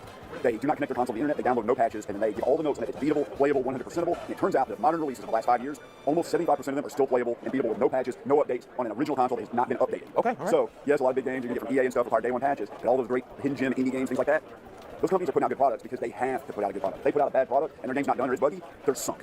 It has to be done. And so there's still tons of great games on the PS. The Excel sheets, yup. Excel sheets for days, dude. On the Switch, tons of stuff you got there not have to worry about. It's like a second home. at all. And truthfully, I don't even apply patches to most of my games, and I rarely ever have any issues. Fair enough. Well, thank you very much, dude. Appreciate you, brother. Thank you. All right, I gotta ask, especially now that you're a convention owner, what is your thoughts on Nintendo Switch 2 game key cards? I'm not a fan, man, because it's like that's just one step away from being only digital, and I'm the type of person that wants to own the thing that I buy specifically. And it's like you want to hold the physical cartridge, which I want to put it on my shelf. People do, but at the same time, you don't really own the game that way because, correct me if I'm wrong, can you even sell it? You can sell it. So you have to be online? You do have to download it, essentially. Yeah, I don't like that, man. Fair enough. So are you avoiding game key cards on the Switch 2? So I actually don't hold the Switch 2, but I would probably not get one just because of that. Fair enough. So then my next question would be, you're a vendor as well. Do you think Nintendo Switch 2 game key cards would sell at your booth, or is that something you're going to be sitting on for a bit?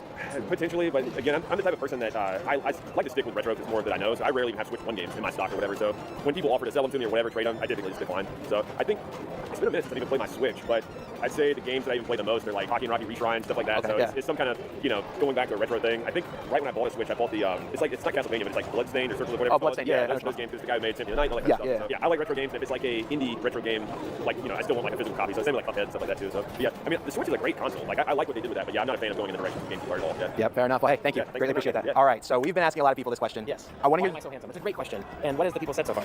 Well, the question I've asked was about game key cards, and it's all been bad. Okay. So I don't know if that answers the question to that. Everyone's had a negative response to that. Okay. With the Nintendo Switch 2 game key cards. Not just general thoughts about them? Yeah, do you like them, hate them? I'm indifferent. I like that there's. I think that there's a give and a take on everything. With storage media, you have to have something that is big enough to hold the whole game. But if it doesn't hold the whole game, then what are you going to do? You have to use downloads. And in the way that games are made today, there's so many more complex pieces to those games that you have the advantage of downloads and updates and things later on that hopefully improve the game and hopefully make it a better experience for the gamer. So the idea that all of it is on one physical cartridge, I think, made a lot of sense in the 90s in that time period because in 80s because that's how distribution happened, that's how games were made. But there's also, I think it's nice when things get patched up that fix the games. And I guess that wouldn't really matter if it's a game key Griffin in the background with the Bowser shell. Hey man, don't dox. card or everything's on the game. As far as the game key card, I'm glad that Nintendo didn't go just straight to downloads only because there's a physical product and that I can, when I'm done with it, trade in or resell, and that game key card is still a commoditized product. So that's something that I like about it. Obviously I would love to have the full game, but I feel like it's this happy medium for both. And I can understand why people are maybe a little upset about it, but I think in general I'm indifferent. I'm glad that there's a physical product that I can still display if I want to have a large collection, or I can resell later and it will still work as though it's a physical cartridge in other situations. I love the response you gave because something I haven't had a chance to bring up in this video is a lot of the developers have talked about how certain games had to be a game key card because the cartridge is faster on a game key card. Yeah. So like Star Wars Outlaws and Final Fantasy VII Remake, the developers of that, they did a long interview talking about why that had to be a game key card. Okay. The storage was one of it, but the speed is a big reason. Okay. They had to sacrifice certain textures and stuff if they went fully on cartridge is what they were saying. Okay. And they also said that a lot of ports are more than likely going to be game key cards when it's like open world stuff because they need that faster time speed with the port compared to being developed at the same time with all the other consoles. Do you realize how mind-blowing that is? That we're alive at a time where in your hands you can hold and travel with a game as large as Star Wars Outlaws or Final Fantasy VII Remake. That's obscene. Well, man, I love the response. Thank you for coming on. Me. I appreciate it. Yeah, I'm looking for the good and bad. I want to hear everyone's perspective, so thank you very much, man. All right, so I've been asking everyone this, but I think, once again, Rick is a very interesting person to ask this because you're interesting looking? Well, it's the store owner's perspective. I have to. I can't not. I'll let you mad at me. All right, go ahead. Game key cards. We've been asking everyone about that for the Nintendo Switch 2. I know that the Switch 1 is one of your best-selling things at the game store. Is it the best? I think it's best-selling video games, yes. Okay, so then that makes this interesting. So remake mentioned, indeed. That's because it's peak. They have physical games, and then they have the game key cards, which are supposed to be physical, but you have to download it. You can still sell it, stuff like that, but ultimately you're downloading it still. I'm curious, has that at all been traded into your store? Do they sell? Are you bored? I had a ton of key cards traded in. So a key card, you have to tell me. If I put a key card into a console, I cannot play a game yet. It's got to download first. The icon will show up. There'll be a download now, and then you're waiting for that. But we just haven't had many come in yet. This definitely will play part in how, because if you can't play the game at all, that's a huge issue. I would say it will dictate things, especially with how long are they going to keep eShops open and even the availability. Griffin got bricked up at the mention of Final. Nah, I'm always bricked up 24/7 because I'm always thinking about Final Fantasy. To download. So if you have a key card and then you download it, do you then have the game? I'm just in basically an eternal state of edging. And then, what if they shut down things? But then it could go away, right? They haven't answered the question, to be honest. No one's ever asked Nintendo what happens. I don't know why people haven't asked this question. Sure. But Poses an issue for sure. Yeah, in my opinion, I would think if it's downloaded. Obviously, these games take up so much storage, so you can't keep them downloaded forever. But I would think if it is downloaded, you should be able to play it still. Yeah. I would think as long as you have Wi-Fi connection, it will show that there's a license there that you can download. Yep. I would think you'd be able to play it, but we don't know. It could be like a digital where off stores, off that type of stuff. Yeah, time will tell, I guess, man. My last question. Yeah. Let's say 3 years from now, your Switch collection you have at the store becomes more Switch 2 because there'll be more games, stuff like that. There's going to be a lot more game key cards. Yeah. Do you think you're going to see those game key cards sell at your store, or you're going to be sitting on it with how people's responses have been to it? I think they will still sell if they have a utilitarian aspect to it. If you can't play the game, then I think they're probably going to be junk. I don't know if you can even use it. Maybe a collector would want them, but that's about it. So are you worried at all? Or you're Moderately. Again, I think time will tell. And then, but I sell a lot of different physical media. I think we'll always have something to sell for it to the consumer. But yeah. Fair enough. Thank you, Rick. All right, we have another interesting person ask this because he's also a store owner as well. We're asking people's thoughts on Nintendo Switch 2 game key cards. So, in your own opinion first, without thinking of the store, how do you feel about them? All right. we have a double. We're doing both sides, okay? Because I have my personal, and then there's a store side. Okay. So for me personally, I don't really care. I don't really care because it's like I'm buying it just to play the game. And then there's also, well, I guess I have 3 perspectives because then there's the, if I ever decide to sell my collection, that's concern. Like, what if the game key card doesn't work in 10 years or whatever? You know, it could shut down the store. But then the store side, so we do buy brand new games from distributors, and whenever I see it's a game key card, we just don't order it. We know it's not going to do well in the store, so we just don't order it. So like Pokopia, I think is the name of it. Yeah. The Pokemon game is game key card. We are pretty heavy on Pokemon in our store, and we just aren't going to order it because it's game key card. So I mean, I get it, but I would, wow. Yeah. So I give it 2 thumbs down. Okay. So, you know what I'm asking? Have you sold game key cards before at the store, or is? We probably sold a couple. We don't sell a ton of Switch 2. We mostly just get it because the GameStop near us shut down, so we want to try and get modern games in the store as much as possible. It will disappear like Wii Digital Store. Dude, you can still download your games from the Wii Digital Store. So that's not true at all. You can literally still download your games from the Wii Digital Store. You just can't buy new ones. So Nintendo has never deactivated your ability to download digital games. Period. So neither has Sony, neither has Microsoft. You just can't buy more stuff. So 3DS, you can still download your digital games. You just can't buy new stuff. But yeah, we've sold some, but I will say I don't know that they asked, but I don't work as much up front checking people out as maybe some other people or other store owners do, so I don't see it as much. So, do you think in the future you'll buy more game key cards for the store since the GameStop is shut down? Or you're still going to be like, no, we're not buying brand new sealed games from a distributor is a rough game. Yeah, not much profit margins in that stuff. We pay a $60 game, we're paying $54. $3 of it's going credit card processing. So unless people are paying cash, like it's mostly just to get people in the store. Like we're not buying brand new sealed games to make any money. Okay. It's just to get people in the store. All right, so I have one last question for you. Okay. Are you at all worried about what the future of that could look like 3 years from now? Let's say, because as of right now, a lot of the third-party stuff is game key cards. So I expect you're eventually in the next year or two going to get a lot of trade-ins of those. Are you worried that you're going to be sitting on those, even as like pre-owned products, not even buying it new at that point? I would say that we might just have to offer less on some of that stuff. But it's also not a whole lot different than like modern disc-based games. Most of them are basically a key and it downloads the entire game. So it's not like a whole lot different. It's just Nintendo's been so physical forever, and for them to come out with this was like oh shoot, this is kind of the sign that we're moving in a very heavy digital world. So well, all right, Marcus, you're gonna be our last person that we ask this. Okay. So no pressure. What is your thoughts on Nintendo Switch 2 game key cards? It's the greatest thing I've ever invented. Oh, okay. Why do you feel that way? I mean, why spend extra money for memory card size to put the game on there when you can utilize, clouds and servers and stuff like that? I mean, it keeps the cost down for the consumer. Okay. I mean, it's just way better. So you want more game key cards rather than on card? I wish everything went to game key cards. Every last one. Because it's cheaper, or just because it's the way of the future. Game key cards. Okay. So you're excited for the future then, rather than, because I think I've asked is people worried about the future? You're excited for the future. I mean, this is the way to go. So are you upset that it's being reported that smaller cartridges are being made for the Switch 2? No, not really. Okay. I mean, it clearly identified when it says game key card, got the little key mark on there. Perfect. Okay then. Well, Marcus, thank you. Greatly appreciate it. Guys, that is the end of this video. I would love to hear from your guys' point of view. How do you feel about the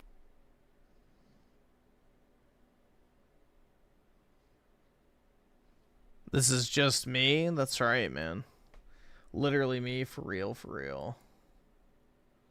Alright, well, we are not going to do that right now. Maybe later. I guess we can do this real quick. And then we'll swap to the game. And this is pretty short. Idea of eating healthy. Like, instead of just eating healthier foods, he's going to try to make, like... Oski with the 5. Appreciate it. That Marcus guy is I'm key if he chose to follow the path of righteousness, Nintendo. We know for a fact I'm key is actually a Nintendo fan, so deep down he knows it too. Low XYZ versions of shit that he already likes? What did I look... Wait, what did you took at prom night? Bro, what the fuck does that even mean? The only thing that happened on prom night, I'm pretty sure, is I was playing Destiny, but I don't fucking know. I don't remember. And yeah, the shitty American dude. I'm not looking forward to going back to the US where there's like, all right. You don't have bread. There's like no bakeries except in the cities, and you only have like cheddar cheese and then Swiss cheese, quote unquote. Like, I'm so spoiled by going to any store and being able to get fresh bread in 8 different styles, and then also like 11 different kinds of cheese, and also goat cheese in every single little shitty store. Jeez. And the Americans get like this shelf-stable shit pre-sliced bread in a Yep, we get processed sloppa that's poisoning us. Bag. And cheddar cheese. There's like 97 different varieties of fucking cheddar cheese. What kind of cheddar cheese do you want? Do you want mild? Do you want sharp? Do you want medium sharp? Do you want Colby Jack cheddar? Do you want jalapeno pepper cheddar? What kind of cheddar cheese do you want on your pre-sliced shelf-stable bread, fellow Amerimuts? I want to eat like shit. I want to die young. Feed me your fucking fake orange-ass cheddar cheese that you leave on the fucking... If you take a slice of cheddar cheese and leave it on a paper towel, it like curls up because all the moisture has been sucked out because it's not actually food. Oh man, I'm just thinking about shit-ass American cheese is making me angry, chat. It's ruining my whole Halloween. Get away from this Jack's funny video before I freak out and start throwing shit. Dude, Walmart, okay, unless things have changed considerably, last I remember for Walmart is that you have a cheese aisle that is like 4 brands of nothing but cheddar cheese and Monterey cheddar, I mean mozzarella, what, American cheese, which is not actual cheese. Yeah, it's rough, man. I mean, luckily my grocery store has a pretty decent gourmet cheese section, but it's expensive as shit. Cheese and classic American cheese and then Swiss cheese, quote unquote Swiss cheese. And it's not cheese. Go to Europe, motherfucker. Then you'll see some cheese. You'll see real cheese. 80 million different kinds of cheese on every shelf in every food store. But where do you go? Like, Walmart is where most people get their groceries at. Not everyone lives in the fucking city and can walk to a Whole Foods. Most Americans just go to Walmart where they have nothing but cheddar cheese.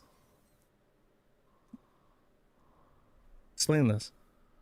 You have all the cheese in the U.S. Safeway? Why go back to America? Because I got to save America. I got to become president of the United States and save America. No, just no. You live in a city then.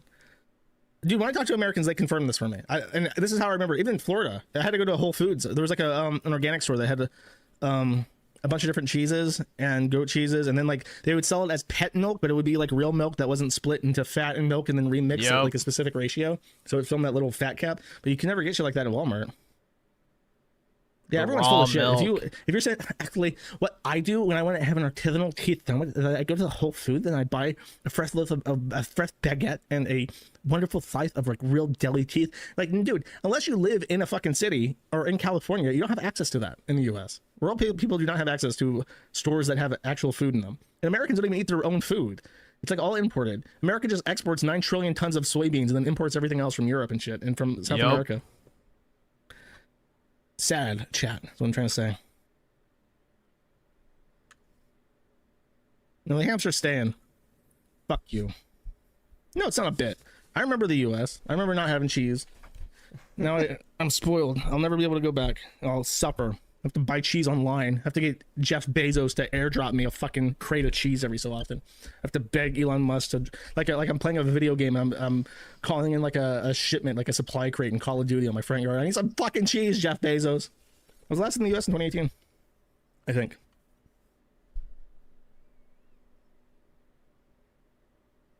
Dude, I love how there are 2 people in my chat. One group is like, Josh is absolutely correct. That's how it is. And then there are other people are like, Josh is just wrong. Nobody, you can get good cheese here in the United States. And it's like, okay, yeah, but you live in the city. You're going to major cities that for most people are going to be an hour out of the way. You do not have access to fucking to anything except cheddar in the U.S. unless you're in California or some shit. You can have guns or you can have cheese. Your choice, Yorka. That's true. That's how it is. I can either pump people full of lead, or I can enjoy a high quality of diet and variety.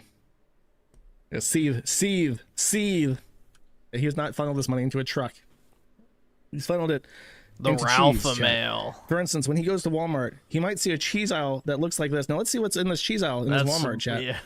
I see, cheddar, Fiesta blend, mild cheddar, cheddar jack, medium cheddar, mild cheddar, Colby Jack, sharp cheddar, triple cheddar, taco blend, quesadilla check, extra sharp cheddar. Wow, so many kinds of cheddar, chat. It's funny. If I scroll up, look, I see cheddar and mozzarella and parmesan and cheddar, and more cheddar and triple cheddar and strong cheddar. Wow. And that shit ain't real parmesan either. So much cheddar, chat. When I go to America, I can't wait. Holy fuck, that got loud. I'm gonna buy every kind of cheddar fucking cheese on the fucking planet. I'm gonna eat it. I'm gonna be happy. I'm gonna eat it and I'll be happy with my life, chat. Why did that get so fucking loud? Holy shit. Hot buffalo wing sauce. Oh, dude. I didn't realize. A little bit of that bro, sauce. Listen, I know this is fucking gross. Here's a true story. And I'm going to share, again, because it is a spooky Halloween, I will share this personal story with you. In Europe, buffalo wings are not popular. You can find them in some cities, like American-style restaurants, if you're very lucky, but they're generally very hard to find. Any Mexican food or wings. I have at various points in my life ordered bottles of Frank's Red Hot sauce and drank them, chat. I intended to make wings, I swear I did, but the vinegar called to me, chat, and I drank bottles of like little sips at a time, not in like one sitting, chat, but I would take little sips of it over weeks, and I would drink the sauce because it's so good. So, suffer. the fuck? I don't care. You can judge me all you want. You can judge me. Let he who has not drank hot sauce cast the first stone, chat. In there. Some more of these goddamn. What do you mean, fat fuck? What do you mean? There are 0 calories. It's just vinegar. I can drink literally as much as I want. There is no energy value. I can drink tubs of that shit, and I'll probably lose weight, motherfuckers. I'll be shitting my brains out. Yeah. Oh, more cheddar. Oh, we now know who buys all that fucking cheddar at Walmart. It's people like this. They need entire bags of That's right. Of shitty American cheddar cheese to complete their nachos.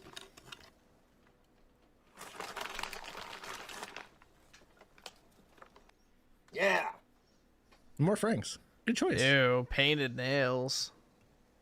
No, I don't drink ketchup. It's gross. God, dude, that looks disgusting. That's a bowl of nachos. There's no vinegar in ketchup either. With a sprinkle of this buffalo ranch seasoning blend from Frank's Red Hot seasoning.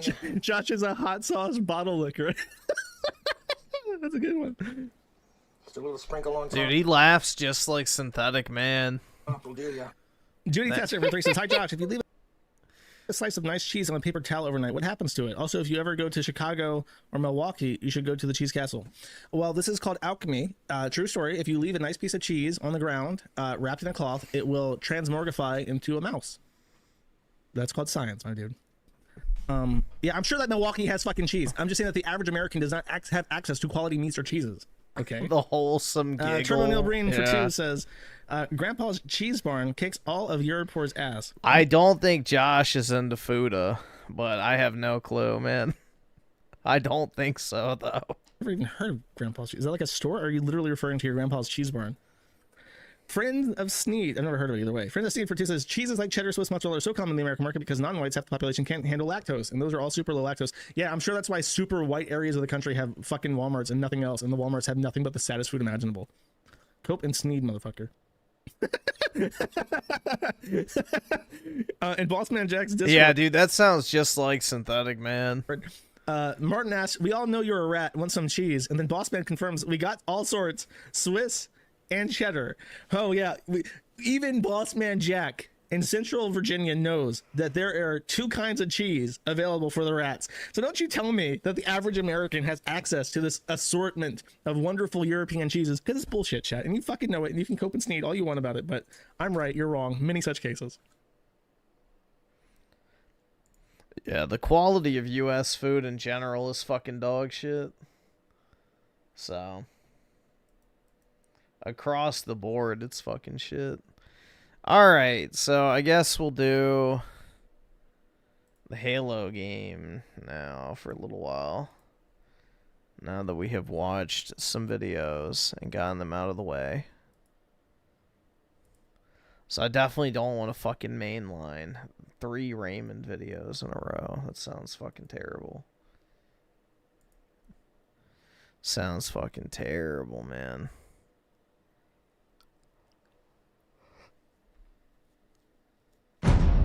A fate worse than death.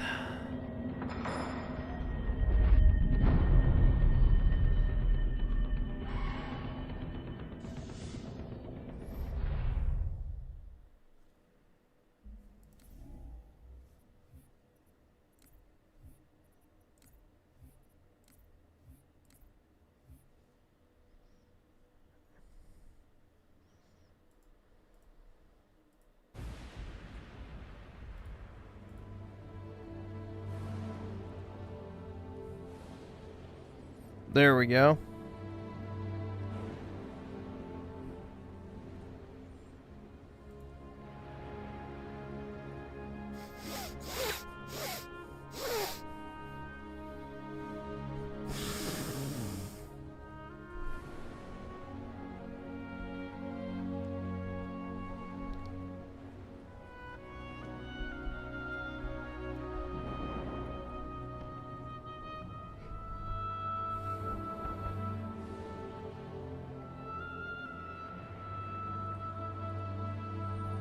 Oh, shit.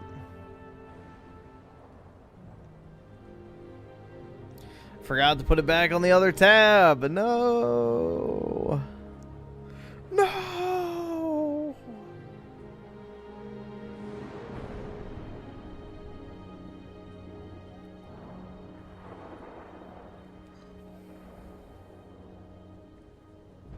Yeah, bro, Wakanda.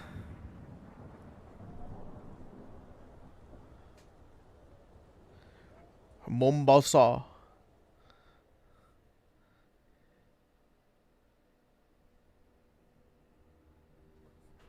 An African city, only in fiction. Navy put up a good fight. Of course. Here, let me change the settings because it's gonna be.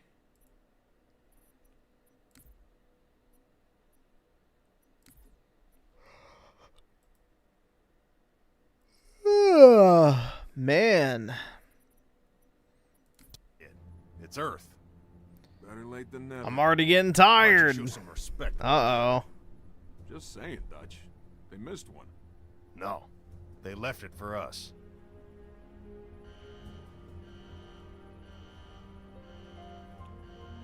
You know the music. Time to dance. Hello, beautiful. Pods. Now.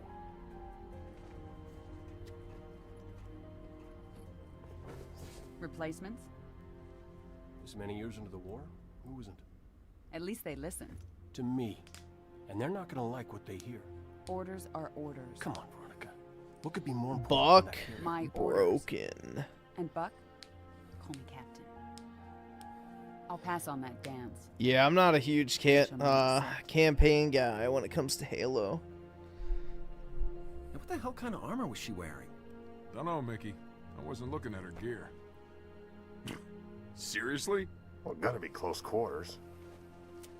Exactly. Second to last. Right next to mine. Cozy. You gonna tell us her name, Gunny? Ms. Naval Intelligence. Our new boss. Oh, brother. So check your mouths, find your chairs, and get set for a combat drop. What the hell am I supposed to do with this inside a Covenant ship?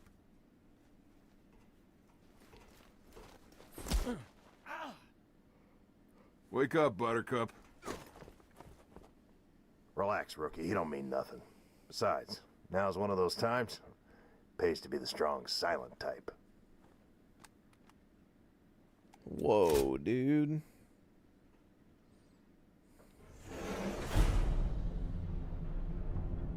Uh-oh.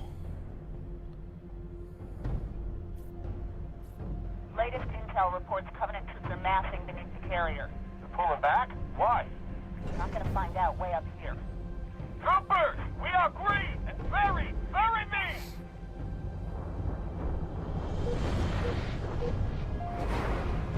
Beep.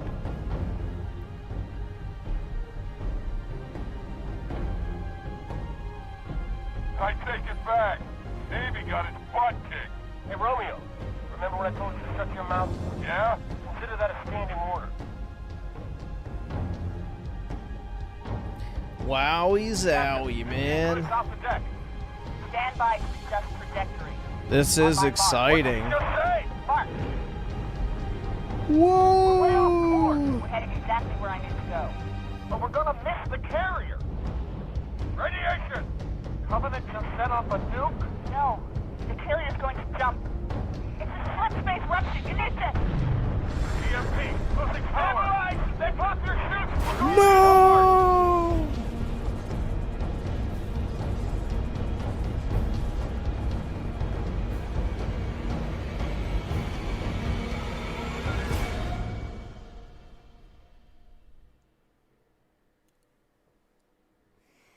Advanced Warfare did that sequence better.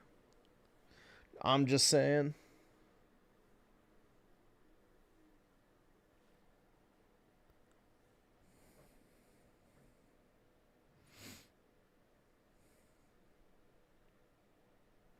Nah, yeah.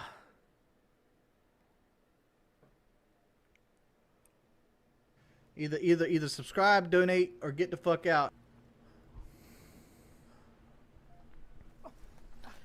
Hours are sold with the 60 months. Really appreciate it, dude. Thanks so much. I got more Pokefoid cards. I got Canary, Gardenia, and Erica. Nice, man. Good picks. I've been buying a lot of Hildas. I have 10 PSA 10 Hildas. For reasons.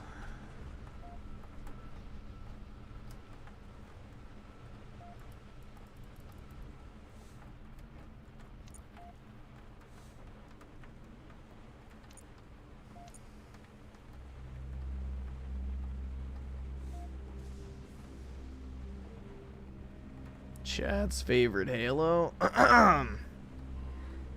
Halo 3 probably overall, but I don't know. Probably Halo 3. I think that's a pretty safe bet.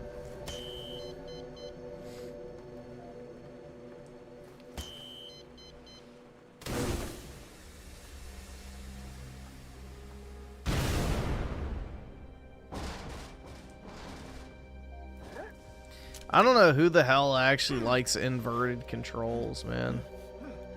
That shit's always been crazy to me. Medical assistance. Choose opt again.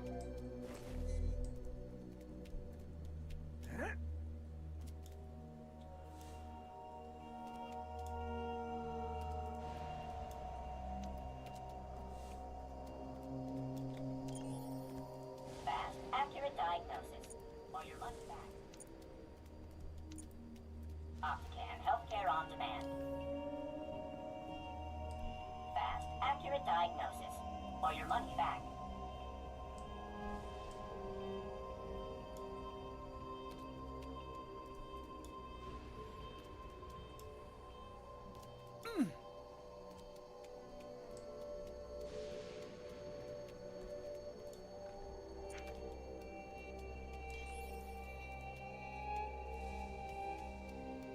Need immediate medical assistance? Choose opt again.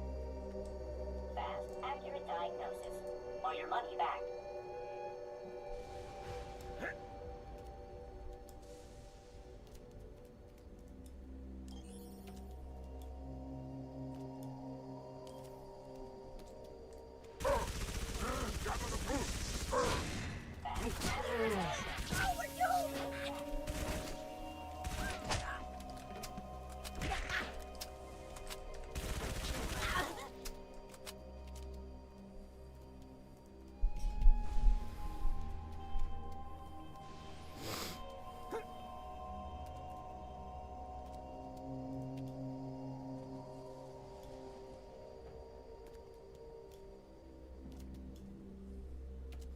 Alright, dude.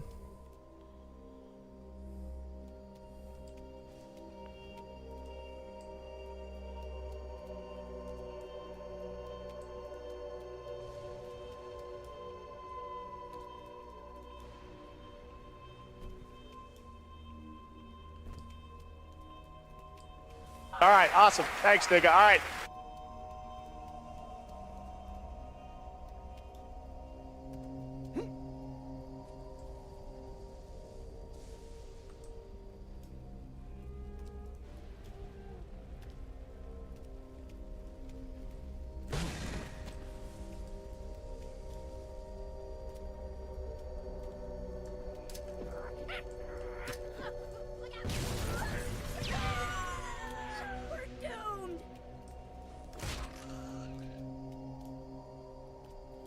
Alright.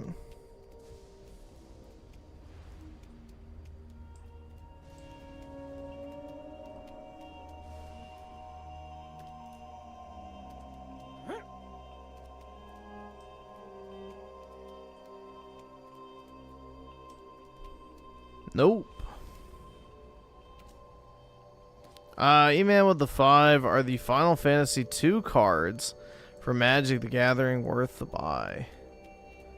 If you like them. I mean, I don't really know how collectible Final Fantasy 2 characters are, but If you personally like them, I think eventually they'll go up in price as long as you get the surge foil variants. But it really just depends on if they're desirable or not.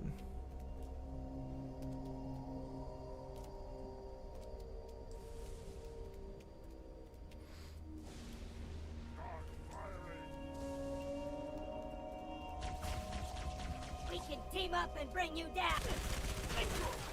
You're mine!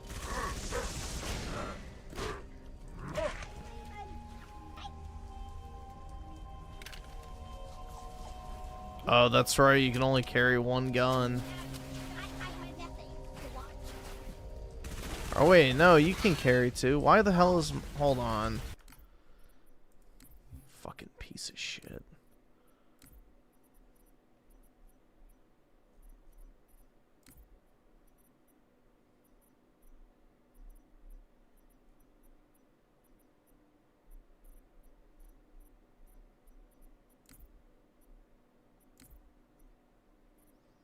There we go.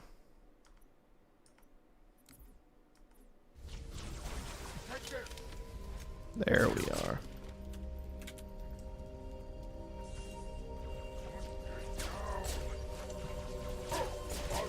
I don't know why it always resets that fucking setting, man. I literally hit save on all games countless times. But that setting is one of them that never fucking saves.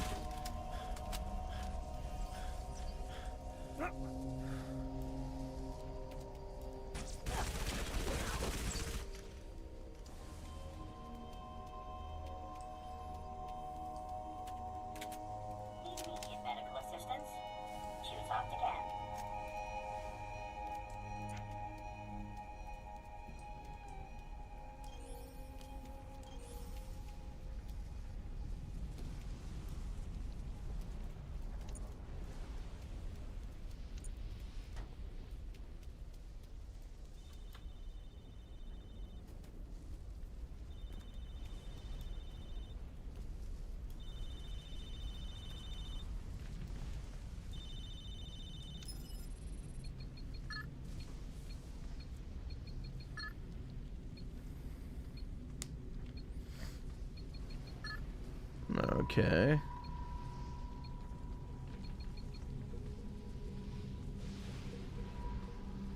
Dude, I can't play shooters with a whatever it's called controller anymore.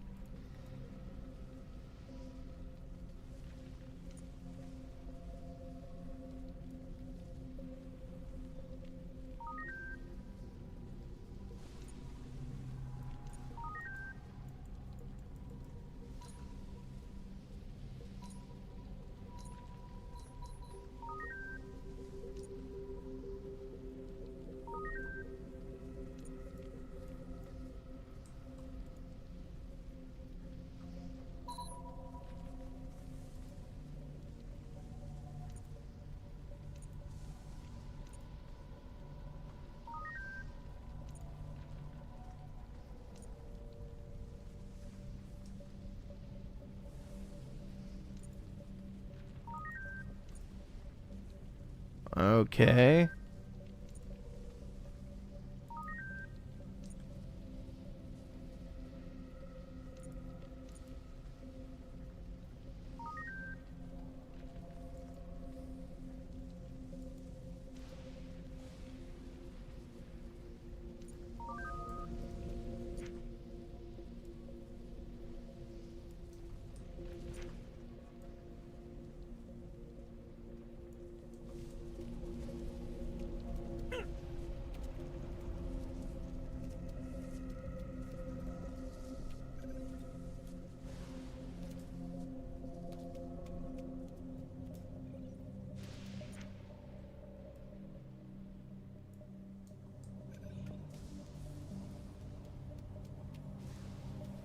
All right.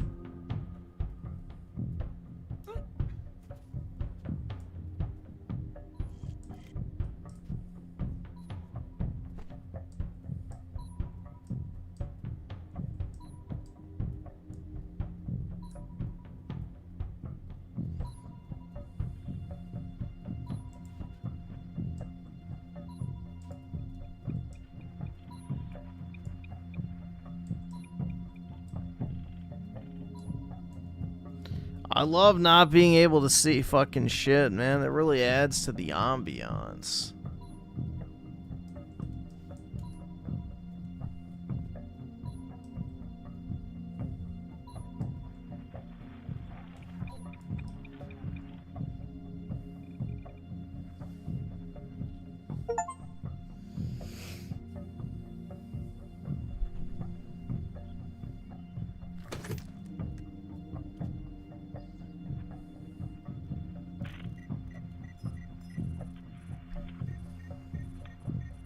Tell us her name, Gunny?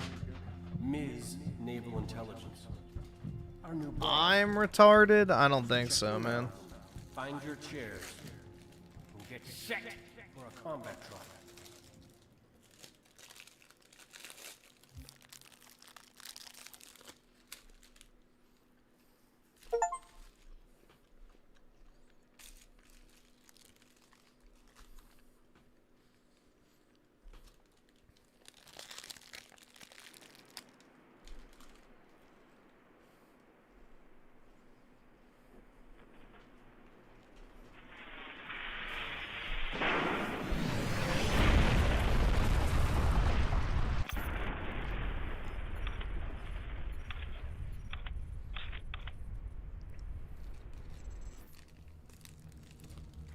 Squad, what's your status?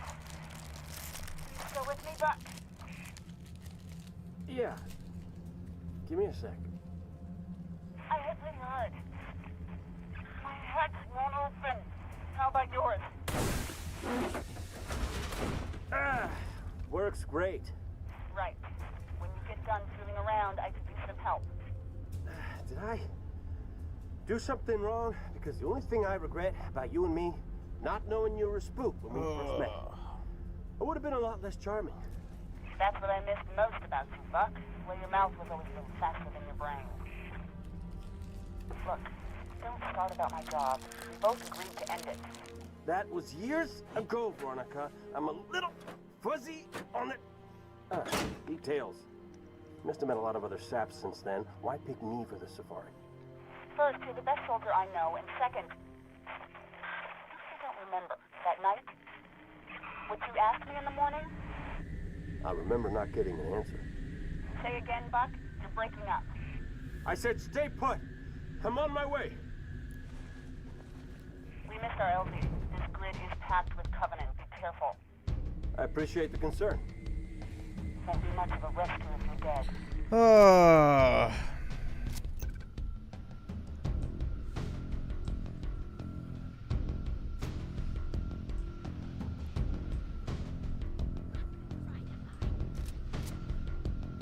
This Halo campaign is basically like, hey, what if you took a Halo campaign, took out all the cool shit, and made it more quote-unquote gritty, which I don't even agree with.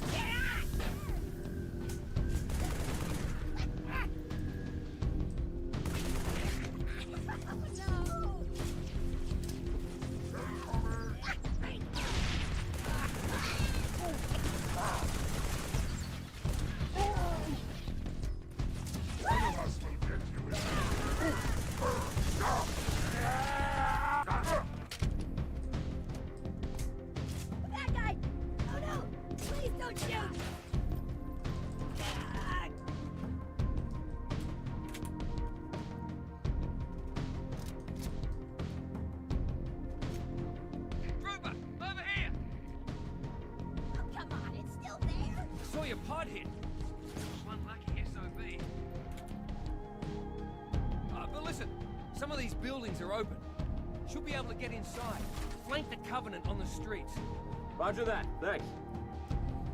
Wowie zowie.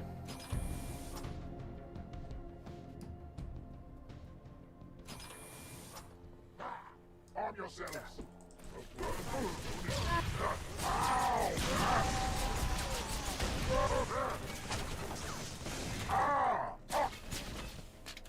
The path will.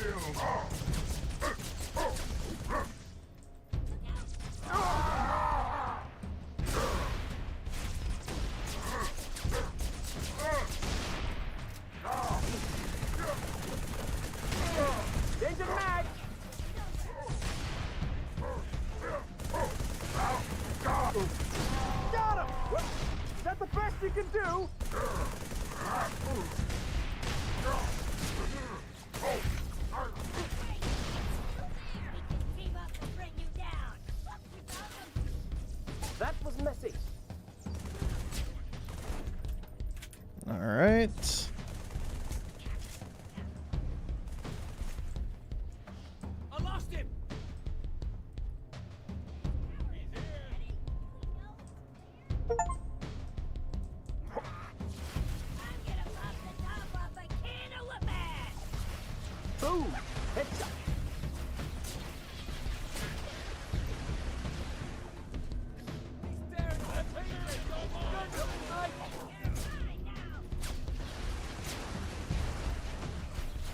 We'll get you with numbers. Our leader's dead. Please.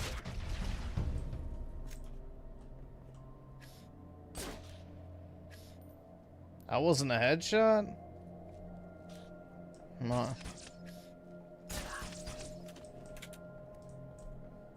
Interesting.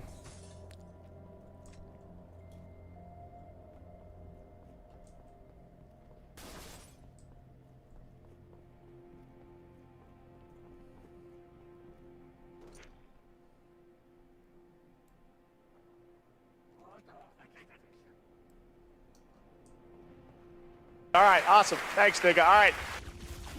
Oh no, grenade!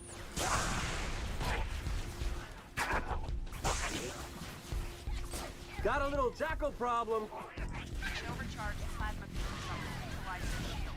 Should also take down a bruise. Oh yeah? Where were you a minute ago?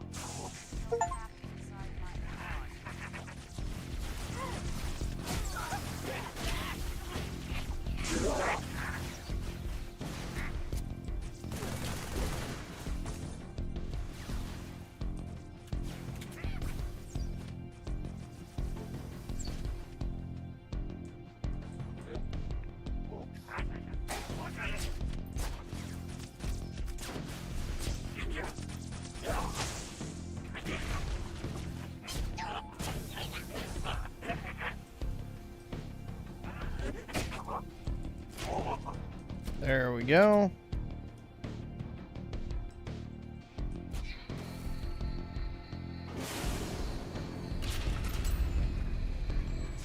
ODST is basically, I would say, a more boring Halo 3, but some people like it. Down. Cut through this building. Hit him from behind.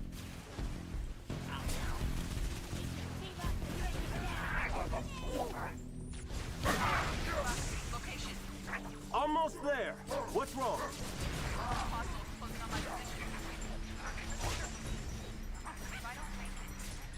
Whoa, hang on. I'll be right there. Too late. They spotted me. Damn it, Oh, no! shit. Jartycuck, talk to me. Don't move. I'm coming. You hear? Brutal, dude.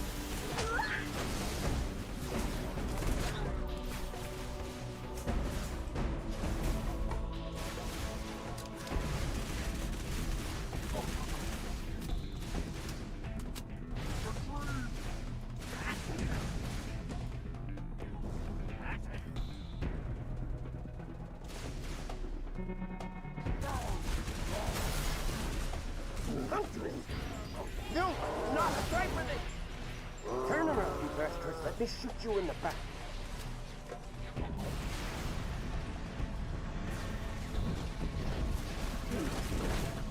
Oh, shit.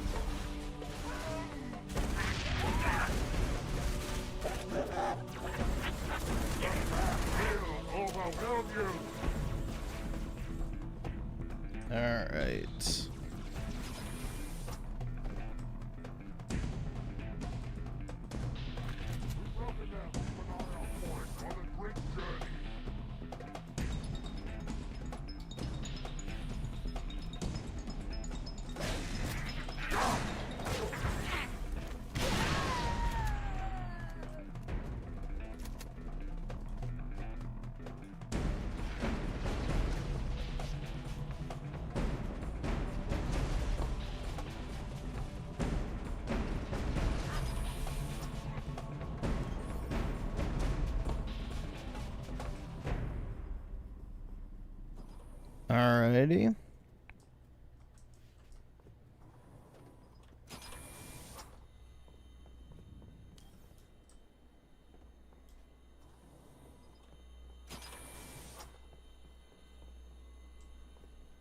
Yeah, I don't think it put me in the right spot.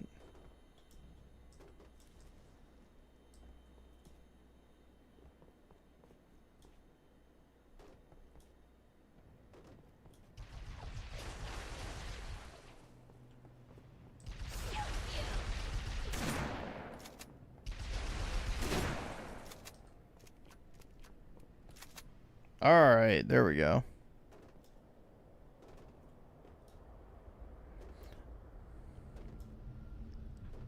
Attention, travelers. Lost items can be claimed on lower level. Yeah, I think this is about as far as I made it back in the day on 360. I quit this game pretty quickly. Treasure pod. Need to find a way down.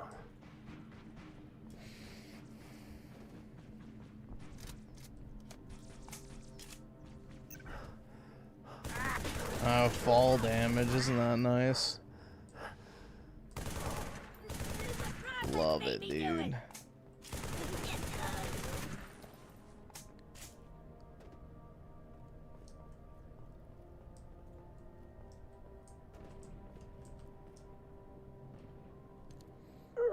I'm here. I got you.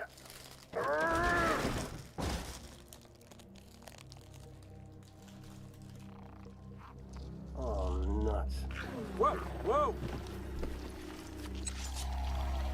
Whoa, dude. Whoa.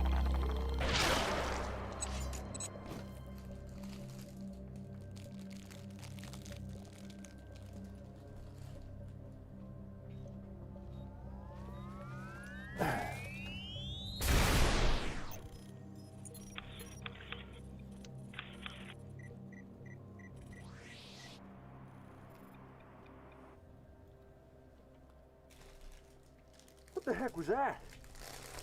You ever seen one before? Hey, Romeo, you got your ears on? You shut the fuck! Don't you fucking tell me to my face to shut the fuck up! Permission to speak, smartass. No, I don't know what it was, but it was gonna grease your ass good. Just like it did the captain. Yeah, maybe. You're from Mickey, Dutch? Negative. The rookie. Ooh. We need to get above this crap. Let's see, so Perfect Dark with D5. If Xbox really is remaking every Halo game, then I can't wait for them to get to ODST. Love the game, but it desperately needs a sprint, more foes, and All ADS. I care about now is getting my men out of this city. Yeah, I don't know. I mean, I've never been a big Halo guy, campaign-wise, myself, which is basically all ODST is, but yeah, I definitely think it could use some sprucing up for sure. It could greatly benefit from that. And then also Perfect Dark with the 10. Really appreciate it, man. ODST is one of those games where you can turn it into a COD clone, and it makes more sense than the mainline Halos, ADS Sprint, Gore, Ordnance Call-ins. Almost like they planned to, and Microsoft said no Helldivers. Yeah, I think also the fact is, too, is Bungie just wanted to get this shit out so that they could be free of Microsoft. So there's also that. There's also that aspect as well, too. You know, they were kind of done with Halo at this point. They were just trying to meet their contractual obligation in order to, you know, be able to go do their own thing.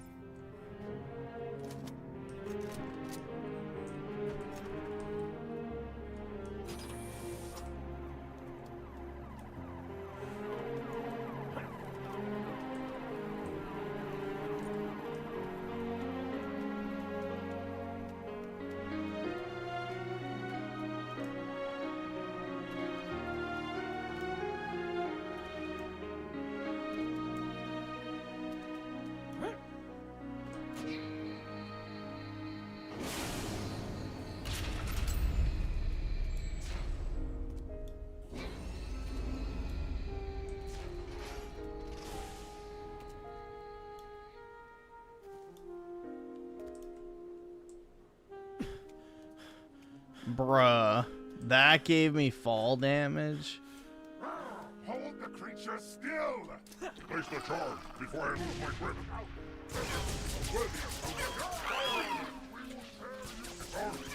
Ready to explode if any human gets too close. Get it through! Let it do the prophet's work! You will die!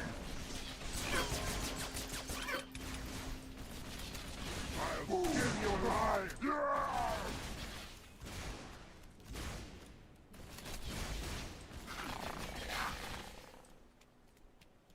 Give me some cover. I'm going in. They're on your back.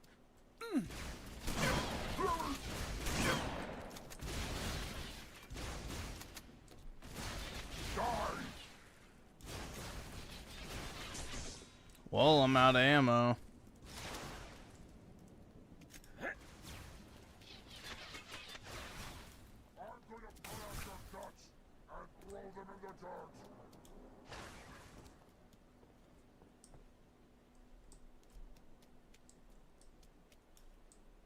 Let them run. We'll pick them off later. I hunted it down. This will dig it out. Grenade! One of us will get you eventually. There we go. Finally.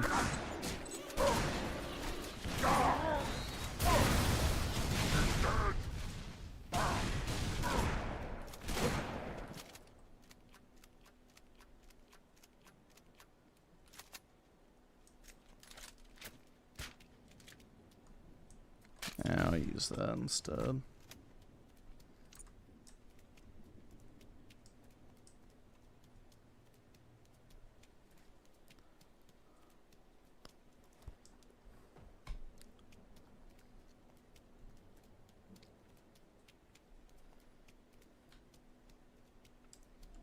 Yeah, I remember this game came with the Halo 3 multiplayer disc included. So, I remember that.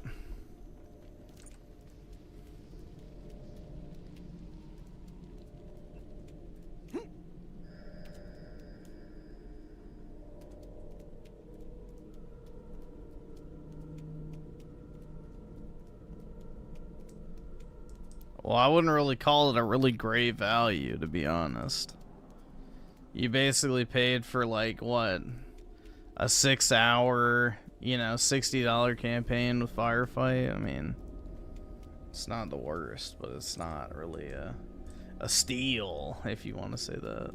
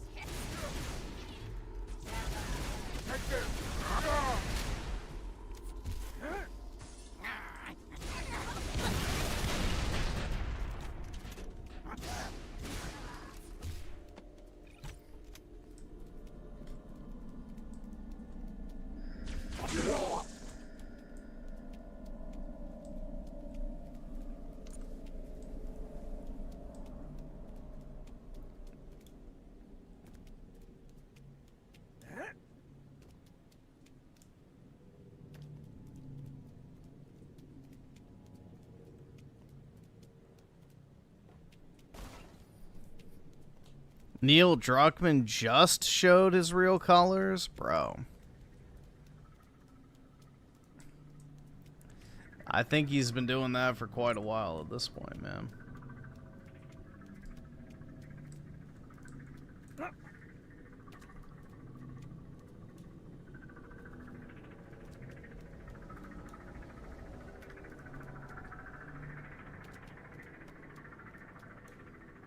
The beacon.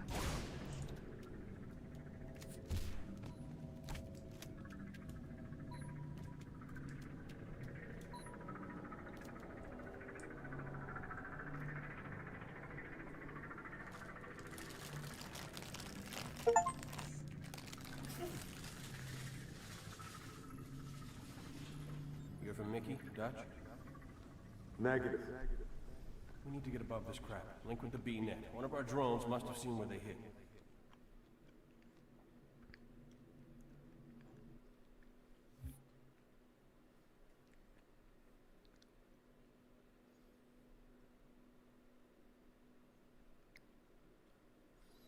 Dutch.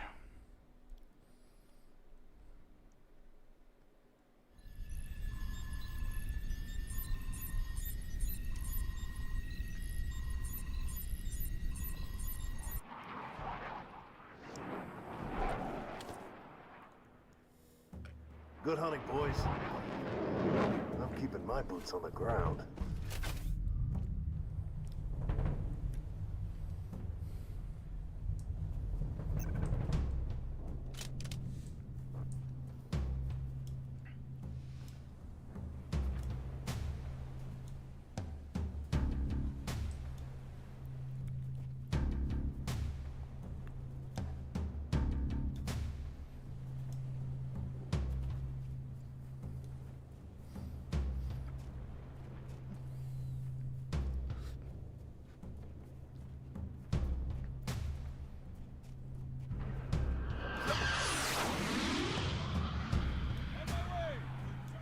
Trooper, over here. Help us secure this vehicle.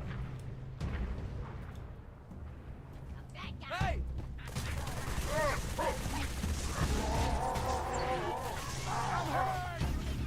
Treacherous heretics!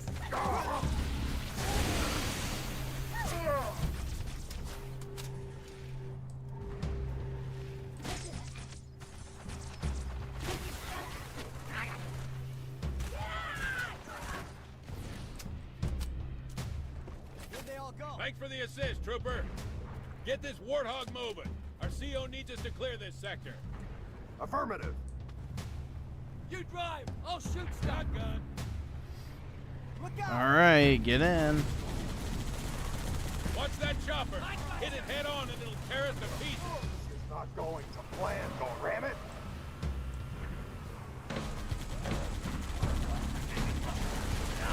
Ghost! Keep us steady! Keep moving. Don't let that Wraith take a shot at us. You set him up. I'll knock him down.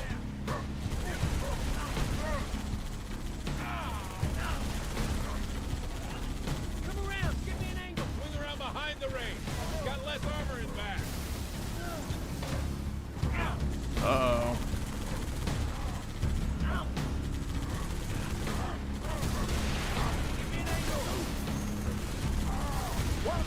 Real men fight?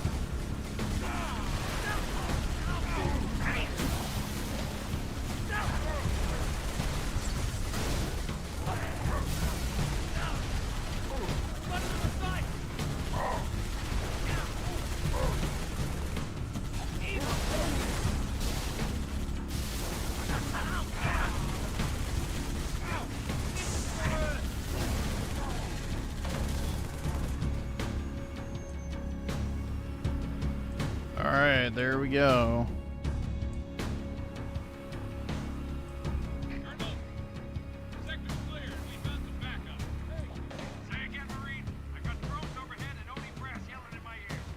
ODST reporting for duty, sir. Nice of you to drop in, Trooper. Head through the park to my second platoon's location. They're taking heavy casualties. Need immediate assistance. Roger that. I'm Oscar Mike.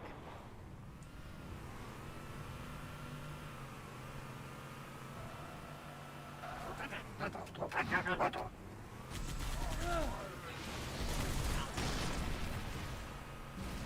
got a beat! Right there! Woohoo!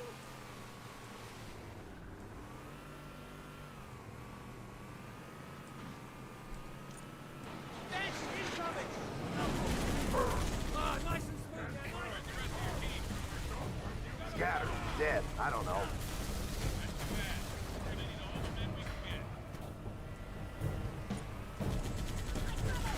Warn the chieftain. The enemy has breached our line. Kill that ghost before it raises the alarm.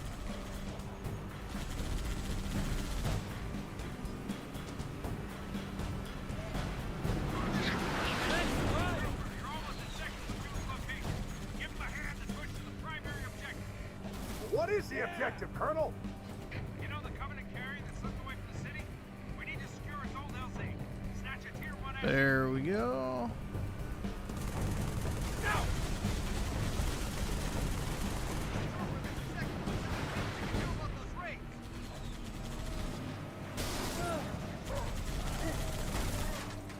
Where's the Colonel?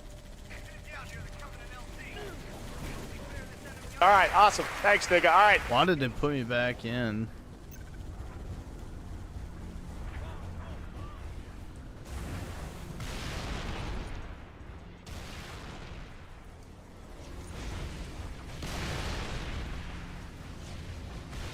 Okay.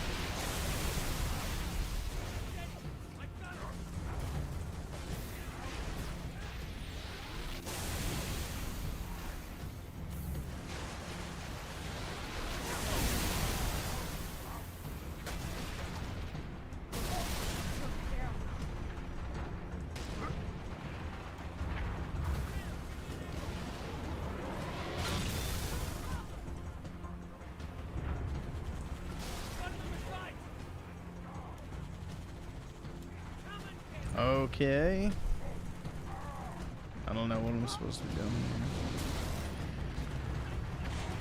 here. Changing mags.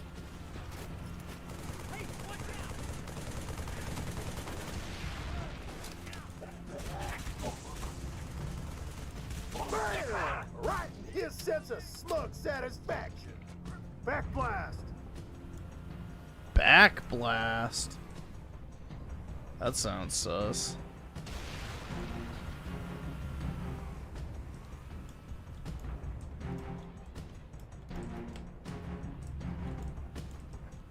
There we go.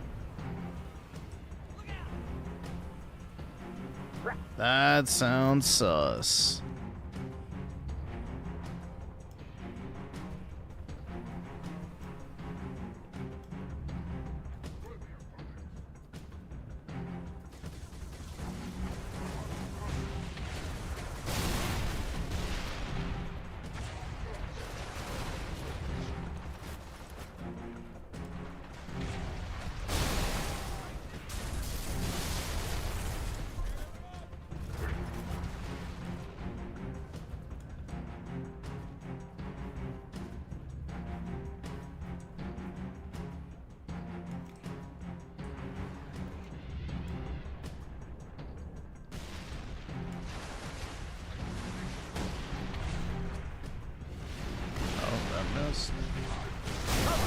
There we go. Oh, you don't like it, beat me.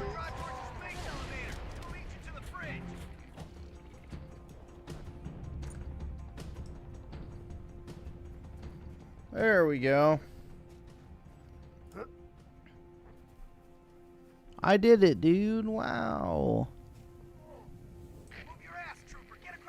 I defeated all the bad guys.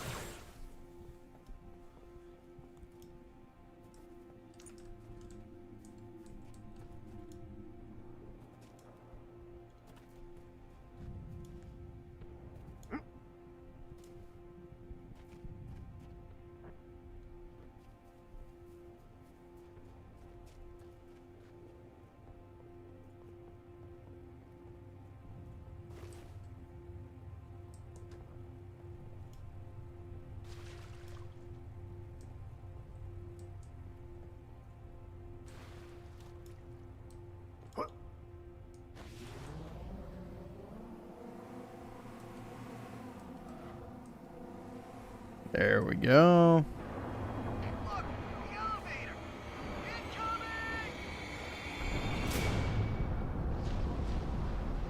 What the hell just happened? Subspace rupture. Must have weakened the support rates. All units. Target assets are on the move.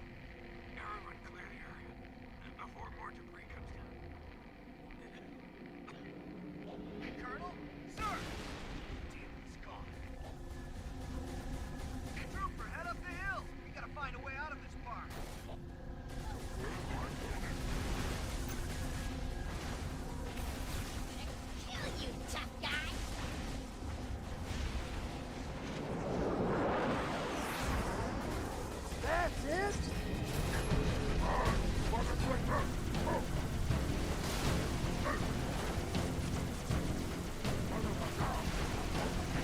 This thing takes forever to kill anything.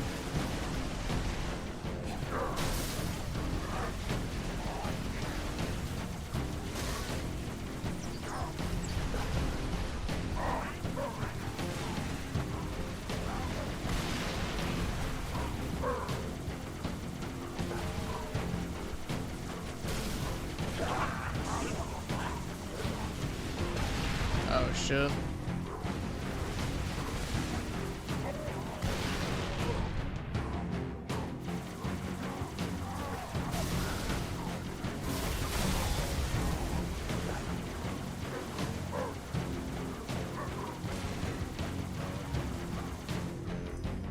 Got it.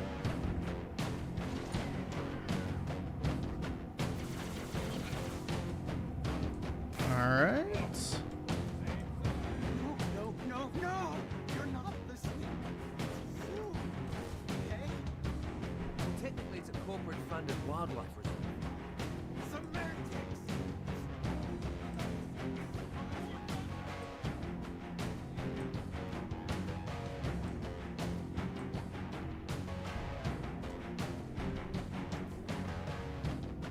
Hmm.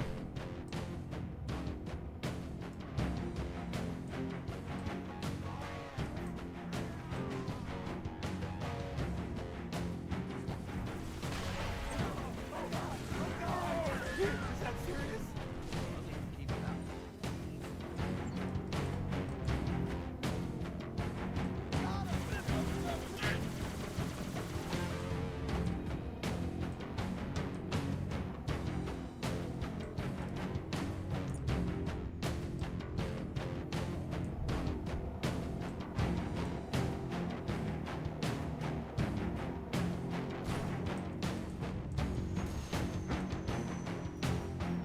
I don't think I can get up there.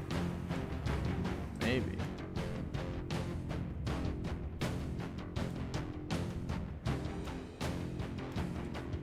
Nope.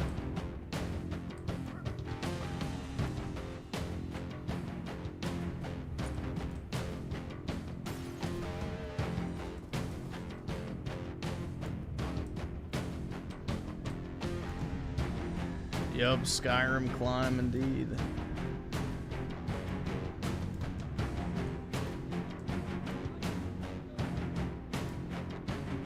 Nope. That's irritating.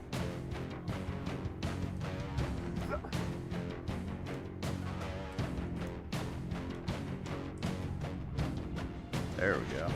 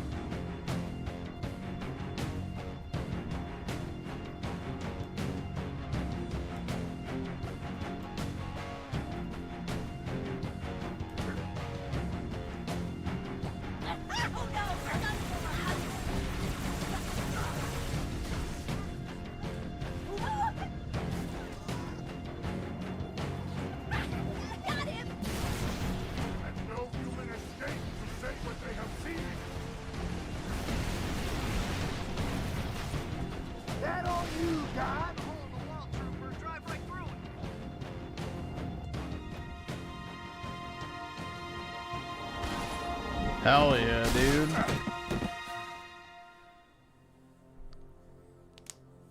Let's go, man. Lord, I didn't train to be a pilot. Tell me I don't have any more flying to do today.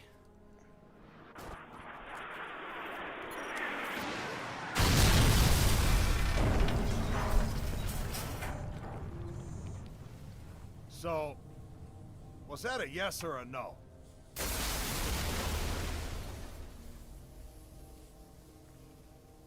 Amen. Give me 1 second.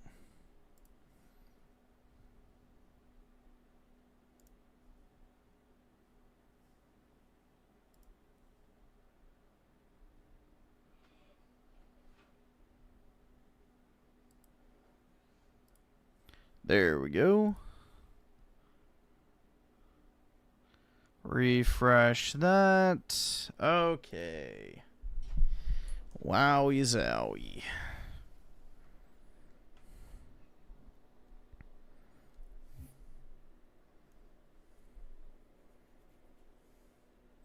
Oh boy, back to the streets.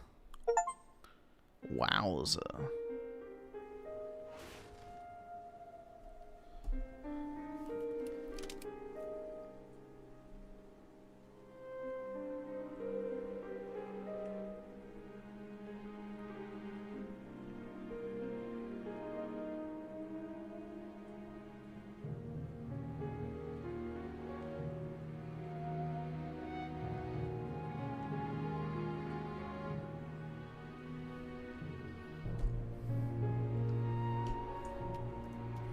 Resident Evil safe room? Kind of, yeah.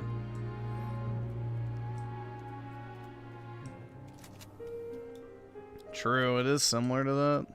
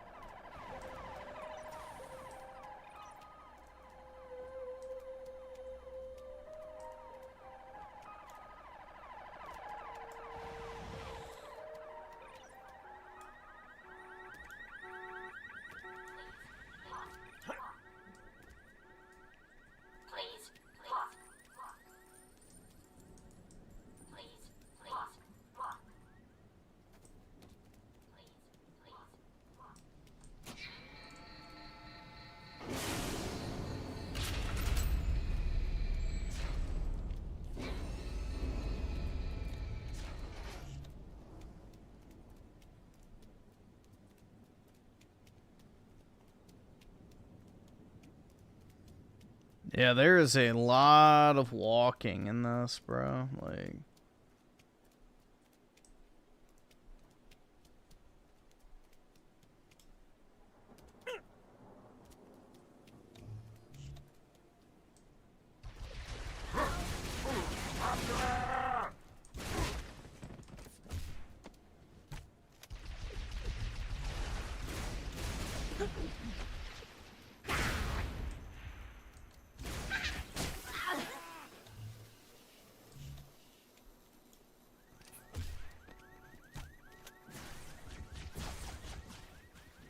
We can team up and bring you down.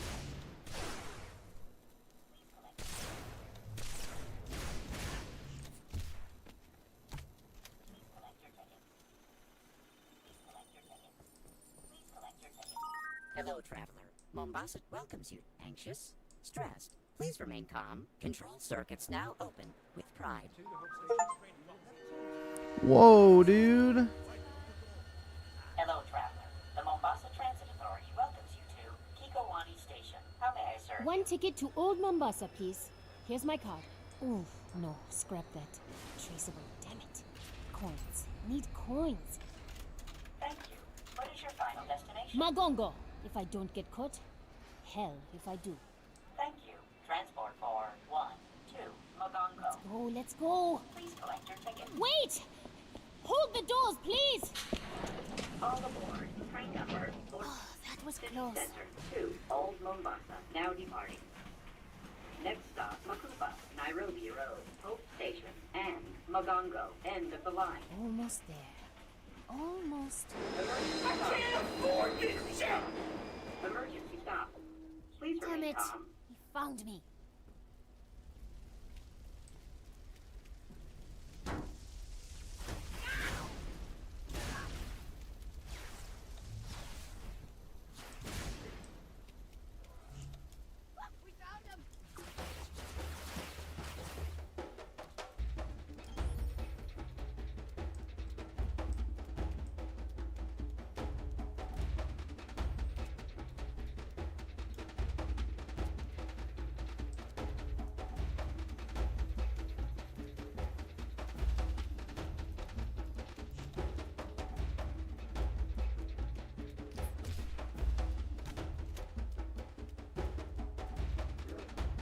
All right.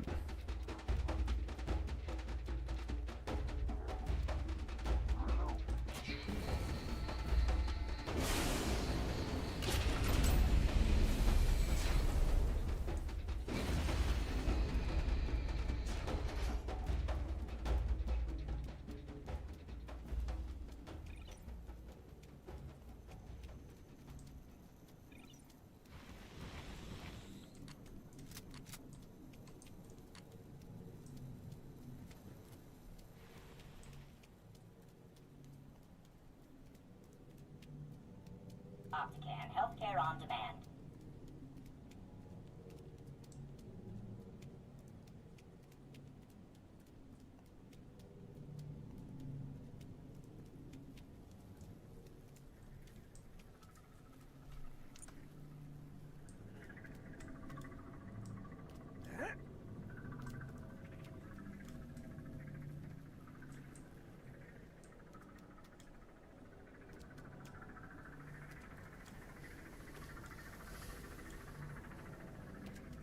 The beacon is nearby. Oh, what the fuck does that mean?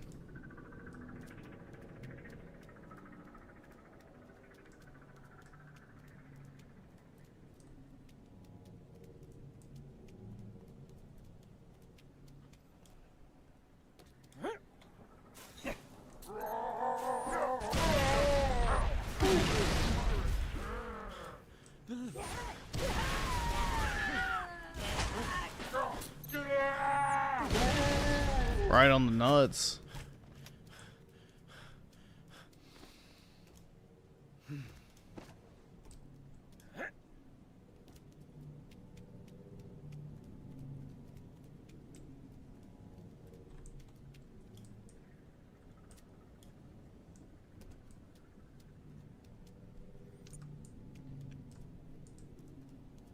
Okay, so where the fuck is the beacon?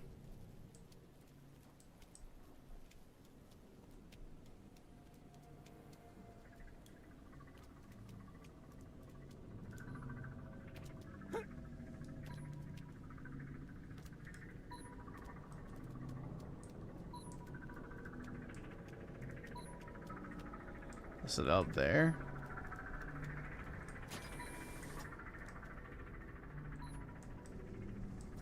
Guess so.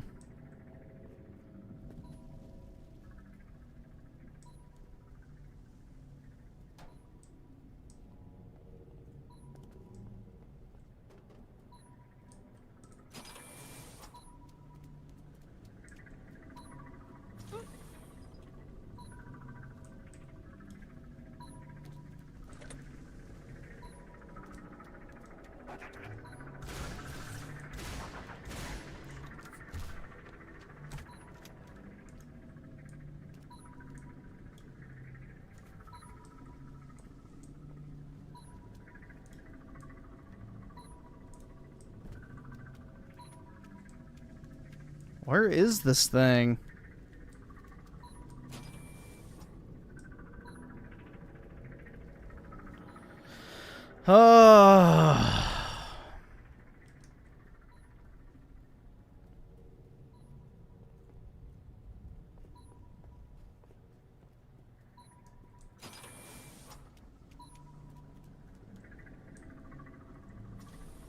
That is not a beacon, that's a fucking turret.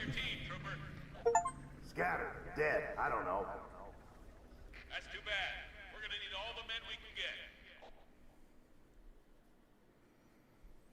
Dude, this campaign is boring.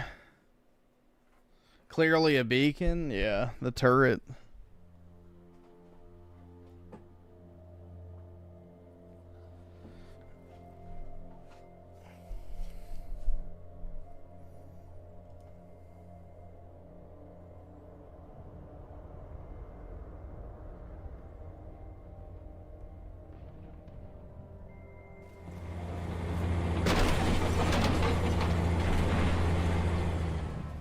Hey, where's the fight at?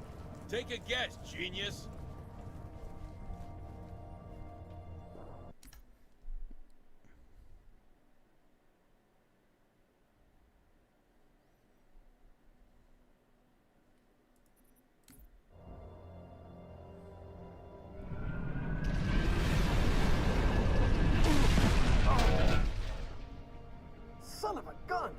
Want to live? Get your ass out of the street. This game is woke. I agree.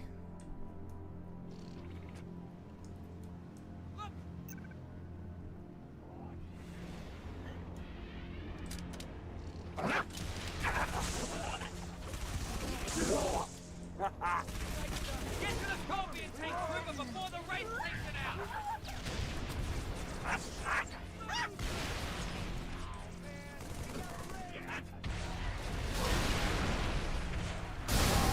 Come on, Griffin! Don't let the race kill our tank.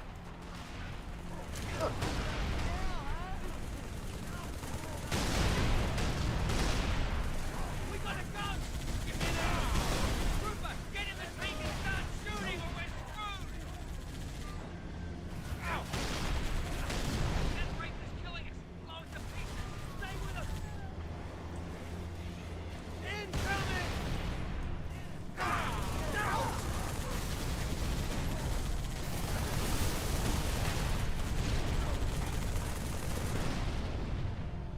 Good work, Trooper. Covenant's been rolling us back block by block. Every Marine in the city is heading for a rally point near the Naval Intelligence Base. You want to come with us? Sure, as long as I get to drive the tank.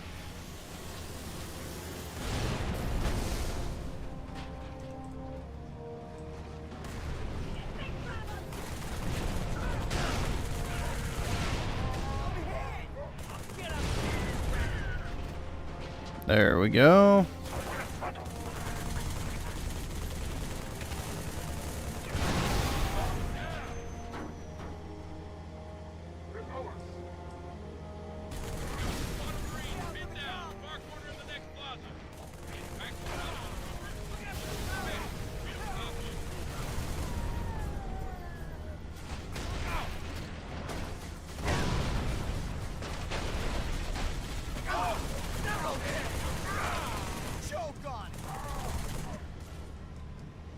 Oh.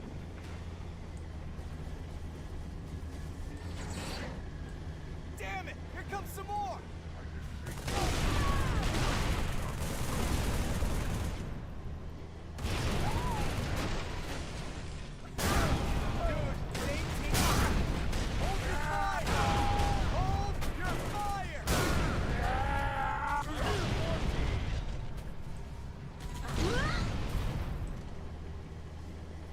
Oh, the tank's about to blow. Uh-oh.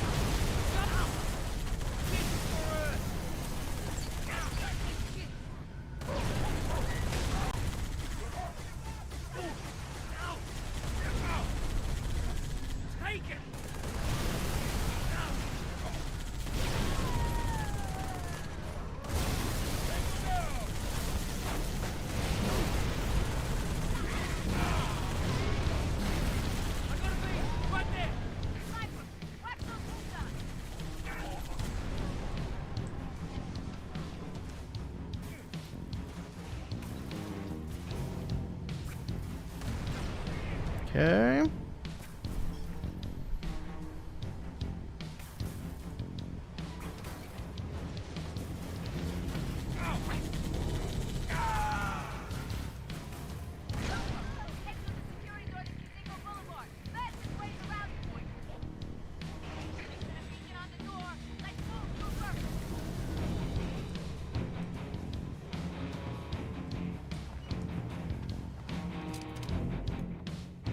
Let's take this tank.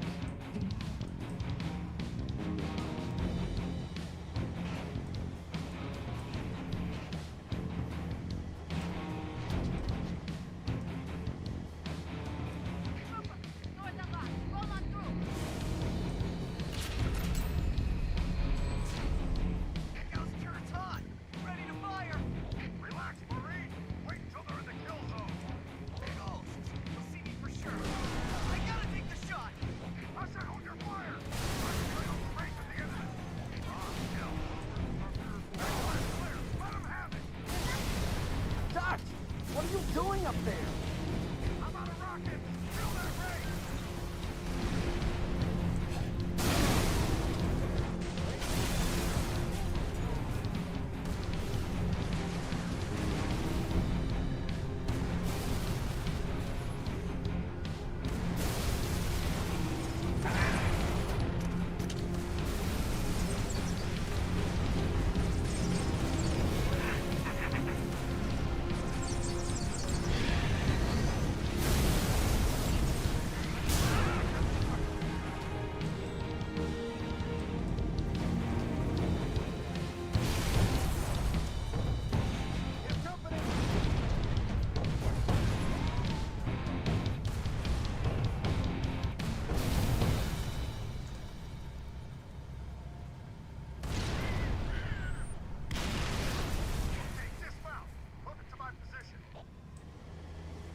Aw, I don't want to dismount.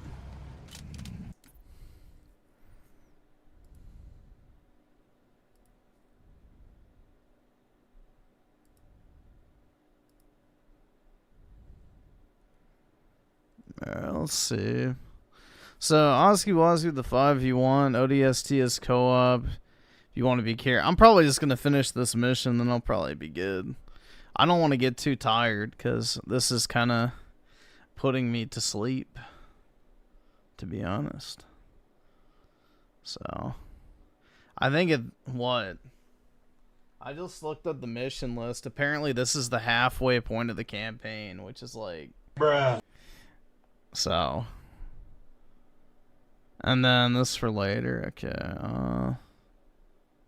Save the pig. Alright.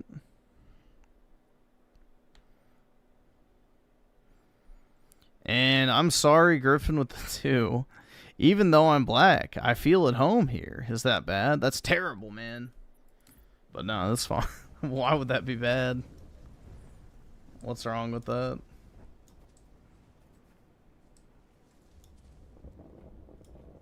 Mickey, over here. Aw, crap! Watch the door!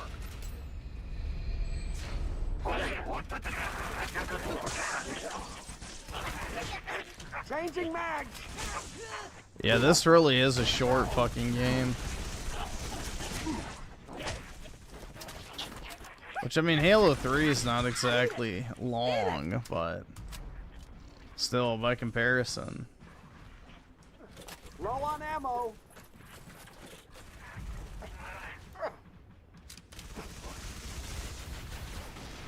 Never saw me coming.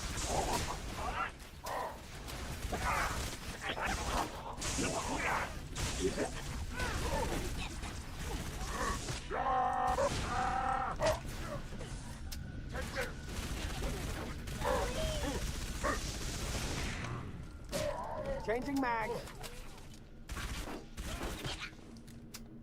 Who's coming and dropped in behind us? They must know this is our rally point. Terrific. Come on, we got ammo and weapons on the high ground. I saved you some.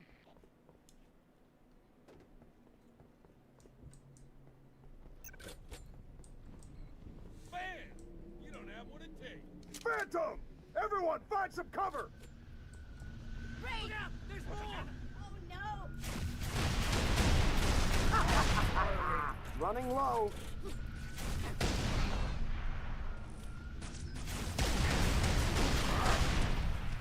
Ha! You're mine.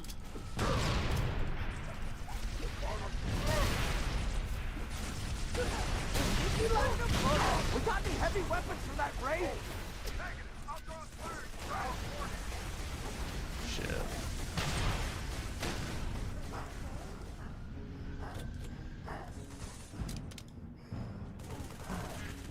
Kill those runners, Mickey! They're trying to flank us! No ammo.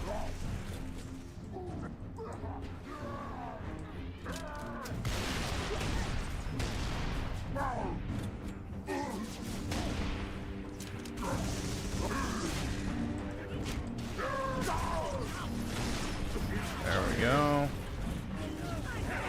Last mag.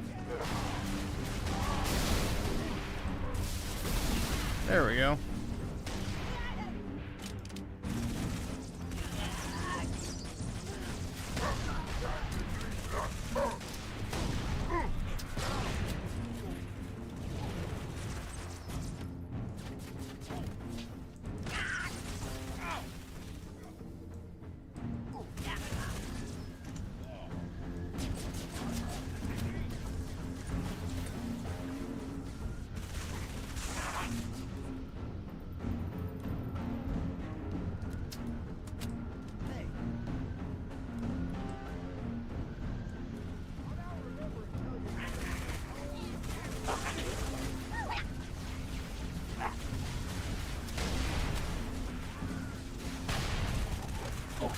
This up a rope, you sack of garbage.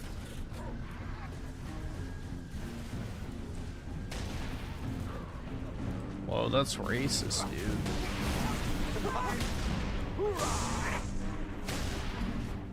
Why do you think it's your road? Because you're white? Reloading.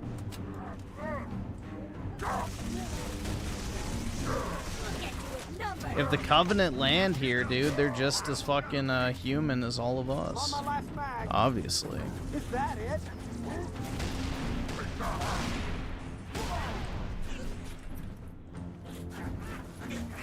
All the Covenant have to do is put one foot on the fucking US soil. They're American and by extension human, so I don't see what the problem is, unless you're bigoted.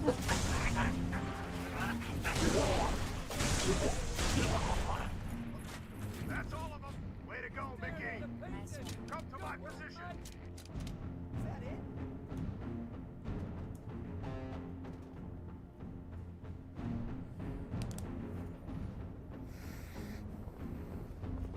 You heard from Gunny? No. Romeo neither. Well, guess it's just you and me. My vote, hold up, wait for backup.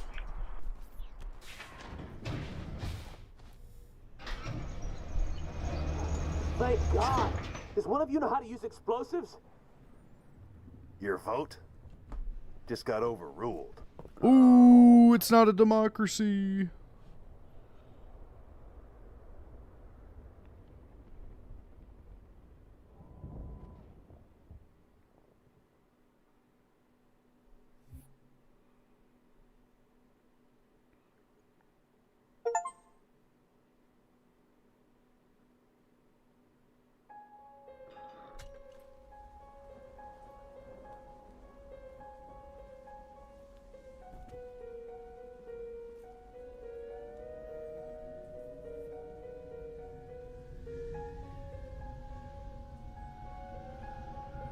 Griffin has no idea about cops? Why would I have an idea about cops?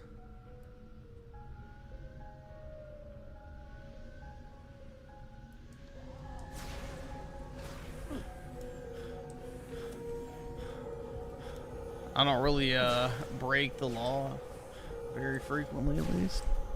The worst I do is speed.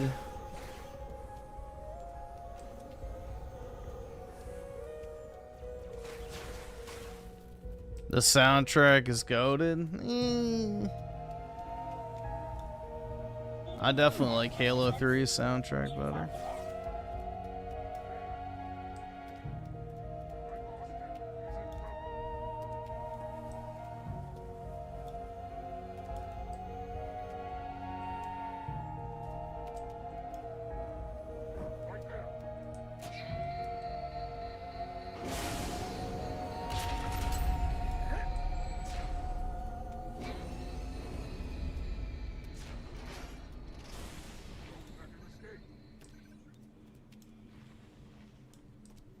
Not really in love with the fact that it sounds like a super spooky, you know, like 80s sci-fi movie soundtrack.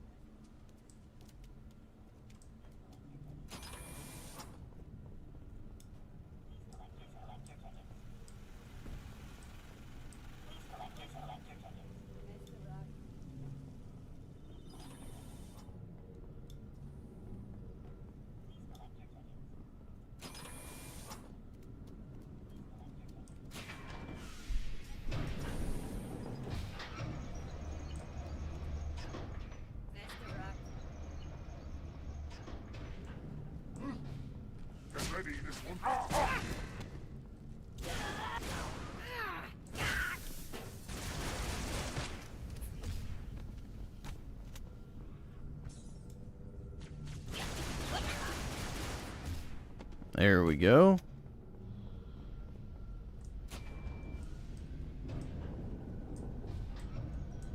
I get scared of my own shadow when I go outside. Well, it's a pretty big shadow, dude.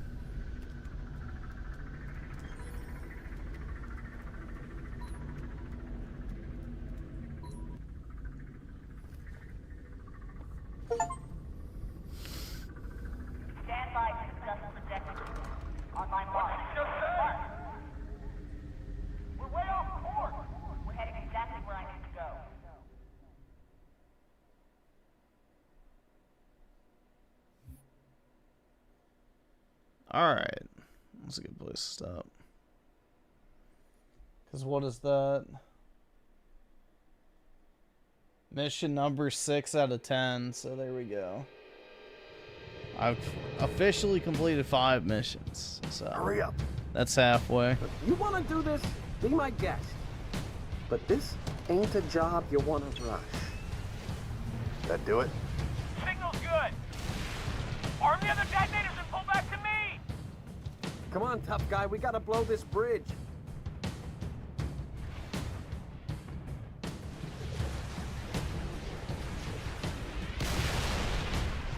Dutch, arm the other charges. What about those raids? Forget about them. We got explosives to set. Follow me. Arm the charges. It's about time. Come on. Alright.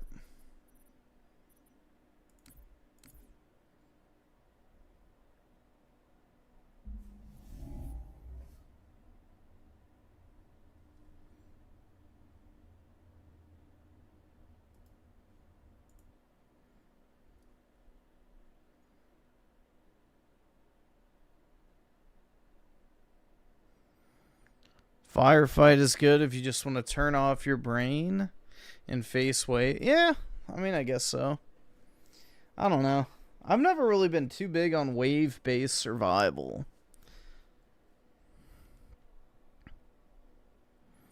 It's never really been my particular thing.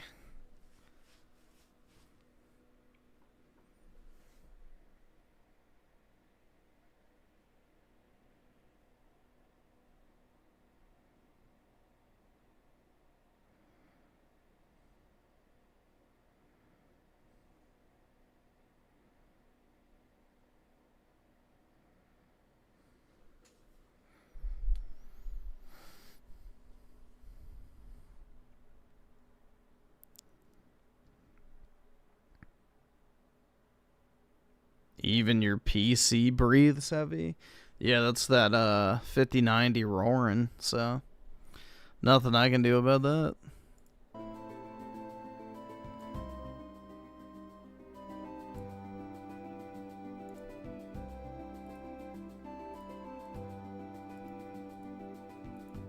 Well, let's see.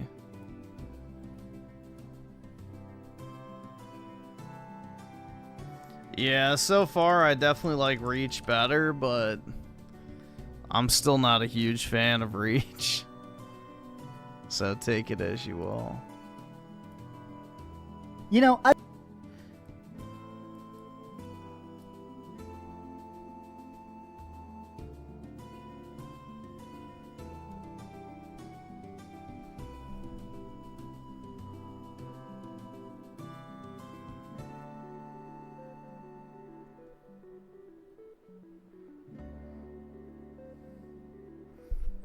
Yeah, I beat Reach like 2 years ago.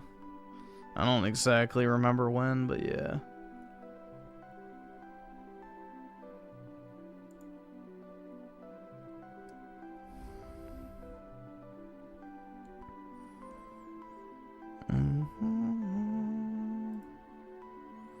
Already wage quit? Yeah, I'm gonna fall asleep if I keep playing it. I played it for an hour and a half, so that's fine. But, yeah. That shit's gonna put me to sleep.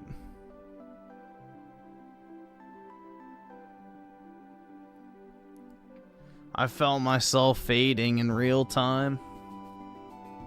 And I really don't want to take another caffeine pill.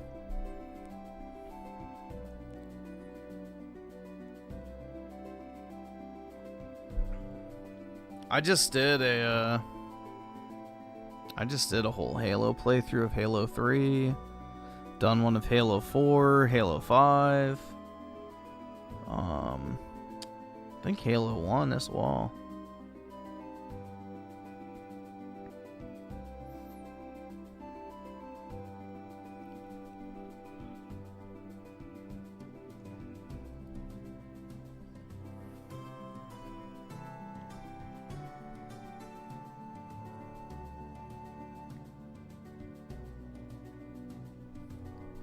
I've already streamed Infinite when it came out. It was not very good. You know, I've had a bit of a problem with the gaming industry for the last couple years, which is that it feels like there isn't enough passion projects. It feels like so many games just exist to make a profit. They're boring ideas done by boring executives to try and make the most boring game possible. Like God of War Ragnarok? Mouse PR for Hire, I love this game. I absolutely love it. It's $30. It's very big. It's got 20 hours of fun, bare minimum. I feel like this game is just so freaking fun because it is a passion project. I want to do some off-the-cuff thoughts. I just finished the game. I've done a lot of the side quests, a lot. Have you guys ever seen that fucking guy on Twitter? The Toon Souls account? Like, that shit's mad cringe, man.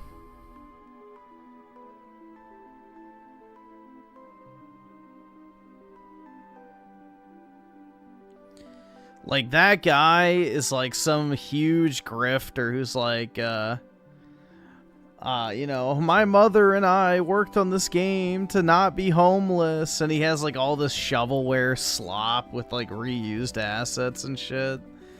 But yeah, it's the whole thing on Twitter. People love to dunk on him, but hold on. I'll just see if I can find the trailer real quick. Yeah, this is a...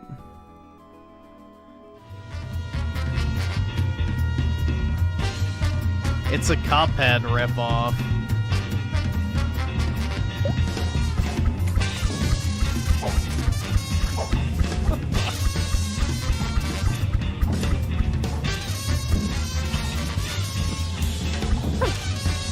Jesus, man.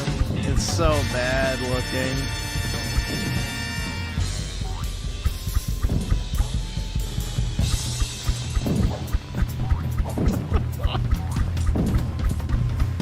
Dude, look at this shit.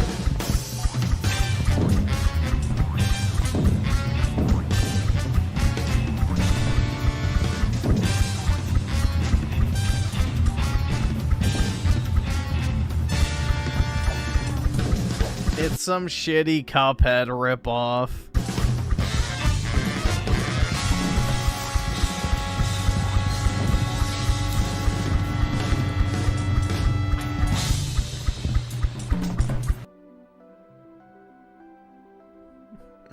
But yeah, this guy is like completely unhinged on Twitter. Like, he makes up all these fucking lies about being homeless, about how him and his mother developing the game themselves to pay for her medical treatment. You know, it's like this wild fucking tale of like, you know, oh man, it's funding her medical treatment, dude. A lot of the hidden upgrades, a lot of the secrets, and honestly, the more I play this game, the more I appreciate the fact that it's not trying to copy anybody else. Mouse PR for Hire is a black and white game with hand-drawn animations. Every quirky character, every silly cutscene, every crazy reload animation is done with hand-drawn 1930s black and white style art. And honestly, not only does the game look fantastic, it plays fantastic. And I want to talk about it today because it is definitely worth the money. But also more than that, I want to see more games like this. I feel like this needs to set up its own style of genre, of just true passion projects. Lately, I've been playing a bunch of stuff on PlayStation 1 and PlayStation 2, just, you know, in my free time, and I feel like those games back then, they felt like everybody was trying to do something so completely unique you'd never seen. Imagine that, man. When you have actual developers and talented people in charge of companies. It's amazing what might happen. Before, this reminds me of the very best old school PlayStation 2 games. I've never seen a game anything like this, and while it may play kind of similar to something like BioShock, it looks and plays so good. I want to see a whole series of this game, but let's talk about the goods and the bads, because I do have a couple tiny gripes, but overall, let's dig into what makes this game so dang good. Hi, I am Dreamcast Guy. If you could please give this video a like and subscribe if you haven't already, but let's dig into it. So what is Mouse PR for Hire? What is this game, in case you've never seen it? We're playing as this private detective named Jack Pepper. Now, the story itself is basically broken into separate case files that slowly build up to a main story, but yeah, dude, Mickey Mouse is gonna fucking drop pod into the nearest elementary school and go fucking postal. each of the individual tiny stories are stuff like oh, there's a missing magician. Oh, there's a mysterious boat that maybe is involved in like military smuggling. Oh, there's a bunch of dirty cops down at the docks. Why are they working with the mob? But really, this is just an excuse to have a bunch of very big, very, very fun levels. I will say that one of my few complaints about this game is that it tries really hard to be funny. It has a lot of like cheese-related jokes, and I just like a lot of them doesn't really land. A lot of this game I feel like is so fun that, I'll be honest, the more I played it, the more I kind of just did not even care. A lot of times, all these different little quips and stuff, this is very much made for people that want to have those cool homages to classic black and white cinema. There's lots of cool set pieces that sort of evoke stuff like The Wizard of Oz, or Beauty and the Beast, or Casablanca, and I think those like callbacks are cool, but I'm not sure I really care as much as just how fun the freaking combat is, right? So Jack Pepper is an absolute just psychopath.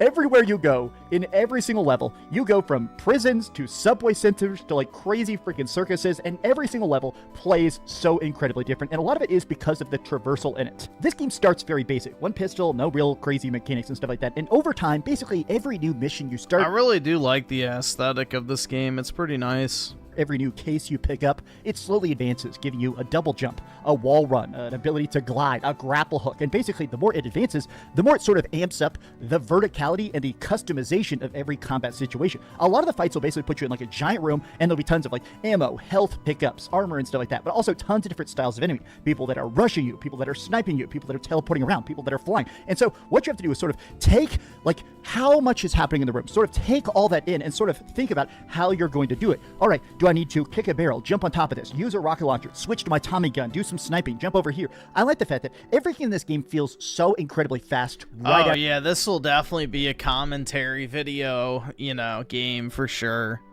Yup, it's got a very interesting aesthetic to it, so it'll hold people's attention at the gate, but the more you play, the faster it gets, and I feel like that works incredibly well because there is so many different styles of gun, and all of them actually work pretty dang different. The pistol has infinite range and does quite a bit of like basic damage, but it shoots very slow and the clip is very tiny. The shotgun does stun damage and good spread, but it pretty much only hits super up close. You get like a super shotgun later that lets you like shoot basically like mini cannonballs with the alternate fire and stuff. Or my favorite is like a weird acid gun, or maybe it's like a deep gun. It makes people's skin melt off, and also it just looks hilarious. But also on top of that, you have to think of like the environmental hazards, right? Do I want to shoot barrels? Do I want to draw people into fire? There's also all sorts of different silly power-ups. One that gives you infinite punch strength. Ones that give you ability to just basically shoot fire out of your hands. I like the fact that every combat situation feels so different, and it breaks up the pace. This is a game that feels like if you're just glancing at it, you think, oh, that's a lot of different straight-up normal combat, but it never feels like that. It is always just changing gears to keep you on your toes in a way that is so fun. As soon as you start to kind of adapt and go...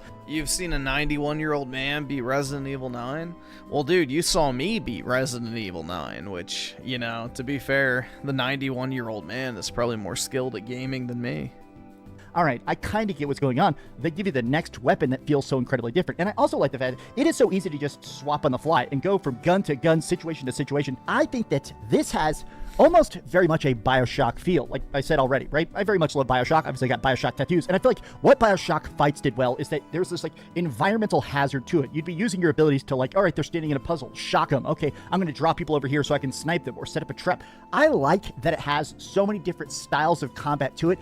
But the boss fights especially, every boss fight is radically different, from haywire robots to evil crazy monsters to literal beasts in hell to all sorts of crazy stuff, right? But this does bring me to one thing I did kind of dislike. A few of the bosses are practically interactive cutscenes. Like, I'll show you one. I don't really consider this a spoiler, but one of them is like this boss that's basically, you just have to shine a spotlight on him. It's a ghost. You're trying to stop a ghost and get her wedding ring, and you just shine a spotlight on it. And I feel like this is one of those fights that feels like it's more of a gimmick than actual gameplay. There isn't a lot of them, but I would say a solid, I would say 20% of the bosses in this game are almost more of like interactive cutscenes than true gameplay mechanics. One of them that's towards the end of the game, which I can't show you because it is a spoiler, is so painfully odd that it sort of made me just sort of stare at the screen and go, I don't quite understand why they even chose to do this. But there's a lot of extra stuff to do in the different levels. There's a lot of different puzzle solving, and there's... I don't have a Final Fantasy tattoo, fake gamer. Yeah, it's over, man. Sorry, I've been exposed as a fake and a fraud. But I'm glad the truth came out, man. I can sleep a little easier in the afternoons knowing that I don't have to live a lie anymore. And President HMV with the 10, watch one of the mods will link it. These are the modern day conservatives, by the way. Yeah, we can take a look. And then Asiwasi with the 5. HMV wanted you to watch this. Alright, yeah, we can take a look, man. Appreciate it.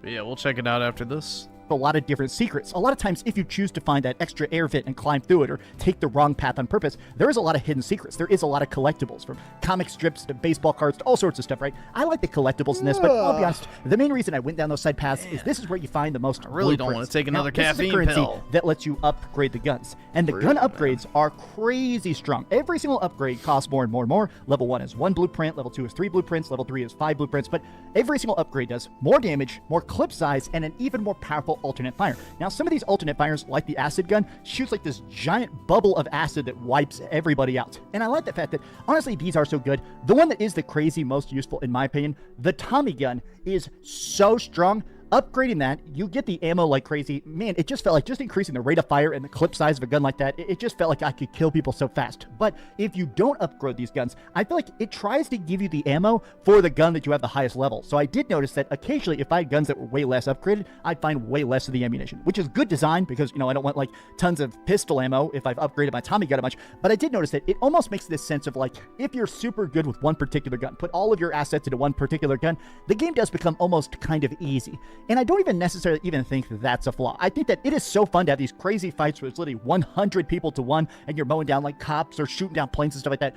I like the fact that, honestly, every single fight feels so energetic. I don't really mind if it sometimes I felt like I was killing people too quick. I think a lot of it helps the fact that everything is just so fast. You never really have a chance to like catch your breath. I like the fact that every single encounter, whether it is jumping into a secret, grapple hook up an area, trying to do the next lockpick minigame, which, yes, there is a lot of that lockpick minigame. I like the fact that every single fight is just go, go, go, go. It works really, really, really well. But this does bring me to maybe my biggest gripe. I wish this game had some extra change to the color. I wish that there was something where like you'd have some stuff in color. The whole black and white motif is cool. I like the whole like 1930s jazz. I actually think that works incredibly well with the game a lot. Every character talks so time period correct and stuff. I like so much stuff about the theme, so I understand why it's in black and white, but I almost wish that it would do something to sort of change up the art style more. Some levels do very much. Why? The whole appeal is the art style. The fact that it's like this old, you know, 1920s or 30s cartoon.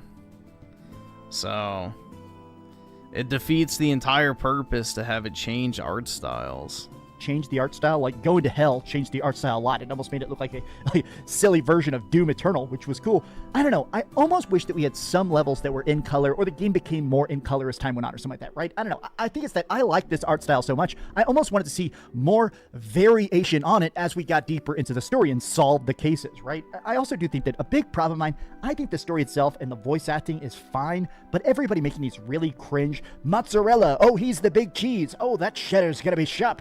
All the constant cheese jokes did grate me after a while. Yes, that pun is intended. And I kind of wish that they just tried to like lay off the cheese puns at least a little bit. Or, I don't know, going like to the case file board and solving cases and stuff. Well, dude, I think the intention is for the jokes about cheese to in fact be cheesy. Like, I'm pretty sure that was the intent. Like, you know, the old, you know, purposely corny or cheesy, you know, humor of like old cartoons is a deliberate decision. So I'm sure it's supposed to be that way. Like, it's just supposed to be, you know, dumb. Never really mattered to me. I hope that if we get a second game, it's a bit more colorful, maybe take it to a different time period. It's not even really critique. It's more of that, I'm just saying that what I want for the sequel, because this game was so good and it is only $30, I definitely just want more of it. I just want a lot more of this world, and I want to get a better look as to how talented this art team is. The black and white is cool, like it's a nice aesthetic, but, you know, after 20 hours of black and white alleys, I kind of wanted just a little spark of the panache. But let's talk about one of the things I think is the most interesting about this, which is that I really think it has a good sense of world building. I do like the fact that everything you encounter, whether it is those dirty cops or bandits or zombies and stuff like that, I do like the fact that everything just looks so cool. Like, it is crazy to see a game where everything is so hand-drawn, and it definitely looks like that old school, you know, black and white Steamboat Willie, old school Mickey Mouse era. And I just can't believe they managed to do that so well. Every reload, every cutscene, everything just 100% nails that vibe. I don't even know how you found that many 2D animators. I understand that this is actually a very, very rare set of talents, and it never really gets old. It is one of those things where the more you play it, the more you kind of just appreciate, man, how many custom character models did you make for this? How many did you make, like these scenes where you're walking through like a busy subway or a tiny, like crowded city streets and stuff? It is cool how much you see and just go, man, animators made all of this by hand. The effect is definitely supposed to impress you. It's supposed to wow you. And in my opinion, it works very, Do we know if they actually made all of this by hand? Like, is it all actually hand drawn, or is it, God forbid, AI? Very well. It is an actually impressive experience. It is supposed to blow your mind, and it does. I like this game a lot. I do wish that it had a little bit less of the lockpicking or a skip lockpicking option, because man, after like literally the 50th lock, maybe there's like 100 locks in this game. Some of the puzzles I also didn't super care for, but overall, this game, in my opinion, it is the passion project that personally I have been craving so much. Hell yes, Mouse PR for hire. But we've heard some good and some bad, but let's go to the ratings board and put a big number on it. 9.5. I am giving Mouse PR for hire a 9 out of 10. Thank you so much for watching, gamers. If you could please give this video a... Damn it. I gave it 0.5 too high. Shit, close enough. Like and subscribe if you haven't already. And honestly, more of this. I beat this on Steam, and I played it on the Steam Deck. Plays great on the Steam Deck. I'm tempted to buy it again on the Nintendo Switch 2 or the PlayStation 5. Just as the kind of game where, as long as it is, as fun as it is, I kind of immediately want to play through the whole thing again. Thanks so much for watching that video. If you want to see something else, you can always click this link to see what I put up last, or, you know, subscribe and see what's coming up next. Also, I promise that whatever I do, it'll try not to suck.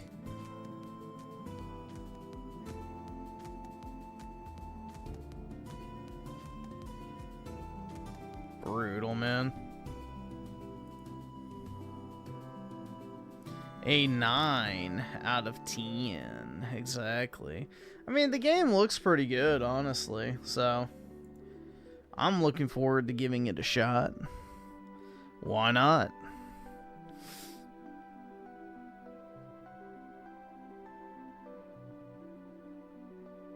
I think he gave Chronos: A New Dawn a 10.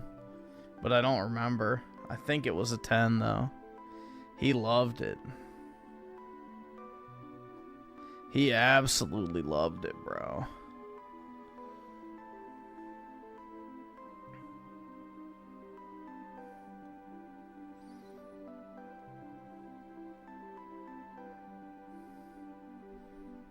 Alright, let's see. I did not open it yet.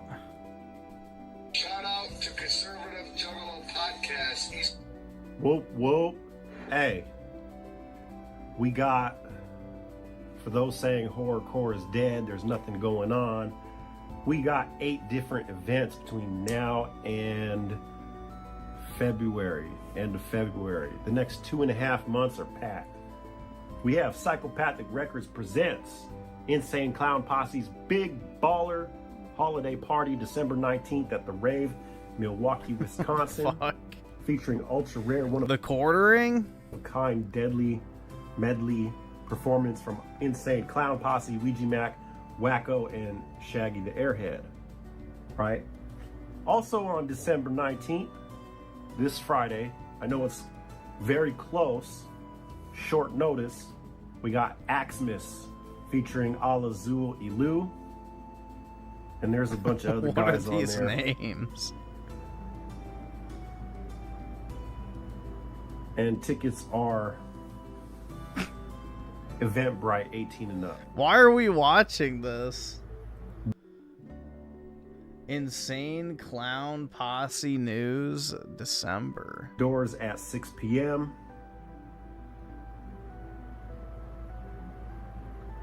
And it's in Classics Victories is the venue. I have no idea what the point of this is. Street, Columbus, Ohio. Now, Columbus, Ohio. Uh-oh. We got a free show. Juggalo Championship Wrestling. Oh, is this you? Okay. Yeah, I have no fucking clue, man. December 21st at the Harpo's Concert Hall in Detroit, Michigan on Harper Ave. We have in January the 17th, 18th, 19th, 20, 21, 22, 23, 24, 25, 26. That's 10 days in a row. We have the Carnival of Chaos Tour, Violent J Solo Tour. It's got Wacko, it's got Green Jelly and Ouija Mac, Denver, Colorado, Albuquerque, New Mexico, Farmington, New Mexico, Flagstaff, Arizona, Tucson, Arizona, Phoenix, Arizona, Las Vegas, Nevada, Salt Lake City, Utah, Boise, Idaho, and Reno, Nevada. And then on January 31st through February What 1st, is this even we have the for? Michigan Oddities Horror Fest in Monroe, Michigan. All Azul Ilu doing their thing. In February, we have Shaggy 2 Dope with DJ Clay. Oh, you know what? Scratch that. That's an old. There's only 7 events going on. My mistake. That's old. That's old. That's from 2018, 2019 here. All right, we got Juggalo Weekend in Florida, Miami. I have no idea what February this is in 27th reference and to. 28th. And we have this graphic that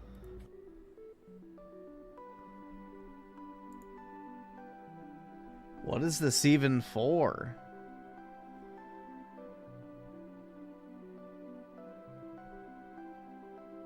Bro, I have no clue. I've come across it, but I haven't seen it on official pages, but I did come across this. And it's Utah Juggalo Horrorcore Fest featuring DJ Clay, some dude I can't pronounce, and Axe. All Azul. Performance by Chuckles, SON, Big Sherm, Freak Show, some other dude. Saturday, February 28th, 2026. $30 tickets. Full bar, 21 and up. Doors at 6 p.m.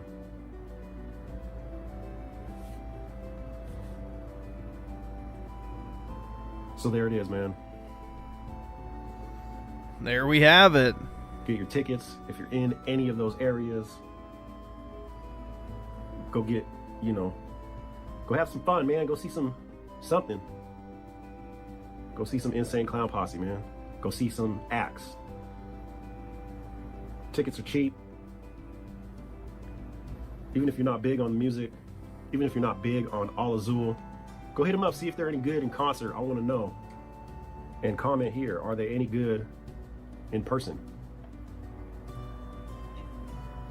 I can see my favorite Juggalo songs. I don't know if I have any. I'm gonna close with this. Right.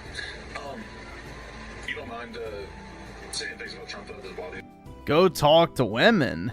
Never! Because the percentage of your audience is not going to appreciate that. No, man, everybody's got their own. I'm not tripping on anybody if you vote for Trump. And that's what life's about. We talk about things. I ain't tripping on nobody that's anybody's different, you know? Right. I hope nobody's tripping on me. I'm just being me. Right. Like, don't be mad at me for being me. I'm not mad at you, you know? Cool. I feel you. Stay down, Juggalo.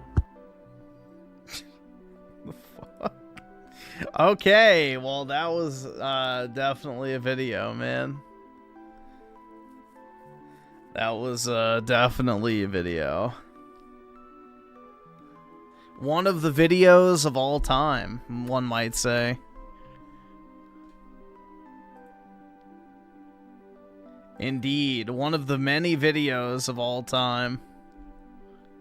Quite interesting.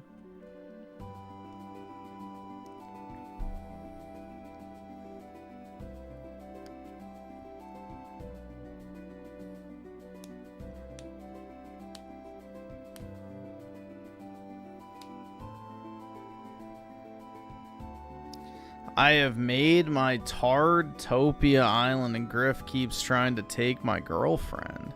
Tamagotchi life is crazy. That's not an accurate representation of me, dude, because I would never speak to a woman. Single or taken, obviously. They scare me. This is not Nintendo music. But only a bum wouldn't know that.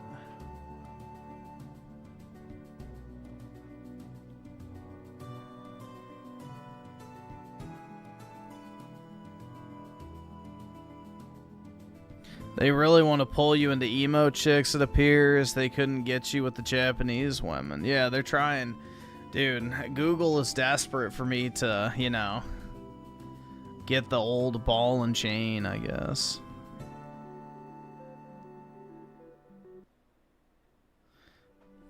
I don't know, dude. I think I'd rather have a Japanese foid than a goth one. You know, Hitler, forgive me. But, yeah, if I had to choose between a, if I had to choose between a goth like that, who wore the fucking makeup all the time, yeah, I'm picking the Japanese foid.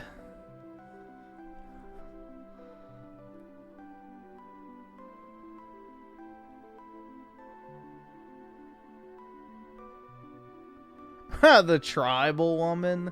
Fuck no. I'm not into that savage cunny.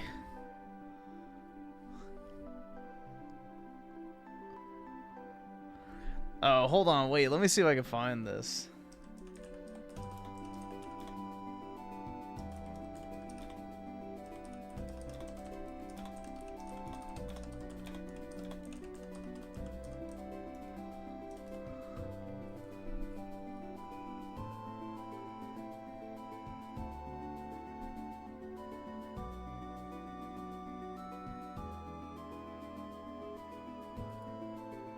Yeah, this is what I wanted.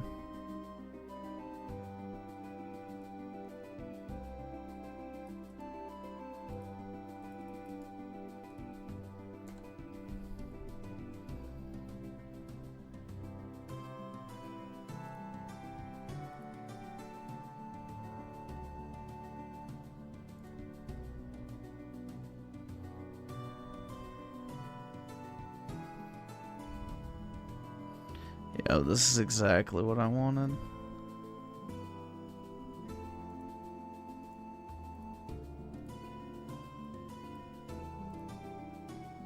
This shit's funny as fuck, man.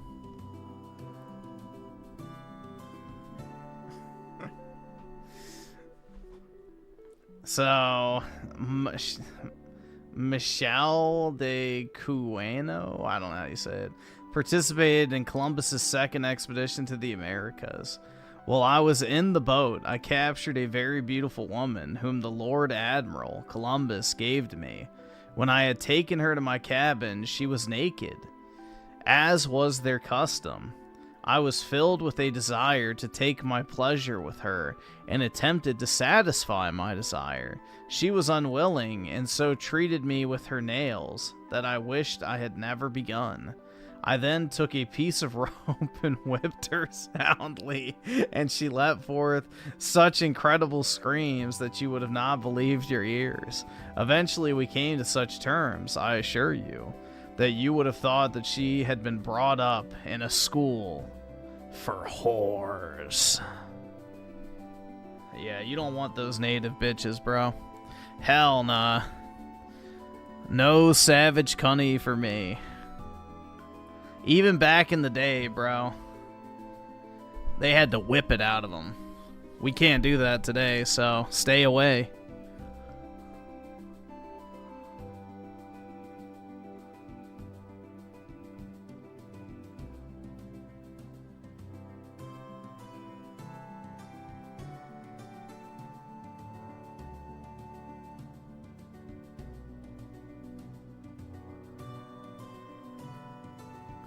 Well, PK, it already sounds like he did fix her with a rope. So, yeah. Brutal, dude.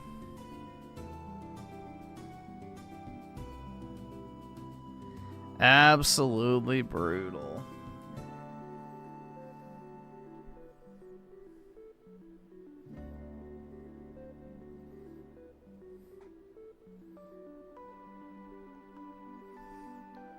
Which goth girl are you talking about? The one with the big boobs or the restaurant? Both. I don't like either one. It's just the same, like, e-girls, you know, promoting their OnlyFans. They're not actually, you know, working.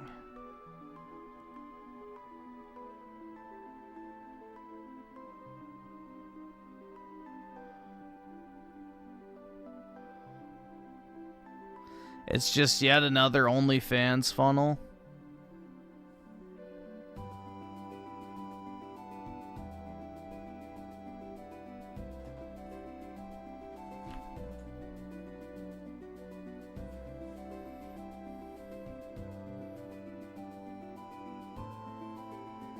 Embrace tanned blondes. Well, yeah, dude, that's ideal, but, you know. What I was talking about is if I had to choose between this or a Japanese Void, I'd probably pick the Japanese Void. I ain't going with fucking, you know, goth bitches. That shit's gross, man. I don't like goths. All right, awesome. Thanks, nigga. All right. That's not my bag.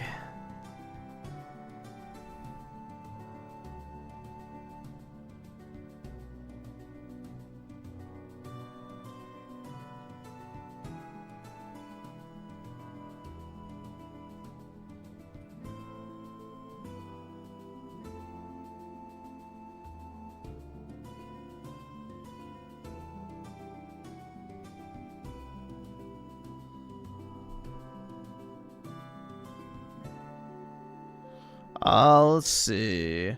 Saskia Wasku the 5, has there been any catchy songs that have been stuck in your head lately? What is this? Oh, yeah, speaking of catchy, hold on.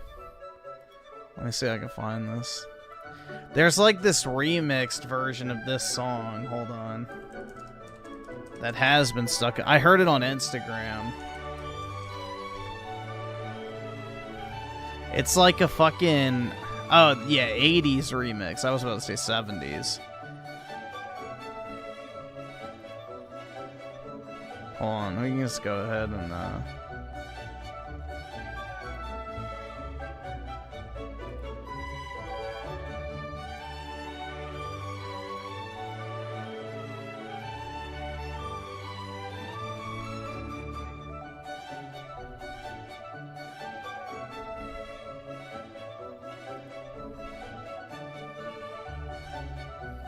Hold on, there we go.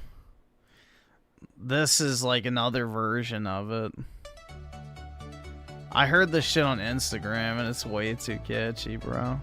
It fits because it's like a good mixture of like modern versus like the old, kind of like what do you call it, like the chiptunes version.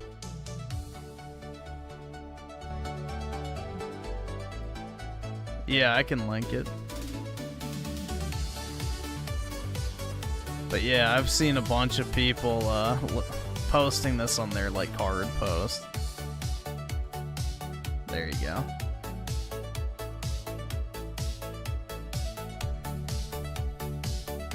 There's another one too.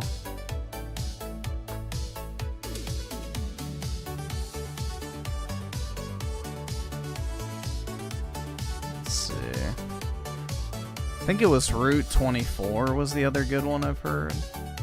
Yeah.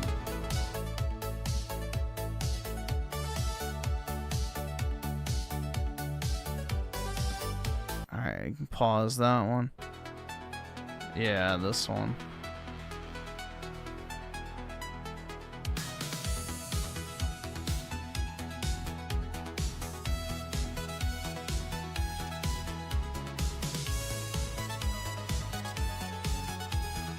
What's up with the image? I have no fucking clue. How would I know?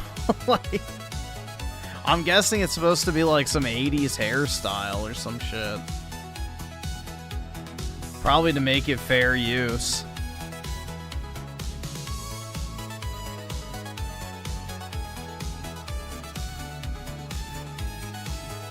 But yeah, recently that has been stuck in my head.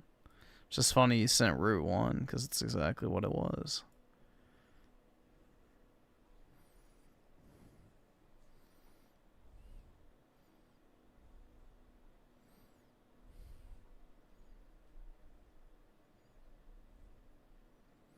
You look like a daily reward? I don't even know what the fuck that's supposed to mean, bro.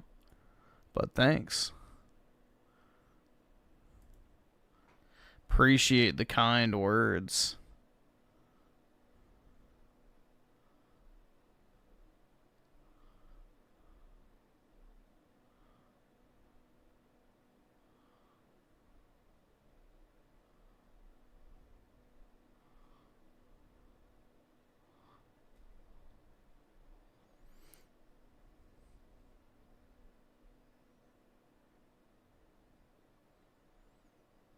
Shit sounds like something that would be played at a kid's birthday party. What, Pokemon music? Maybe.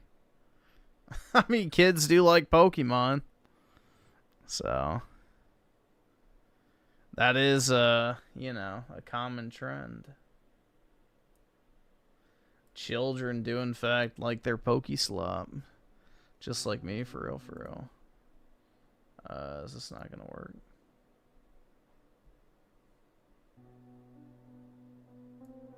Whatever you do. Oh, okay. It was just quiet. I was like, what the fuck? Is it not playing? Never play Pokemon Jartycuck version. Hello, my name is Cape Rikes, and I've experienced something so horrible that I will never recover from the trauma as long as I live. I've always been a casual fan of the Pokemon game. Yeah, I don't know what Jartycuck is supposed to mean. Series ever since I was a kid. I played many dozens of hours of Pokemon Emerald on my GBA. So when I browsing AliExpress one day and discovered a listing for a quote, I look like the final reward of a battle pass? Oh my god, thank you. One quote, new Pokemon game. Does that mean I'm worth fighting for? For the GBA, I was interested. I quickly paid the $4.34 to buy the game without really looking at what it was. And the website said that a package was being shipped to my house from Lesotho, which I thought was weird since sub-Saharan shitholes like Lesotho aren't known for their game development prowess. Anyways, after 6 days package or running water finally came to my front door, the package was delivered by an extremely brown short man wearing a stained t-shirt with the label Jarty Parcel Service on it. He said, "Hola senior, this is being used package of Aryan Pokemon game. Yous be enjoying it." The man then let out a massive, stinky brap before hopping back in his award decal-covered van and speeding off to deliver the rest of his packages. I quickly unwrapped the package, pulling out a blue and gray GBA cartridge. The game smelled horrible, like a mix of Chinese slave factory and the bathroom of a truck stop in Brampton. The cartridge was also weirdly sticky. The cartridge read Pokemon Jartycuck version with a picture of the obsessed ESLFNF pedo beside the title, Pokemon Jartycuck version. I reacted, not being able to comprehend why someone would make a Pokemon game about the long-dead Splinter website full of shitskins who goon to Soy Tan and Soy Lita. Obviously, still confused, I decided that I would still play the game. This was a horrible mistake that would haunt my life forever. After wiping the cartridge off, I stuck it into my GBA, and the game started to boot. It seemed to be a hack of Fire Red with a normal intro scene, except the title screen featured the FNF pedo in all his obsessed shitskinnery. I clicked New Game and noticed that the intro sequence was skipped entirely. Instead, the game skipped right to the starting bedroom. I also noticed that the character I was playing as was replaced with Nate. This must be a hack made by some obsessed soy teen somewhere, I thought to myself. Walking into Pallet Town, I noticed that everything was eerily quiet. There was no music in the background at all, and all of the usual NPCs were completely absent. Walking into the tall grass, I was greeted by the familiar sight of Professor Oak, stopping me from proceeding. But something was wrong. His sprite was made to be Vanta Black, and his name was changed to Professor Lesotho. When he led me back to the lab, I noticed that the whole building was full of equally black shitskins, including my rival. I also saw that the sprites of the Pokeballs were covered in a weird brown substance. After picking a Bulbasaur, which was thankfully unchanged, I tried to fight my rival, but the trigger for that event was gone completely. On the way out, I talked with one of the scientists in the building, who then said, IB is Professor Lesotho's gooner buddy, who goon with him to Soy Tan and Soy Lita O Algo in broken English. Concerned, I left Pallet Town towards Viridian City. After finding Viridian City completely empty, I ventured up towards Pewter to try and make some progress, being unable to find any wild Pokemon the whole way there. Entering the gym, I was disappointed to find it empty too, with only a single shit-stained Pokeball in the center containing the Boulder Badge. Heading towards Cerulean in search of life in this forsaken world, I saw that Mount Moon was completely gone, being replaced with a sign that read, Going to you, go into Cerulean for a surprising and a awakening with real funny Soytan, gooning courtesy of soytangooningsongs.co.ls. Terrified of what was ahead, I headed towards Cerulean City. After entering, I headed straight for the gym, hoping to find another NPC to unravel what was going on, only to find that the GM sign said, Leader, Soytan, instead of Leader, Misty. After walking in, I saw Soy Tan standing in the center, surrounded on all sides by completely Vanta Black figures. After interacting with Soy Tan, I saw dialogue that almost gave me a realistically portrayed panic attack. She said, Hola, mi es Soy Tan y me love el tiempo, mi BBC, para desmayarme con mis bulls Jarty negros yacucho. Then the Vanta Black figures walked towards me and surrounded me, and the screen went black. I then spawned in at Lavender Town, except everything was horribly wrong. Instead of being called Lavender Town, it was instead labeled P-Town. And the entire location was full of extremely Vanta-black shitskins walking everywhere. All the shitskins had dialogue along the lines of "Main apani, BBB ko soyate mein badalane, gund my BBC into soylita, o algo haha ke liye yahan aaya hu," and other such nigger babble. The infamous Lavender Town theme was also playing in the background, except all the instruments were replaced with hyper-realistic, high-pitched braps. That sounded too lifelike to be possible on the GBA. The music was so repulsive that it made me want to jump off of a building. I don't know who the fuck wrote this shit. I was quickly distracted when one of the shitskins approached and asked, "Do you are of believing in BBC?" I selected no, and the shitskin responded, "Okay, yeah, not. Guess, the BBC on your shoulder is fake, oh algo." After this exchange, I ventured into the Lavender Town Tower, which was surprisingly absent of any NPCs, venturing up the levels. I encountered some items on the floor, only to find out that all the floor drops contained an item called P, which I was too scared to select. After venturing to the top, I saw a character so Vanta-black that it should have been impossible to display on the primitive hardware. This character said, "Me is Jartycuck, and I try rape, soitain and gooning. You goon with me with P forever and ever in me goon chevi aap soyatain ke primi hai, dasasast fustad." Before the game speakers produced a brap so loud that smoke bursted out of the speaker hole and killed the sound. I was then in an encounter with a wild Jartycuck. This Jartycuck was level 100, which my level 5 Bulbasaur stood absolutely no chance against. Despite being outmatched, I was able to survive multiple rounds because the Jartycuck would only use string shot instead of attacking. Eventually, my luck ran out, however, and Jartycuck used Pound, which knocked me out. Then my GBA started flashing with the most horrible images of futa, rape, zoo, vomit, soy-tan porn that I had ever seen, combined with horrendous images of pee and kitten-crushing videos. My GBA then suddenly exploded in my hands before I could drop it, releasing a cloud of green gas that smelled like a designated shitting street in Mumbai on a hot day. And it caused me to pass out. Waking up later, I noticed something bone-tinglingly horrible. The green gas had turned my beautiful white skin the color of literal shit. Writing this now, I am planning on blowing my brains out with a shotgun for being an ugly shitskin. So please, dear reader, if you ever come across it, never play Pokemon Jartycuck version.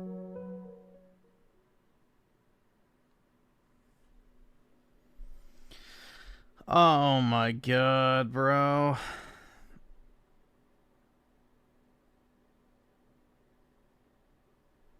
Jesus. Okay, well, that was definitely something that was written at some point in human history.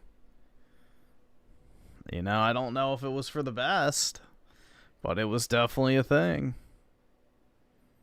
Well, now you want to play? Don't do it, dude. Don't do it. What the fuck is that? No clue, man. Schizo Garcia with the 2 watch 5 nights at Jartycuck. Oh my god. Alright.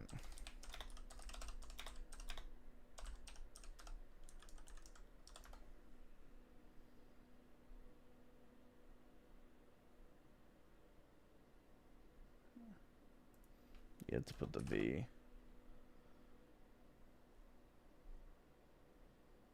Hold on, let me just go back to the channel. Oh wait, no, that's not it.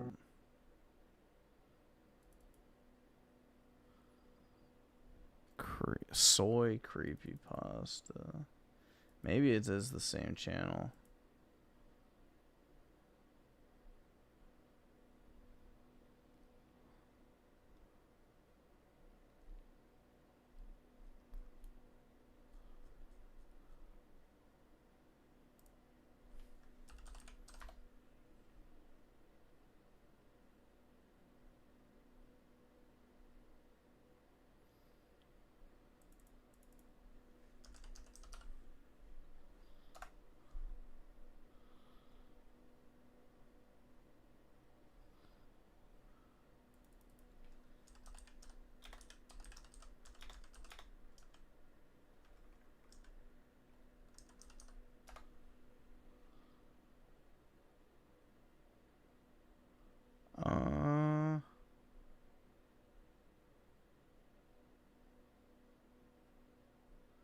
Is this it? Gem rolled creepypasta?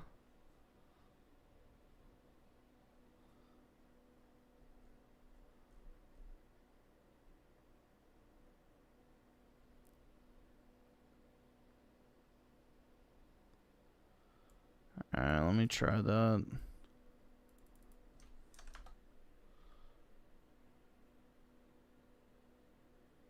No. What is the channel name? Just give me the channel name.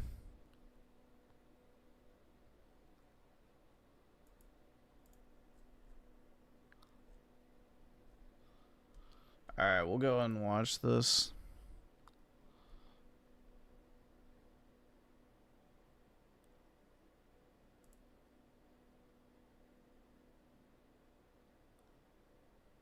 Fortnite is down. Brutal, man. I'm sorry. The pig. We'll get set up here for RimWorld. I hope that it goes better. I don't know what's going on because we were good on Sunday night when I started this run. Pretty good. It was hopping, but now it seems like it's pretty darn slow tonight. I don't know. Well, let's get set up. And whoa, I received a $50 tip. This person says, long live Whoa. RimWorld. Have a great stream. Thank you so much to this person. As a result of that $50. Damn, dude. A $50 tip? Give me monies! Tip, it is time for the briefcase of Apple. Doesn't he have like one whale that's funding this entire game? Thank you. And he was bitching about the fact that basically only one person pays for it. You're pathetic. You're an embarrassment to the human fucking race. You are the poster child, textbook definition of what humanity has created as an offshoot of something meaningful. Your existence is meaningless. All right, everyone, if you are enjoying RimWorld and how chaotic this has gotten at this point, please support the stream. I'm not doing this. Get out of here. Please support the stream. Please give it a like on YouTube if you're watching on demand. If you're watching the playthrough on demand as a video series on DSP Gaming, please give it a like as well. Let's get some support for RimWorld tonight. Let's get some subs. Let's get some memberships, some kicks, some super chats, and some tips. Again, this has been one of the longest running series I've been doing in recent memory, and it's been doing very well pretty much in all aspects. All right? The support's been great. Let's make that happen again tonight. That helps make up for slower streams. Let's go. If you like RimWorld, please support it tonight. We got about half an hour left on tonight's stream. All right, guys. You're going to make me beg for support all night long, like a pathetic loser. A pathetic e-beggar, right? So here's what's coming up tomorrow. Tomorrow we're going to have a full... Oh, I agree, dude. Phil is absolutely allowed to grift plebs. Like, absolutely. You know, because the thing is a lot of his dents are, you know, dudes that are on, like, SSI and shit like that. So if he didn't take the money, somebody else would. And, you know, in all honesty, I would rather the money go to Phil than, like, some VTuber or something, to be completely honest. Podcast, topics in... Luso Chud. Okay, yeah, I'll try to find it. What are we going to do for the next DSP Tries It? Because I believe that rumored Popeye's meal that we had talked about is actually real. So we're going to decide, is that going to be it, or is it going to be something else, and we're going to look at other options. We're going to talk about the upcoming possibility of a marathon in early May. I had an idea for it, and we talked about it the other day, but we didn't solidify it, so maybe we'll lock that in. And then either game news or whatever goes on in the morning. And then after that, Dragon Quest VII Reimagine. I'm going to try to get 2.5 to 3 more hours of the game in on that first Okay, it was that video I had, the gem-rolled creepypasta. Okay. stream. Tomorrow night is the continuation of Retro Rewind. So it is a chill day tomorrow, I would argue. I'll be honest, I'm a little nervous. Why? Well, because Dragon Quest streams historically don't do well. And Retro Rewind also doesn't usually do great. It does okay. So we just had a slower stream of RimWorld. And now we have a day that's lining up that may be a full slow day, both streams. I hope not. I hope people will come by and hang out and engage and support both games tomorrow. But I can't make you. I hope that you will, though. I hope you'll come by and hang out with me and have a good time. Okay? I want to say thanks to those who did contribute. This sucks that we had no kicks, and this is the last stream for Kicked this week. But it is what it is. I can't make people support, you know? All right. Once again, like I said, with RimWorld, low attendance. Yeah, we didn't even have 70 viewers. Wow. Not even 70 viewers. And we had low attendance also for Crimson Desert earlier today. So, man. Don't you get it? It's over. It's time to say goodbye to the internet. Just give up. I got a $100 tip. Fuck you. You're a liar. But I'm making it known that if people don't continue to show up, engage, and support with these playthroughs, I'm going to drop them because I need time for new That's right, dude. He needs time for that money. games. Okay? So right now, out of all the games that I'm playing, I would say RimWorld, Retro Rewind, and Crimson Desert are the three that I got my eyes on, saying they're all starting to underperform. So if they don't bounce back and have good streams, likely they're going to be out of the rotation. And this is going to give us time to focus more on the other games and the new games. I don't like romance movies. I really don't. Like a lot of women do. I don't. I think they're, what's a good word to use? They're retarded. Here are the views from yesterday. Ready? Now, yes, you can argue these videos are only 13 hours old, but, is anyone watching this? And you can go back in the week to the other RimWorld videos. If something goes horrible and there's a disaster, usually the views will inflate. In this case, we got 600 because I started the new DLC. But then take a look at the second part of that DLC. Only 300. Well, Phil, do you maybe see the issue with this? You know, part 53 is uploaded after part 54. So if someone had just watched part 52 for some unknown fucking reason, I couldn't imagine why they would want to, but let's just assume that they did. They did watch part 52. Why would they immediately skip to part 54 when part 53 is not even out yet? Call me crazy. Views in 3 days, because this actually is 3, not 2. YouTube always counts wrong. I don't know why. I mean, Pokemon is doing better. Retro Rewind is doing better. Pretty much everything I'm playing is doing significantly better. Significantly better. 300 versus 600 views, bro. At that point, that's not even significant in the slightest. RimWorld is right now my least... Oh, yeah, dude, I'm done with Crimson Desert. Like, honestly, that game, I wasn't having fun with it, so I gave it 21 fucking hours. That is way more than I would give most other games, so maybe when they add the difficulty options, I'll give it another shot. But, dude, I just wasn't having fun with it, so I'm good for now. I really don't have a desire to go back to it, to be completely honest. I did not enjoy the grind. I didn't enjoy getting new gear. I didn't enjoy upgrading my gear. Not a fan. Viewed series, and I mean that, even Dragon Quest, again, which isn't getting a lot of views, is kind of outperforming it. So maybe it's just very simple. I would much rather just play classic Pokemon at this point. Played RimWorld for 4 months, and it's finally dying out after 60 hours of gameplay. Now, I know some of you might be like, wait, no, but I love RimWorld. Well, I'm with you.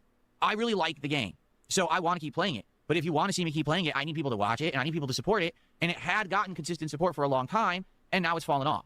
So the thing is, I'm not going to cancel RimWorld. I'm not. But I need to see how it does next week. And if it goes well next week, then I likely will say, okay, not a big deal. All right? But if it doesn't, if it falls off again and it's slow next week, it might be time to say goodbye, particularly because we need the time in the schedule in order to play other games. Okay? So let's see how RimWorld goes next week. All right? I can see that we have a bunch of idiots in the YouTube chat, so I'm just going to take care of them quickly before I continue so I don't get distracted by idiots. There you go. Get rid of that one. Get rid of that one. Wasting time. Here's another one. Okay. Goodbye. Banned, banned, banned, banned, banned. Gone. Forever. Vegeta Bull, I think we've talked a lot about what's going on with quartering in the casino, have we not? You guys keep bringing it up. Like I said, I really don't have much to say. Besides, I don't really know the full situation except what you've told me. And from what you've told me, it just sounds like the quartering flagged down their YouTube Clips channel. And I guess also Andy's regular channel, which I thought was already banned, but apparently had been unbanned. And because of that, you know, everyone has talked about the story because, you know, the YouTube drama community picks up on all of it. And now it's backfired, right? Where now they're getting tons of attention on them. I mean, I guess that's how it works. Of course that's how it works. Anyone with a brain knows that's how it works, which is what makes what the quartering did even more fucking retarded. He probably did it while fucking drunk. Listen, it's this simple, all right? You have issue with someone, you voice it, or you don't, or whatever. But I don't understand the whole idea of trying to use, like from what you guys are saying, it was nonsensical what happened, right? It's not like, oh, it was a valid claim, and apparently it's like underhanded means or something, right? Like saying that it was band evasion for them to have a Clips channel, even though their Clips channel is not owned by them, so it's not band evasion. So yeah, if it was a legit takedown, a legal thing, that's one thing. It apparently hasn't been. So there's only one way that that's going to go. You know what I mean? First of all, people don't like takedowns to begin with. Most people who are content creators do not agree with people who take down content. Just in general. You know, if you're part of the YouTube commentary... Unfortunately, part of the territory of making YouTube content is A, people talking shit about you, and B, you know, whatever, other auxiliary related shit to you. You know, personally, I don't really like the fact that people take, you know, shit to a level of where they, like, start attacking people's wives and stuff like that, but it's like, you know... If you talk about it on your fucking content or include said person in your content, it kind of becomes fair game at that point. So ideally people would leave their internet beef on the fucking internet, but it doesn't always work out that way, unfortunately. But it doesn't give you the right to fucking flag shit. Especially if you're a so-called free speech advocate. Like, nobody would fucking give a shit if Hassan Piker flagged down a channel. Because he'd be like, dude, fuck those fascist Nazi fucks. And fuck their YouTube. Like, you know, and his retarded, you know, mouth-breathing audience would be like, yeah, dude, fucking ban them. Fuck them. But because Quarter Pounder, you know, LARPed as a free speech absolutionist, you know, a heckin' lolbert on that issue and everything like that, you know, he set this expectation that he would be, you know, the white knight of free speech. And, well, when given the opportunity to be the bigger man, he chose the complete fucking opposite. So...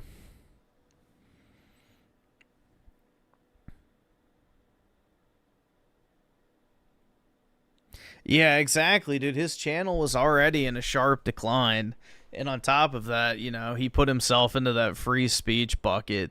So he's pissed off his audience. Like, his views are not doing well right now. So, I mean, we can take a look again, but pulled him up earlier. He's getting like 20 to 30,000 a fucking video, which is terrible for a channel his size. Yeah, like, look at this. I mean, this Benny Johnson video is doing well, but that's probably because of the name attached to it, not quartering. But yeah, you can see, like, ever since this drama occurred, which, you know, like 5 days ago, his views have just fucking tanked, bro. He went from getting, like, consistently 50 to 100,000 views a video to now he's getting, like, maybe 50-something thousand. There's a 90,000 one, but... you know, 30,000, 27,000, 36,000. You know, those did okay. 40,000, 34,000, 21,000 after a day. 27,000, 13,000. This one did okay with 52,000. And then 19,000. Like, he used to get that many views in like an hour or two. So, it's actually kind of surprising, because I thought he'd be pretty insulated, but maybe his audience is in tune with, like, internet drama. I don't fucking know, bro. That's actually, like, honestly, that is surprising. I thought for sure people would just, you know, not fucking care, but I guess he still does have a core audience of people who are in tune with what's happening, you know, internet drama-wise, so... I guess he has been able to maintain, like, a core audience like that for some time now. But, yeah, that's kind of crazy. But, yeah, they're dropping off a fucking cliff view-wise. So, he's going to have to get rid of the 3 editors or whatever, man. He should just save every fucking penny he makes from here on out, because who knows how long this shit's going to last for him. Community, and you dish it out, then you also have to be able to take it. Am I right? Right? So, in my case, listen, do I like Kino Casino? Obviously not. Do I care that they talk shit about me? Not really. I just ignore it all, and I'm good. I had to lie about... yeah, honestly, Phil does look like a Kang in this particular situation. Things because I had to protect my ego. Did I go crazy thinking, oh, I need to, like, try to destroy the casino and get, you know, revenge against them because of the stuff they say about me? I'm like, oh, fuck it. Let's do my own thing, right? But I guess some people just, you know, they're not like that. They feel like they have to be in control, and I don't know. Yep. You know, do these things again. Well, Quartering thought he could fucking big dog them. That's the thing, is Quartering definitely has an ego, and he thinks he's the big fucking dog on the block. It was a legal thing. Like, if the casino had actually done something that was considered illegal. Like, let's even say that you feel that they went so far that it could be considered defamation or something, right? Okay, so sue them. So get a lawyer and sue them for defamation. Right? Yeah. Don't do underhanded things to fool YouTube. Especially because the casinos in Canada, which the, you know, requirements for defamation, if I'm correct, are far lower in Canada than they are in the United States. Like, hold on, let's look this up real quick. Is it easier to win a defamation suit in Canada versus U.S. as a public figure? It is significantly easier to win a defamation suit as a public figure in Canada than the U.S. Canada's laws are considered plaintiff-friendly, placing the burden on the defendant to prove the statement was true, whereas U.S. law requires public figures to prove actual malice, that the statement was false and made with reckless disregard for the truth. In Canada, once the plaintiff proves a defamatory statement was published, the defendant must prove it was true, justification. In the U.S., the public figure plaintiff must prove the statement is false. So there you go. In theory, Quartering could have sued the casino guys for, you know, defamation. And the burden of proof, obviously, is far lower in Canada, so... But no, instead he bitched the fuck out because he knew he probably had nothing. So he, once again, opted for the low blow. Automated system into thinking that they're ban evading and stuff like that to get them shut down. Instead, just do the legal thing. That's correct. Like what they say, 2 wrongs don't make a right. Right? So you hate them so much, you're essentially breaking the law yourself, doing false reporting and stuff to get it shut down. That's not right. Because, yeah, it is true. The Kino Casino Clips channel is not ban evasion. So if it was banned for ban evasion, that's erroneous. It never should have happened. They're not. That channel is not run by them. It's run by someone else who pays them for their work on the channel. This is the same loophole that Keemstar used to be on YouTube many years when he was banned from YouTube. Yeah, but they closed that loophole. So if the channel solely exists to rebroadcast banned individuals, then even a manager can't own it. So they closed that loophole after Keem so successfully exploited it. So it used to be the case that that was what would happen, but now they got rid of that rule. So again, they got him on some bullshit technicality. I promise you. Like, that's probably what it was. They got him on some fucking bullshit technicality. Like, well, actually, you know, that's probably what happened. So, in theory, yeah, their channel shouldn't have been taken down. But there's probably, like, some bullshit YouTube law, or not law, but, like, you know, terms of service, or some bullshit little byline, or whatever, that applied to their very specific circumstance that fucked them. Most likely. Someone else make a channel, and he just made content. Well, people get around it because there's not enough, you know, attention on it. So, again, most people don't go around flagging or, you know, trying to get people's channels taken down. So, unless YouTube figures it out, which they don't actively look for it, you know, they don't really go out of their way to do anything about it. So, the channel. So, yeah, their rules are super vague. They don't tell you what you actually did wrong if you violate. Like, it's fucked, man. Per the rules of YouTube and the legal stuff, they're in the right. Now, maybe what they do could be considered defamation. It could be considered slander. If that's the case, go after them for defamation and slander. Get a lawyer and sue them, right? Yep.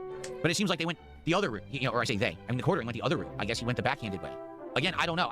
Have I seen any confirmation of the situation? Or Dude, wouldn't it be funny? Which, I mean, that's kind of not the case now because we know. But wouldn't it be... One of my headcanons in this entire thing was that Melanie was the one who was flagging them and Quartering was just sweeping for her. No. All I know is what you guys are telling me. So if that is true... But I don't think that's the case because he has the report email in his inbox. He's basically abusing the system to get back at them because they won't stop making fun of him. Me, you know me, I take the high road, I just ignore it. I have nothing to do with them, I don't care anymore. I'm long past that shit. You know what I mean? Sure. On the late stream, around 7 p.m. Pacific time, 2 hours of Retro Rewind. Now, we talked about this on today's podcast. There's 3 games in the running right now to be continued, but they're kind of in question. Retro Rewind, Crimson Desert, and RimWorld. If you like Retro Rewind, please come by tonight, hang out, engage, and support that stream. That's how I know more people want me to keep playing it, all right? If we have a slow stream of Retro Rewind tonight, then that might be the last one. So let's see how it goes. I don't think Mel has a motive to flag Kino. Dude, she's been running defense for Quartering in this entire fucking situation, so she wants her paycheck. Okay? Fuck you, you toxic idiot. There's still this back here. And it's still in the back of my neck, the back of my head, the back of my mind, and it's always telling me it's WWE Champions time. I love it. I love it. is a mobile game addict. Phil has indoctrinated children and sent him money. But yeah, it's kind of, I mean, unless he did it after the fact, I don't know, but it's entirely possible that it was Melanie the entire time. Ooh. Who knows, bro? Hello, my name is Christopher Kyle, and 5 months ago I became homeless. But before you start getting any thoughts in your head, I am going to let you know that I wasn't some black druggie or lazy bum. I in fact did finish college with a degree and got a decent paying job at this big tech company. Things were going great. I was even working my way up to a promotion to a higher position. However, one thing about me that you should know is that I really, and I mean really, hate faggots, trannies and all other LGBTQ members. So when June arrived, my company started placing all types of LGBTQ flags, which pissed the shit out of me. And on June 2nd I got fired after my company brought a fat Jewish tranny named Richard Levine to give a speech about how misgendering a tranny is the most hateful and evil thing ever, and that transphobes should be prioritized over actual criminals like murderers and sex offenders, and also said that Trump was the weird one. I couldn't take it anymore, so I got up and yelled, "Shut up, faggot, you will never be a real woman. You have no womb, you have no ovaries, you have no eggs, you are a things that definitely happened. Homosexual man twisted by drugs and surgery into a crude mockery of nature's perfection. All the validation you get is two-faced and half-hearted. Behind your back people mock you. Your parents are disgusted and ashamed of you. Your friends laugh at your ghoulish appearance behind closed doors. Men are utterly repulsed by you. Thousands of years of evolution have allowed man to sniff out frauds with incredible efficiency. Even trannies who pass look uncanny and unnatural to a man. Your bone structure is a dead giveaway. And even if you manage to get a drunk guy home with you, he'll turn tail and bolt the second he gets a whiff of your diseased, infected axe wound. You will never be happy. You wrench out a fake smile every single morning and tell yourself it's going to be okay, but deep inside you feel the depression creeping up like a weed, ready to crush you under the unbearable weight. Eventually it'll be too much to bear. You'll buy a rope, tie a noose, put it around your neck, and plunge into the cold abyss. Your parents will find you, heartbroken but relieved that they no longer have to live with the unbearable shame and disappointment. They'll bury you with a headstone marked with your birth name, and every passerby for the rest of eternity will know a man is buried there. Your body will decay and go back to the dust, and all that will remain of your legacy is a skeleton that is unmistakably male. This is your fate. This is what you chose. There is no turning back. And after I said this, he started crying and then ran to the security guard, stole his gun and blew his brains out, and when he fell down, multiple printed photographs of children in drag queen outfits fell out of his pockets, all of which were covered in some weird sticky substance. I was then fired under the claim of being a stupid fucking chud, and to make it worse, the faggot owners of the company ruined my background check and no employer would hire me because of the retarded hiring practices in my shit-lip state of California. And soon, because I wasn't able to hold any source of income, I got evicted from my apartment and I've been living on the streets ever since. However, 2 weeks ago, when I was scouring through a trash can for food and water, I found a slip of paper that had some weird-looking depictions of dark-skinned humanoids with distorted facial features, which read the following: Wanted, security job for Jartycucks Pizza and Fun, paycheck, $100,000 per night. I was sold, and it must have been a miracle I found an extremely well-paying job, although I thought that the paycheck thing was just a typo. So I headed to the address listed on the paper, but I was extremely worried that I wouldn't be hired because due to being homeless, I own nothing but dirty clothes and I can't even use those horrible public washing machine establishments. When I arrived to the Jartycucks Pizza and Fun establishment, I was rather put off by the sheer eeriness of the building. It was covered in a lot of graffiti depicting graphic and explicit stuff. Along with the graffiti there were posters that depicted cartoon characters in oddly suggestive position that read things such as Friday Night Funkin', Zelig, Amori, Battle for Dream Island, and Murder Drones, and a lot of the windows were broken and stained, so I got upset and thought that the place shut down a long time ago and I would stay homeless. So in a fit of rage I picked up a rock near me and threw it at the window, which made it completely shatter. Ow man, that hurt. I got scared upon hearing a voice from inside the building when all of a sudden the doors were opened by a short African American who looked to be in his 40s. Who the fuck be there in shit Maine? I got nervous and decided to go to him and apologize. Hello, sorry for hitting you with that rock, sir. I am here because of this flyer that said you were hiring, however it seems that you're closed. Nah man, we ain't closed here at Jartycucks Pizzeria, the fun never ends. What's your name and shit? My name is Christopher Kyle, sir. Alright Chris, nice to meet you and shit. I is the owner and you's lucky cause ain't nobody else done came to try out for the job. Cause they be transphobic racist ass crackers and shit. Come follow me man. I finna show you around the place. Then we both went in and the inside of the place was even worse than the outside. It was full of tables that weren't even built and just stacked on the floor with their legs all twisted, and on the tables were dirty paper plates. There were also arcade machines with really weird games such as Soil Eater Rape Simulator, Soy and Diaper Changing Simulator, Spades and BNWO Simulator, and Zalig HRT BBC Muzz. Some of my favorite games, dude. Holy shit. Schizo Garcia with the 2. I will always come back. I don't know what that means, but is that a reference to this? New World Order Simulator, and the pictures on the machines were highly graphic, but I will spare you the details. Despite the weirdness, I decided to just try to ignore it because I couldn't live as a homeless anymore and was willing to do the job no matter how weird it was. And here's the star attraction, our high-tech Slopamatronics, said the brown man while pointing at 3 large robots which looked like the characters I saw on the paper, and I nearly jumped out of my skin from shock seeing the robots due to their scary appearances. First we got Jake the Cuck, said the brown man while pointing at a large brown robot which had some creepy large bloodshot eyes and massive lips. Then we got the FNF pedo, he said while pointing at a tall creepy looking robot that had a long rather depressed face, green hair, a large red rimmed hat, and a stained shirt shirt with a red prohibition sign in the middle, along with holding a large microphone. Then we got Zoid and the BBC Queen, he said while pointing to some weird robot which was even uglier than the previous two. It had these large rimmed glasses and some cringy looking mouth. Overall it looked like it was designed by some highly autistic retard, and something about the design really made me agitated and annoyed. But maybe that was just me. Alright main, that's IT for the animatronics. Well, there is one more, but he is out of service ever since the BRAP of 87, he said. Wait, the BRAP of 87? What is that? I asked. Oh shit man, I wasn't supposed to talk about that. Look man, it's nothing. Anyways, yo, shift starts at 12 AM and ends at 6. Sounds good? Sounds good, I said. Then we shook hands. However, when I tried taking my hand away after I struggled since the brown man's hands were rather sticky, and when I took it off, some weird brown substance got on my hand. So I just used the transgender bathroom, since there was a sign on the other rooms that said that the pipes were not working. I arrived at 11:30 PM to start my first shift, and I was filled with a mix of fear and excitement to escape homelessness. The place was off-putting in the morning, but at night it was downright terrifying, especially with the slopamatronics being illuminated in the dark establishment. So I went to my office, which was all the way in the back of the building, and saw that it had 2 entrances from each side, but oddly enough there was no door. I sat down in the chair and saw that there was a computer monitor on the desk in front of me, which was covered in piles of weird suggestive drawings. Thankfully the smell wasn't as bad because there was a fan in the office, so I sat down and kept observing my surroundings to see a large poster of the 3 slopamatronics with the word fun in bright, large cartoony text. Then I heard a noise and looked to see a stereo clock saying 12 AM, meaning that the night had started. So got in focus, since if someone broke in and stole something I would probably get fired and die on the streets of starvation, meaning a lot was on the line. When all of a sudden I heard another noise, which was a song with lyrics saying, "Oh, I'm a Jartycuck, yeah, I'm a Jartycuck, yeah," and I saw it was coming from a telephone, so I picked the phone and held it to my ear. "Hello? Hello, hello? Is you there, main? I wanted to tell you a few other things that I just remembered now, main, because my nigga ass brain be fucked up from all the galaxy gas I be smoking that I forget things easily." It was the voice of the owner who hired me. "Oh, hi boss, what is it you wanted to tell me?" "So, you see main, Terry's a few other things you should know about the slopamatronics. You see main, because they be so high tech and shit, they tend to get a little quirky at night, and get off the stage and even walk around." "Oh, okay, and why are you telling me this?" "Well, you see main, the thing is them slopamatronics be some ditty ass niggas, if you catch my drift, and if they see you, they may mistake you're a little Discord kitten, and they will perform a neo-vagina surgery on your ass." Now I was starting to get scared, seriously scared. "What?" I yelled. "Yeah main, because I needed some money. A kind generous cracker named DVH Runberg, WHO owns the gender clinic, made me incorporate that in the robots. But don't worry main, just follow my instructions and you finna be okay." I was pretty sure that my situation of being in a small, closed environment with large robots that cut off your penis was far from okay, but I decided to try and take his advice anyways. So if you look to your left and right side main, you should see 2 buttons on each side. Those be for operating the doors and the lights and shit main. When you press the large red button, you will close the door and the slopamatronic that is on that side won't be able to get in. But listen main, because of that bigoted transphobe cracker Donald Trump, forcing us proud map BIPOC business owners to pay taxes instead of giving us welfare checks like Biden, we only got a limited amount of power, so you can't keep that door closed too long and shit, or else the power will go out and you will have no means of defense. Also in front of you is a computer which shows you a live feed of the cameras and shit, so you can see where the slopamatronics are. Along with the door, you can press the white button below to illuminate the hallway, so you can see if the slopamatronics are there. Anyways man, that should be all for tonight. I finna go to sleep because a nigga hustling all day makes a nigga tired. Then he abruptly hung up. I was really scared and didn't want to get my genitals cut off by the robots, so I turned the computer on and a screen saying Jarty OS running appeared. Then it started loading and went onto the desktop without needing a password. The background was an image displaying a drawing of the Soitan robot with a black spade and with a white Queen of Spades tattoo on its forehead. I found it rather difficult to operate the computer, since the keys were stuck with some sort of glue, but eventually I opened the application that displays what the cameras see. There were multiple cameras, but the most notable ones were the stage and the hallways that were next to me.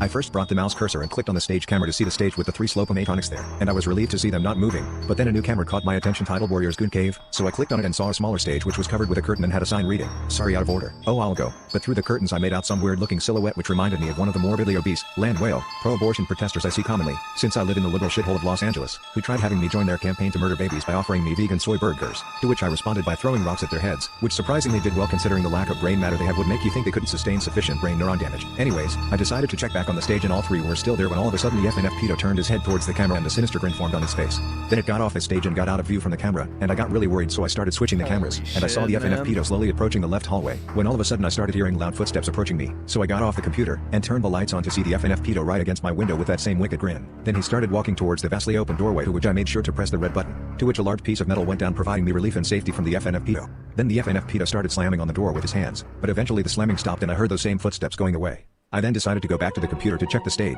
but the Soitan robot was also gone, which made me really worried. Then I heard some really annoying voice saying, "Pom pom pom pom," to my right, so I went to close the door, but right as I was about to press the large red button, a wide hand grabbed my arm and started squeezing it extremely hard, and I started screaming in pain. Then out of the shadows came the Soitan robot's head with its eyes looking right at me. Then I heard a mechanism similar to a machine opening a crevice. Then I heard the faint but distinct sound of a buzzsaw from below, and when I looked, I saw a small surgical saw coming from the Soitan robot's lower area. Then it started to approach me and I got extremely scared.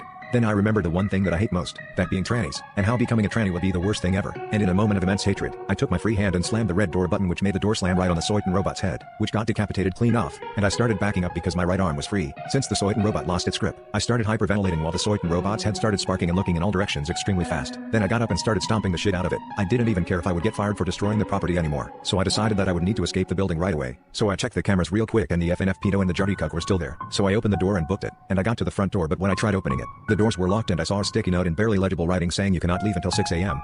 Little cracker, we finna have fun with you. I couldn't even leave the building until 6 a.m. Then all of a sudden I heard a loud noise and I turned around to look at the stage to see the FNF pedo looking right at me, and it started walking towards me. I immediately made a run back to my office and shut the door, but thankfully the FNF pedo robot was slow enough for me to outrun it. So I checked the cameras again and saw the FNF pedo right out my door, when all of a sudden I noticed this little bar on the bottom left corner of the monitor that said 60% battery, which was when I remembered that I only had a limited amount of power. So I decided to open the door to my right, not thinking much, but when I opened it, the decapitated body of the Soitan robot started walking, looking for me with its surgical saw damaged but still functioning. However, due to it losing its head, it couldn't see me, so I just hid under the desk while it searched the room until it eventually left the room.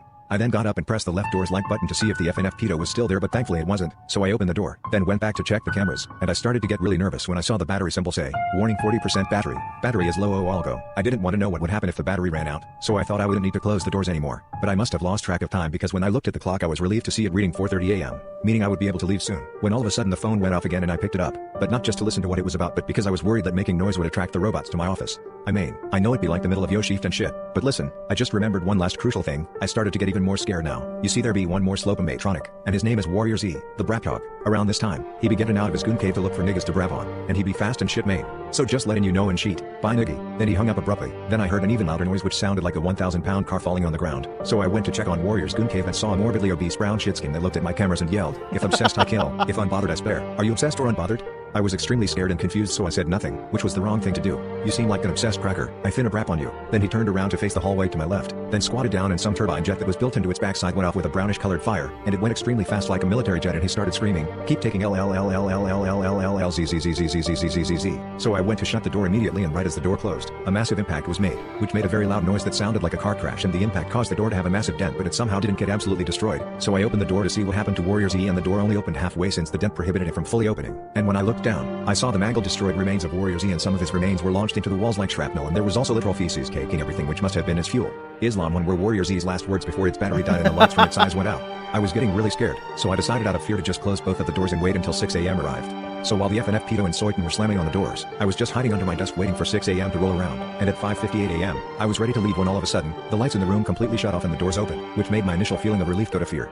Then I looked at the doorway on my right to see glowing large red eyes, which were the same as the Jartycucks flashing to the beat of a music box, similar to that ringtone, when suddenly it stopped playing the song. It then rapidly approached me and screamed extremely loud while opening its massive jaw, when all of a sudden it stopped dead in its tracks with its face right against mine, while multiple bells started ringing signifying that it had become 6 a.m. I immediately made a run for it and booked the hell out of that place. I for sure was not going to work there for an entire week. Now I am on the streets begging and fighting for scraps while I scream at libtard faggots who laugh at me for being a stupid chud who deserves to be homeless, unlike wholesome BIPOC migrants who deserve stupid crackers' houses. But I was able to use my local library's computer to type this out as a warning to anyone who has read this story. Under no circumstance should you ever go to Jartycucks Pizza and Fun, or else you will be forcefully castrated by the gigantic robots they have. And one last thing, you can't change your gender, and Iraq will never be white. Oh my god. Hell yeah, dude. Wowie zowie.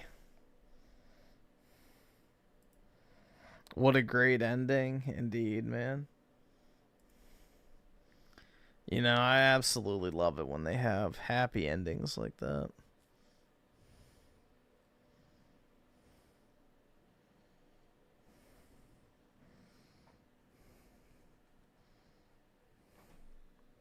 Had me in tears. Damn, man.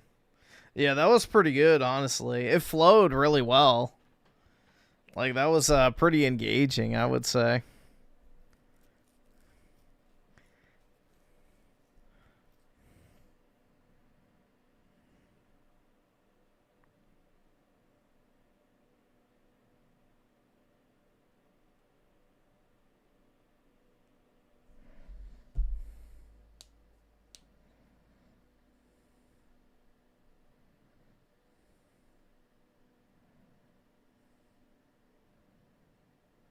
What a Jartycuck is? I have no fucking clue what a Jartycuck is.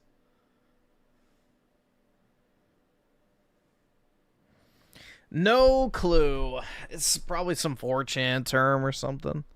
I've got no fucking idea.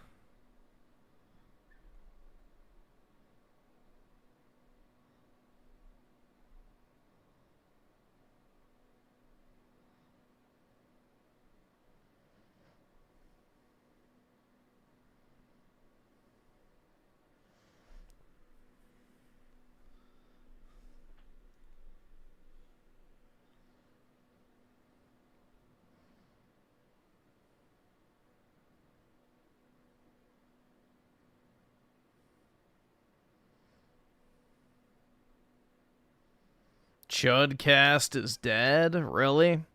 Brutal, man.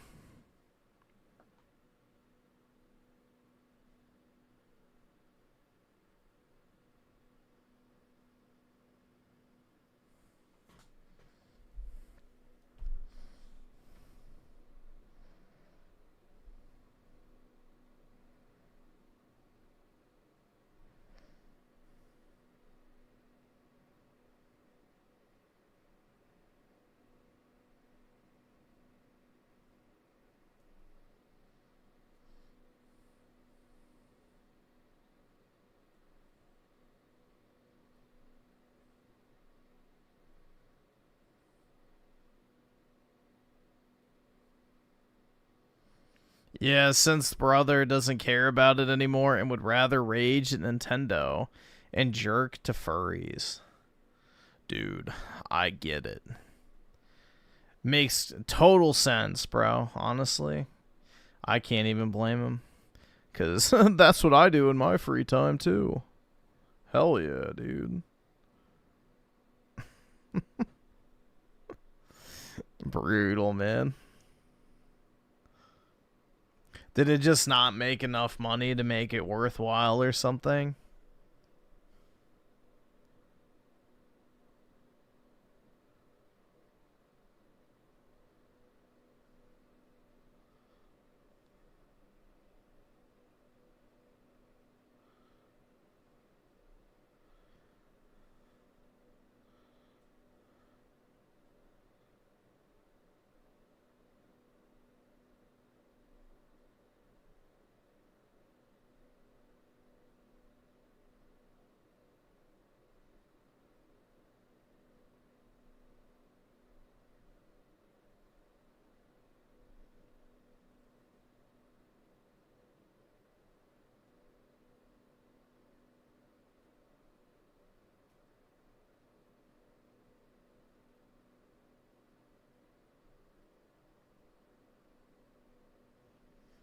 That's crazy, man. So apparently the UK, I'm doom scrolling on Twitter, but apparently the UK ranked, if you compare it to each individual state in the United States based on income per person, it ranked 51st out of 51. That's brutal, man. So the UK, on an average, basis, each person makes less money than, even the brokest states in the US. Like, that's crazy. So the UK is quite literally poorer than all 50 United States. That's wild.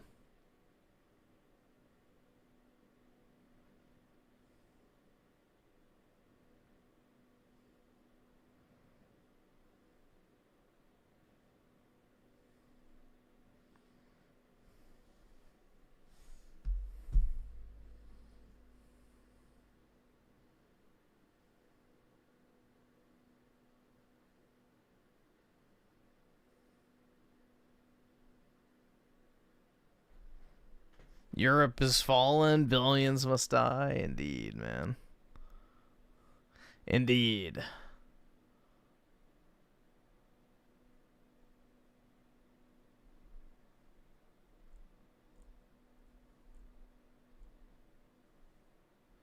Hold on, let me see. I think I sent myself something that I want to pull up. Give me a second here. Griffin regrets ever introducing Raymond to... Yeah, honestly. It has not been a net positive. I mean, I guess financially, maybe, but I don't know. Yeah, did y'all see this shit? Bro, like, this is crazy. This is a picture, man. This is a picture that the BBC chose to upload. So, yeah. I guess you can't click on pictures to make them larger now. That is pretty crazy. Australian teenager Gout Gout has run 200 meters faster than Usain Bolt at the same age. My lord. Yeah, presented without comment. So, infer from it whatever you will.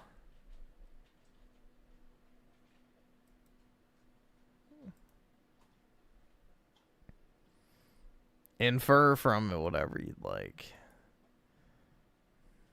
That shit's crazy, though. Oh, yeah, dude, this was funny. This was funny. A family from Detroit outraged after being kicked off their flight over a complaint about their hygiene. There's no body odor that we have. There's nothing wrong with us. Yossi Adler, his wife Jenny, and their baby were wrapping up their vacation in Miami and heading back home to Detroit. At least that's what they had planned. All of a sudden, as soon as they took us off, they closed the gate, and then they said, oh, sorry, sir, some people complained that you had body odor. We're not letting you back on. The Adler family briefly boarded the American Airlines plane before they were asked to get off because passengers were complaining about their body odor. We don't have odor, okay? Nobody here has odor. Oh, stop. Give me that. Oh, stop, okay? This is cell video taken by Yossi talking with airline brutal staff after being booted from their flight. They said they're taking our stuff off, and they lied. Stop. The Adlers say they were told their luggage would be taken off the plane, but that didn't happen, leaving them with only the clothes on their backs. We have our car seat, our stroller, everything. In a statement, American Airlines said they removed the Adlers from the flight after several passengers complained about their body odor. They were booked in a hotel, given meal vouchers, and booked onto a new flight the next day. Yeah. That shit's crazy, man. I don't know. I've definitely encountered the body odor shit before flying, and it fucking sucks, man. It fucking sucks. Because a lot of times they just won't straight up, they'll just not do anything about it. Oh yeah, dude, this shit was funny too. I saw this. So, someone asked the quartering if he thinks Blair White is hot. His answer is interesting. This is from a live stream in 2024. You think Blair White is hot? Blair White is a man. I don't think men are hot.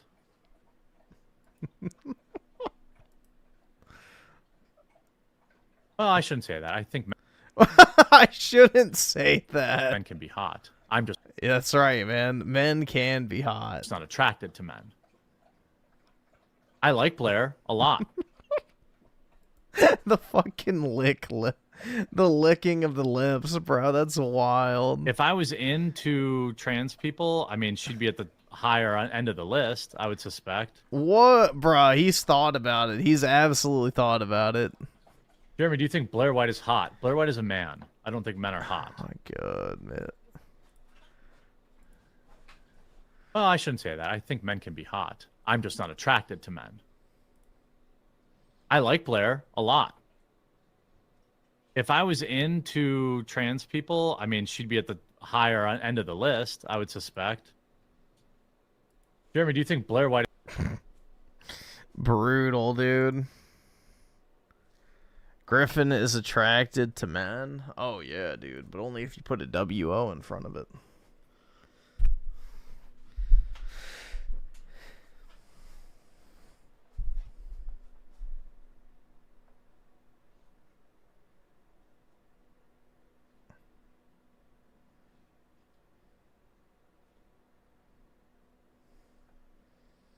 Blair White is a conservative. Yeah, exactly.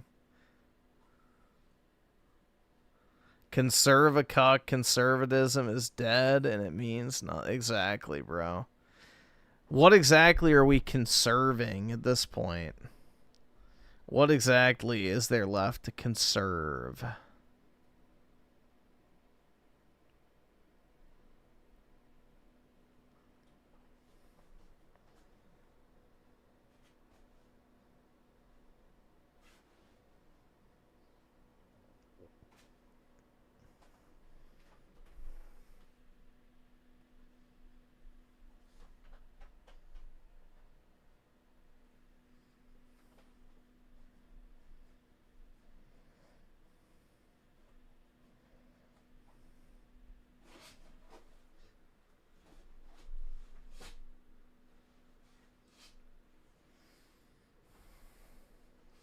Conserving the idea that America is an idea, dude. That's right, man. America's not its people. It's just the magic ground underneath our feet. Obviously. You can drop 20 million Indians from New Delhi on American soil, and then all of a sudden, they're just as American as you and me. That's how it works, man. Completely sensical.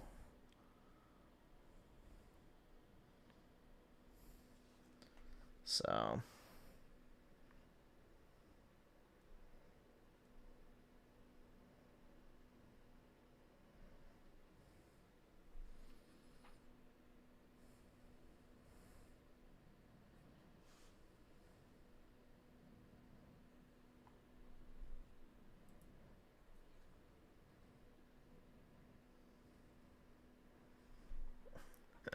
How can a troon be Christian and yeah, exactly.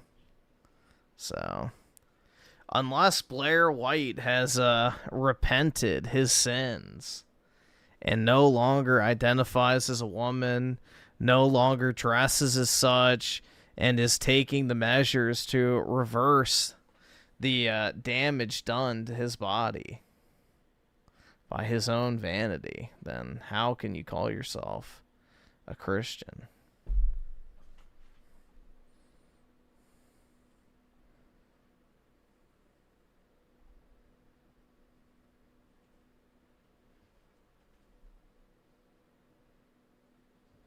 Am I reviewing the Mario Galaxy movie? I'm probably never going to watch it, so... I haven't ever seen the first Mario movie. This shit was based, man. The Super Mario Brothers Super Show. I used to watch this as a kid. That was pretty good.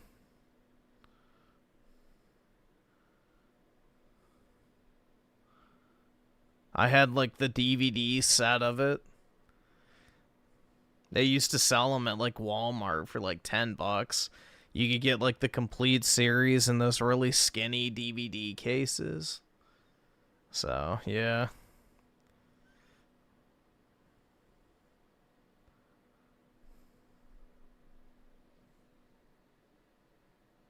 Yep, you'll be hooked on the brothers. Yeah, that shit was pretty funny, honestly. I don't know. You know, as a, like, 5-year-old or whatever, it was pretty entertaining. It was pretty entertaining.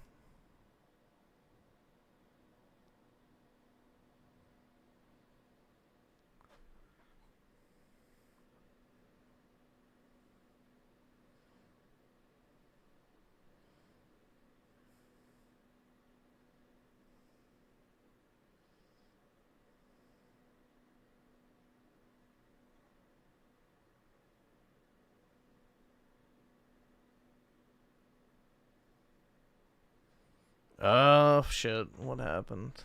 Fuck. There we go. DVD sounds like STD at this point. Something along those lines. Alright, we'll watch one of these. I don't know if I want to watch both fucking Raymond videos, dude. Like, I'm putting it off because I really don't want to watch any of them, but we'll watch one. We'll just do this one, I guess.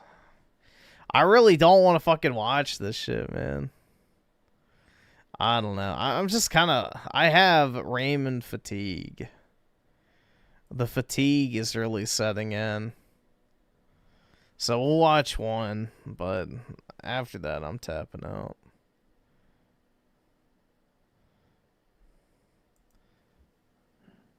I just had to do something I don't do often, which is edit a video. Let me slurp a little more for you. I had to edit a video because I had a freaking... Like, let's be honest, I even have to, like, wonder... I have to worry about being able to talk what I want to talk about now. Look, the truth is, I'm sorry that everything is so hopeless. And I'm sorry that I don't have any answers. And I actually, like, unlike actual grifters, I actually give a fuck about this. Like, this affects me deeply and personally because I'm actually living it. I am staring basically into a future that is hopeless. Completely Hope you'll be okay. Overwhelmed almost on a daily basis to the point where I have to just not think about this stuff. Women, dating, reproduction, children, other people. He has a black blow-up doll. So, like, some black nurse, like, blow-up doll in the background, which is, like, why? But I think it's what, like, his $500 tips goal? He'll blow it up and bring it on stream? I don't know. As my life unfolds, I realize that I have to basically just not think about other people. And is this the life you want? You know what I mean? Like, is this what you want? Is this how you want to live? Is this like just existing to pay bills, to have as comfortable a life as you can afford, and whatever that means for you, and pay taxes and die? That's the existence. Play video games in between. I don't like video games. Like, I legitimately don't enjoy them. I don't know how to. Boo. I mean, I could understand not liking modern video games, but all video games? That's crazy. It's kind of odd that he says that he's, like, you know, a fan of computers, but doesn't like video games. That, to me, is kind of crazy. Say this, I legitimately don't enjoy them. There's a reason I don't try to do any kind of video game streams or anything like that anymore. I don't actually enjoy them. To be honest, I don't actually enjoy much of anything, to be honest with you. But I just finished recording a video for the main channel on birth rates. I can't talk about this stuff anymore. It seems like, I mean, the reality is the women that want to have kids already, basically by 30, they have them. And he's like, Griffin? Not really. I mean, because I've been playing the shit out of, like, classic Pokemon recently, so I still enjoy video games. It's just the modern ones don't do it for me, bro. They really fucking don't. You know, it's more so about, I think, the nostalgia maxing for me at this rate. Matter is, the ones that are single or waiting, or they're married and they're waiting, they just don't have kids. And yes, I'm aware of all of the ways that people can yell at me about how I'm 37 and don't have kids. I was drinking for a decade. I don't know what you want from me. I can't turn back time. But I am here to say, as a warning to younger guys, that you need to impregnate a woman as soon as possible and have her keep... That's right, baby mama drama, guys. Make her keep the child. Allegedly in Minecraft. It's all a joke. Don't demonetize me. None of this waiting bullshit. Chain her up until she gives birth. If you want, you need to get married to somebody as early as possible, because quite frankly, like, it doesn't happen when you're later. It doesn't happen when you're older. It doesn't just magically come about after 35. It's like your social acumen, your ability to interact with other people. Yeah, that's right. Nah, you don't even have to wait till you're 18, bro. Just, like, get to, like, you know, sophomore or junior year in high school and be one of those, you know, kids that drops out because you get your girlfriend pregnant. There you go. Like, things, like, I hate going to the store. I hate leaving the house. I can go drive to this inspection then today. You really trapped her. I'm still, it's like, in the back of my head, there's a 50-50 chance that this is even going to work out. You know what I mean? Like, it's a lot of money. It's a lot. And I'm it's a 50-50. Like, I still think that, like, something, like every other thing, some wormy little thing is going to come out of the woodwork to make this not happen. I don't know why I make videos. The money, I guess. I mean, this channel that I'm uploading this one to doesn't make any money. I make like $7 a video. Legitimately. It's pathetic. I just, look, if there isn't any other proof that I actually mean this stuff, it's like I am mentally and physically and emotionally just distraught over this shit. I am facing a future of hopelessness. I am personally facing a future where it's like, okay, I've got to figure out how to get, like, my current situation sucks. The noise, the traffic, the dog, everything about it sucks. None of my neighbors like me. I don't really like them that much. It's just, it's very clear that I don't fit here. Okay, fine. If I don't fit in society, then I'm going to go away. I'm not checking out early. That's not an option. And I would like to be near people that actually do like me. My father. I even, look at this. Look at this thing I got from the freaking AI on unsolicited on the little analytics page. AI can make mistakes, so double check it. Your channel experienced 60% increase in views and significant rebound in subscriber growth over the last 28 days, driven by polarizing relationship commentary. High average view duration on videos like women have no idea how impossible dating is for men. Show deep engagement with your harsh reality narratives. High attention topics drive peak interest. Content focused on the friend zone. The noise lives rent. Yeah, I don't know, man. Anywhere you go, there's gonna be noise. So it's like you're just chasing something that doesn't exist. This dream of, you know, a completely noise-free environment, like, it doesn't exist anywhere. Critiques of modern dating dynamics are clearly your strongest performers. Really? Because if I look at today's video, it's well, its engagement is actually better than I thought it was. Well, it's just on the high end of good. It's just on the high end of good. Opportunities. Look at this. Opportunities to refine viewer retention. While engagement is high, some viewers find stylistic habits like coffee slurping. This is what makes me think all these comments are written by the same AI. It's all fake. It's all fake. Habits like coffee slurping, distracting enough to leave, addressing these minor production elements and balancing Doom content with the occasional requested economic or population collapse analysis could help maintain long-term viewer interest and broaden your topical research. How exactly is population collapse or the economy not Doom content, by the way? I've got This, I'm sorry, it's also hopeless. This is a video about the birth rates, and it just, it's coffee slurping.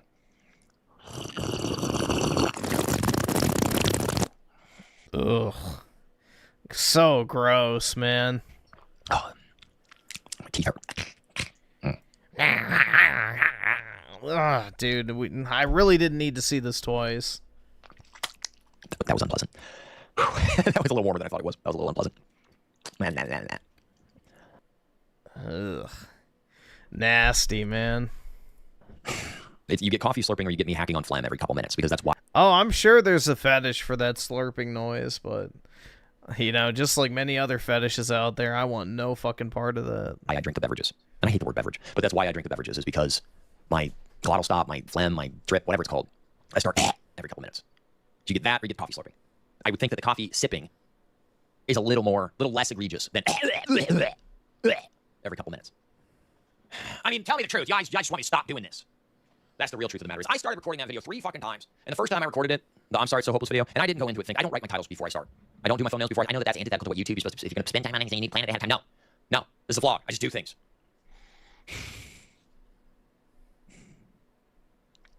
I restarted that video like 3 times because I just went from 0 to 100 immediately, and then I had to fucking like crash out in the middle of the damn article because my fucking Brave asked me for my IP address and to verify with pictures of bridges again, and it's like, why does it do that? The computer knows that I'm using. All right, we saw this part. 2,000 a day, 3,200 yesterday, 2,400 day before, 4,600 day before, 2,900, 3,900, 3,400. Nothing over 1 is over 5,000. 1, and that one was one I recorded off the cuff and off the whim, and I didn't even talk about the damn Bipsy in the video. Like, coffee slurping. Shut up. It's all AI. It's all fake. It's all dehumanization. I will be Raymond, No, dude. I will remove myself from the fucking internet before I become like this. Like, nah. I mean, the thing is, dude, is I'm probably realistically always going to have a job. I'm always going to, you know, basically have an income of some sorts. You know, I have my investments and shit already, so I'm, you know, in a much better position. But, yeah, I don't think so. I don't have, 1, the energy to be, like, this kind of unhinged, and 2, like, I don't know. I have the dignity, I guess you could call it. Whatever. Self-respect, maybe. I can't see myself gesturing this hard. Campaign, and the simple fact is, this is the best deal I have. Like, this is actually the best deal I have to make money. Like, I don't know if you guys have been trying to find jobs lately. There are no jobs. Like, not to pay high enough.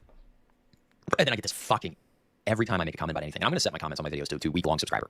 Every time I get a comment... How the hell do you get fired from Uber Eats, PK? ...on a video, it's that yesterday, this fucking guy comes in with a new username I don't recognize. If Ohio's just as much as everybody else, why not just move? It's like, why? Why is that your constant gripe? Why is that your constant narrative? Why is that your constant thing that you pick at me for? Why? Tell me. Why is that all any of you seemingly care about? Constant pickings, constant sniping, constant just nagging. Ohio. Fucking Thinking Ape in his video was making digs Ohio. Like, what the fuck? I know he's not making an Ohio Skibby Riz fucking reference. He's never mentioned that before. It's like, there's another 18-wheeler going by. Like every couple minutes today, some massive 18-wheeler's going by, shaking my house. And of course, you can't hear it because the microphone's so good at canceling out other noise.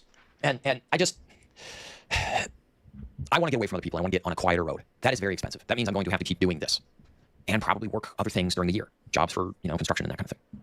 I don't understand what's so egregious about being able to pay my bills with a YouTube channel. I really don't. And I have been beaten into the ground on the subject of women. Like, I can't make videos about it anymore. I actually can't. Because every time I do, it just descends into this hopeless... Like, and I don't think about this stuff during the rest of my life. You know what I mean? Like, I find other ways to fill my... Whatever you say. Brain and, like, occupy my time and everything. I don't actually think about this stuff all the time. That's why when I make the video about it, it's so, like, hyper-focused and hyper, like, because I'm reminded about all this shit. And the thing is, it's like, okay, what can I make other videos about? I don't know. I don't know. You know, I'm not... Yep, that's the problem, is you get pigeonholed into the one-trick fucking pony type shit. So, you know, his channel was grown bitching about women and how lonely and, you know, sexless he is. And that's what people want to hear about. So, unfortunately, that's the nature of YouTube, is once you start making a certain type of content for a prolonged period of time, not only is that what the algorithm expects, but that's also what your audience expects, too. I'm going to sniff at $20 to $30 extra per day. That adds up to what is that times 30? I mean, it's $900. I mean, last month I made like $1,500 on videos. That's still $1,500 more than I would have got otherwise. You know, if I can find a renter for that house, maybe... I don't know. I'm dealing with how hopeless life is, just like you guys are. And I would really like you to get off my ass about the whole making money on YouTube thing and the whole living in Ohio thing. And oh, if it's just as much money as everywhere else, why not just move? How is that your retort? Why is that your fucking thing? Explain that to me. I literally have no one in my life. Okay? My father lives 20 minutes away from me. I don't want to go back to drinking. Okay? I'm not going to move back into a city. I hate living here. I am taking a risk to try to make my life less noisy. A little more reaction. And I know that I'm going to die if I keep this high of whatever is wrong with me.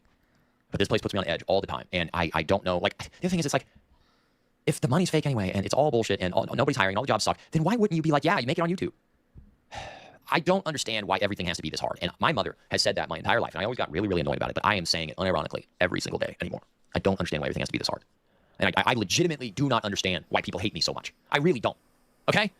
I'm a fucking loser. What do you want from me? Every chance somebody gets, they're fucking picking at me some more. Oh, it's because you show weakness. What do you show? You don't even show your face. You're nothing. That is bald and looks like me. Let's be honest. And I really... And dealing with all that bullshit, and as much as anybody says that, oh, you meet a woman at work, when has that ever happened for anybody that is bald and looks like me? Let's be... I'm sure there's tons of cases that that's happened. Proximity builds attraction, so the more time you spend around, you know, people of the opposite sex, the proximity to them makes you more appealing. So that's the reason why everybody used to get paired off back in the day in like the local towns or villages and things like that. Because you grew up with, like, you know, everybody, you know. When you were a kid, you played with all the girls and boys in your city. You know, you all hung out. You all got to know each other. There was, like, the shared community. And eventually everybody just kind of paired off. Because, you know, everybody already kind of knew the, like, you know, members of the opposite sex. So it wasn't as awkward back then as, like, going and meeting some stranger that you've never seen before off the internet. Be honest. And I really have reached my limit dealing with other people. I sincerely have. Yes, we've watched part of this before, but yeah, it's almost done. And I don't understand what is... So all you people, you make tell people, you say, well, you go find your peace somewhere. I'm trying to. This is part of me trying to. Like, what is the major malfunction here? What exactly is so... Like what's the major malfunction? Help me out here. Help me help you. Everybody's got their suggestions, and everybody's got their little things to pick at me with. And I'm going to upload this to the other channel. I'm going to, okay? I'm not going to worry about it. It's going to just go up how it is, and people can react to it how they want to. They always do anyway. Hi, Griffith. Your mug sucks. It's tiny. It's too small. I feel weird putting my mouth on it. Yeah, we've already seen this before, so... That's kind of funny, actually. I don't understand your obsession with me. I really don't. Unless you're just deeply afraid that really you're just looking at yourself in 10 years, which that might be what it is. That might be what it is. Exactly, man. Brutally terrified. I think he's about 28, and you're looking at yourself in 10 years. So... Not a chance. I've already said I've given up on women. Every time I try to talk about it on the channel, because it's content. I need to fill a half an hour per day. I just do. I'm not like Jeremy. I'm not posting 5 minutes or 5 videos a day about Brie Larson's boobs. Is that who he likes so much? Fuck, I don't even look at tits anymore. It's just depressing. like, how is it? I don't even look at tits anymore. It's just depressing. Jesus. Why is it that we are just relegated to looking at women on the internet and masturbating into our hands? Great life. Great life. This is how you want to spend your life, huh? This is how you, and don't tell me. Do you honestly believe that I could go anywhere else and actually meet a woman? Be honest. I'm done with the subject. I hate it. Maybe Southeast Asia. I hate it. I hate it. It drives me crazy. And I just, there's a part of me that's like, what the hell? I don't know. I don't know what the point of this video was. I don't remember what I said. I had the title and now it's gone. It was whatever. All right, there we go. Yeah, I'm good on the other one. I am good on that other one. That's enough. I don't know, dude. It just gets to a certain point where it's the same shit. It's the woe is me, blah, blah, blah. I don't know. I don't get the appeal at all.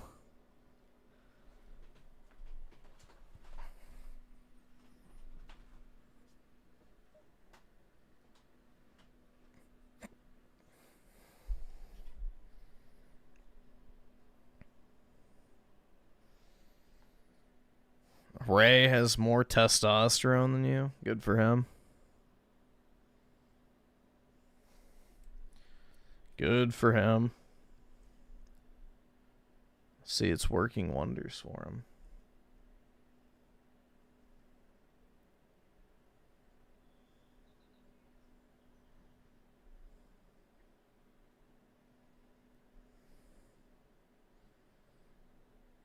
I may go ahead and hop off, guys. Probably go hop in the shower. Or actually, no, I'll probably go to the gym. Might as well while it's early. So, yeah, maybe I'll do that instead of going in the afternoon. But anyway, have a wonderful Thursday, everybody. And I guess I will talk to everybody later. Have a good one, guys. I'll try to go live, I guess, tonight around 10 or 11, if possible. If I can get some sleep, and then we'll stream Pragmata. So, get excited, everybody. Everyone's favorite new lolly game. So, no gooning either. So, anyway, I'll be on later tonight, unless, you know, some act of God keeps me asleep. But anyway. Have a good one, guys. Peace out.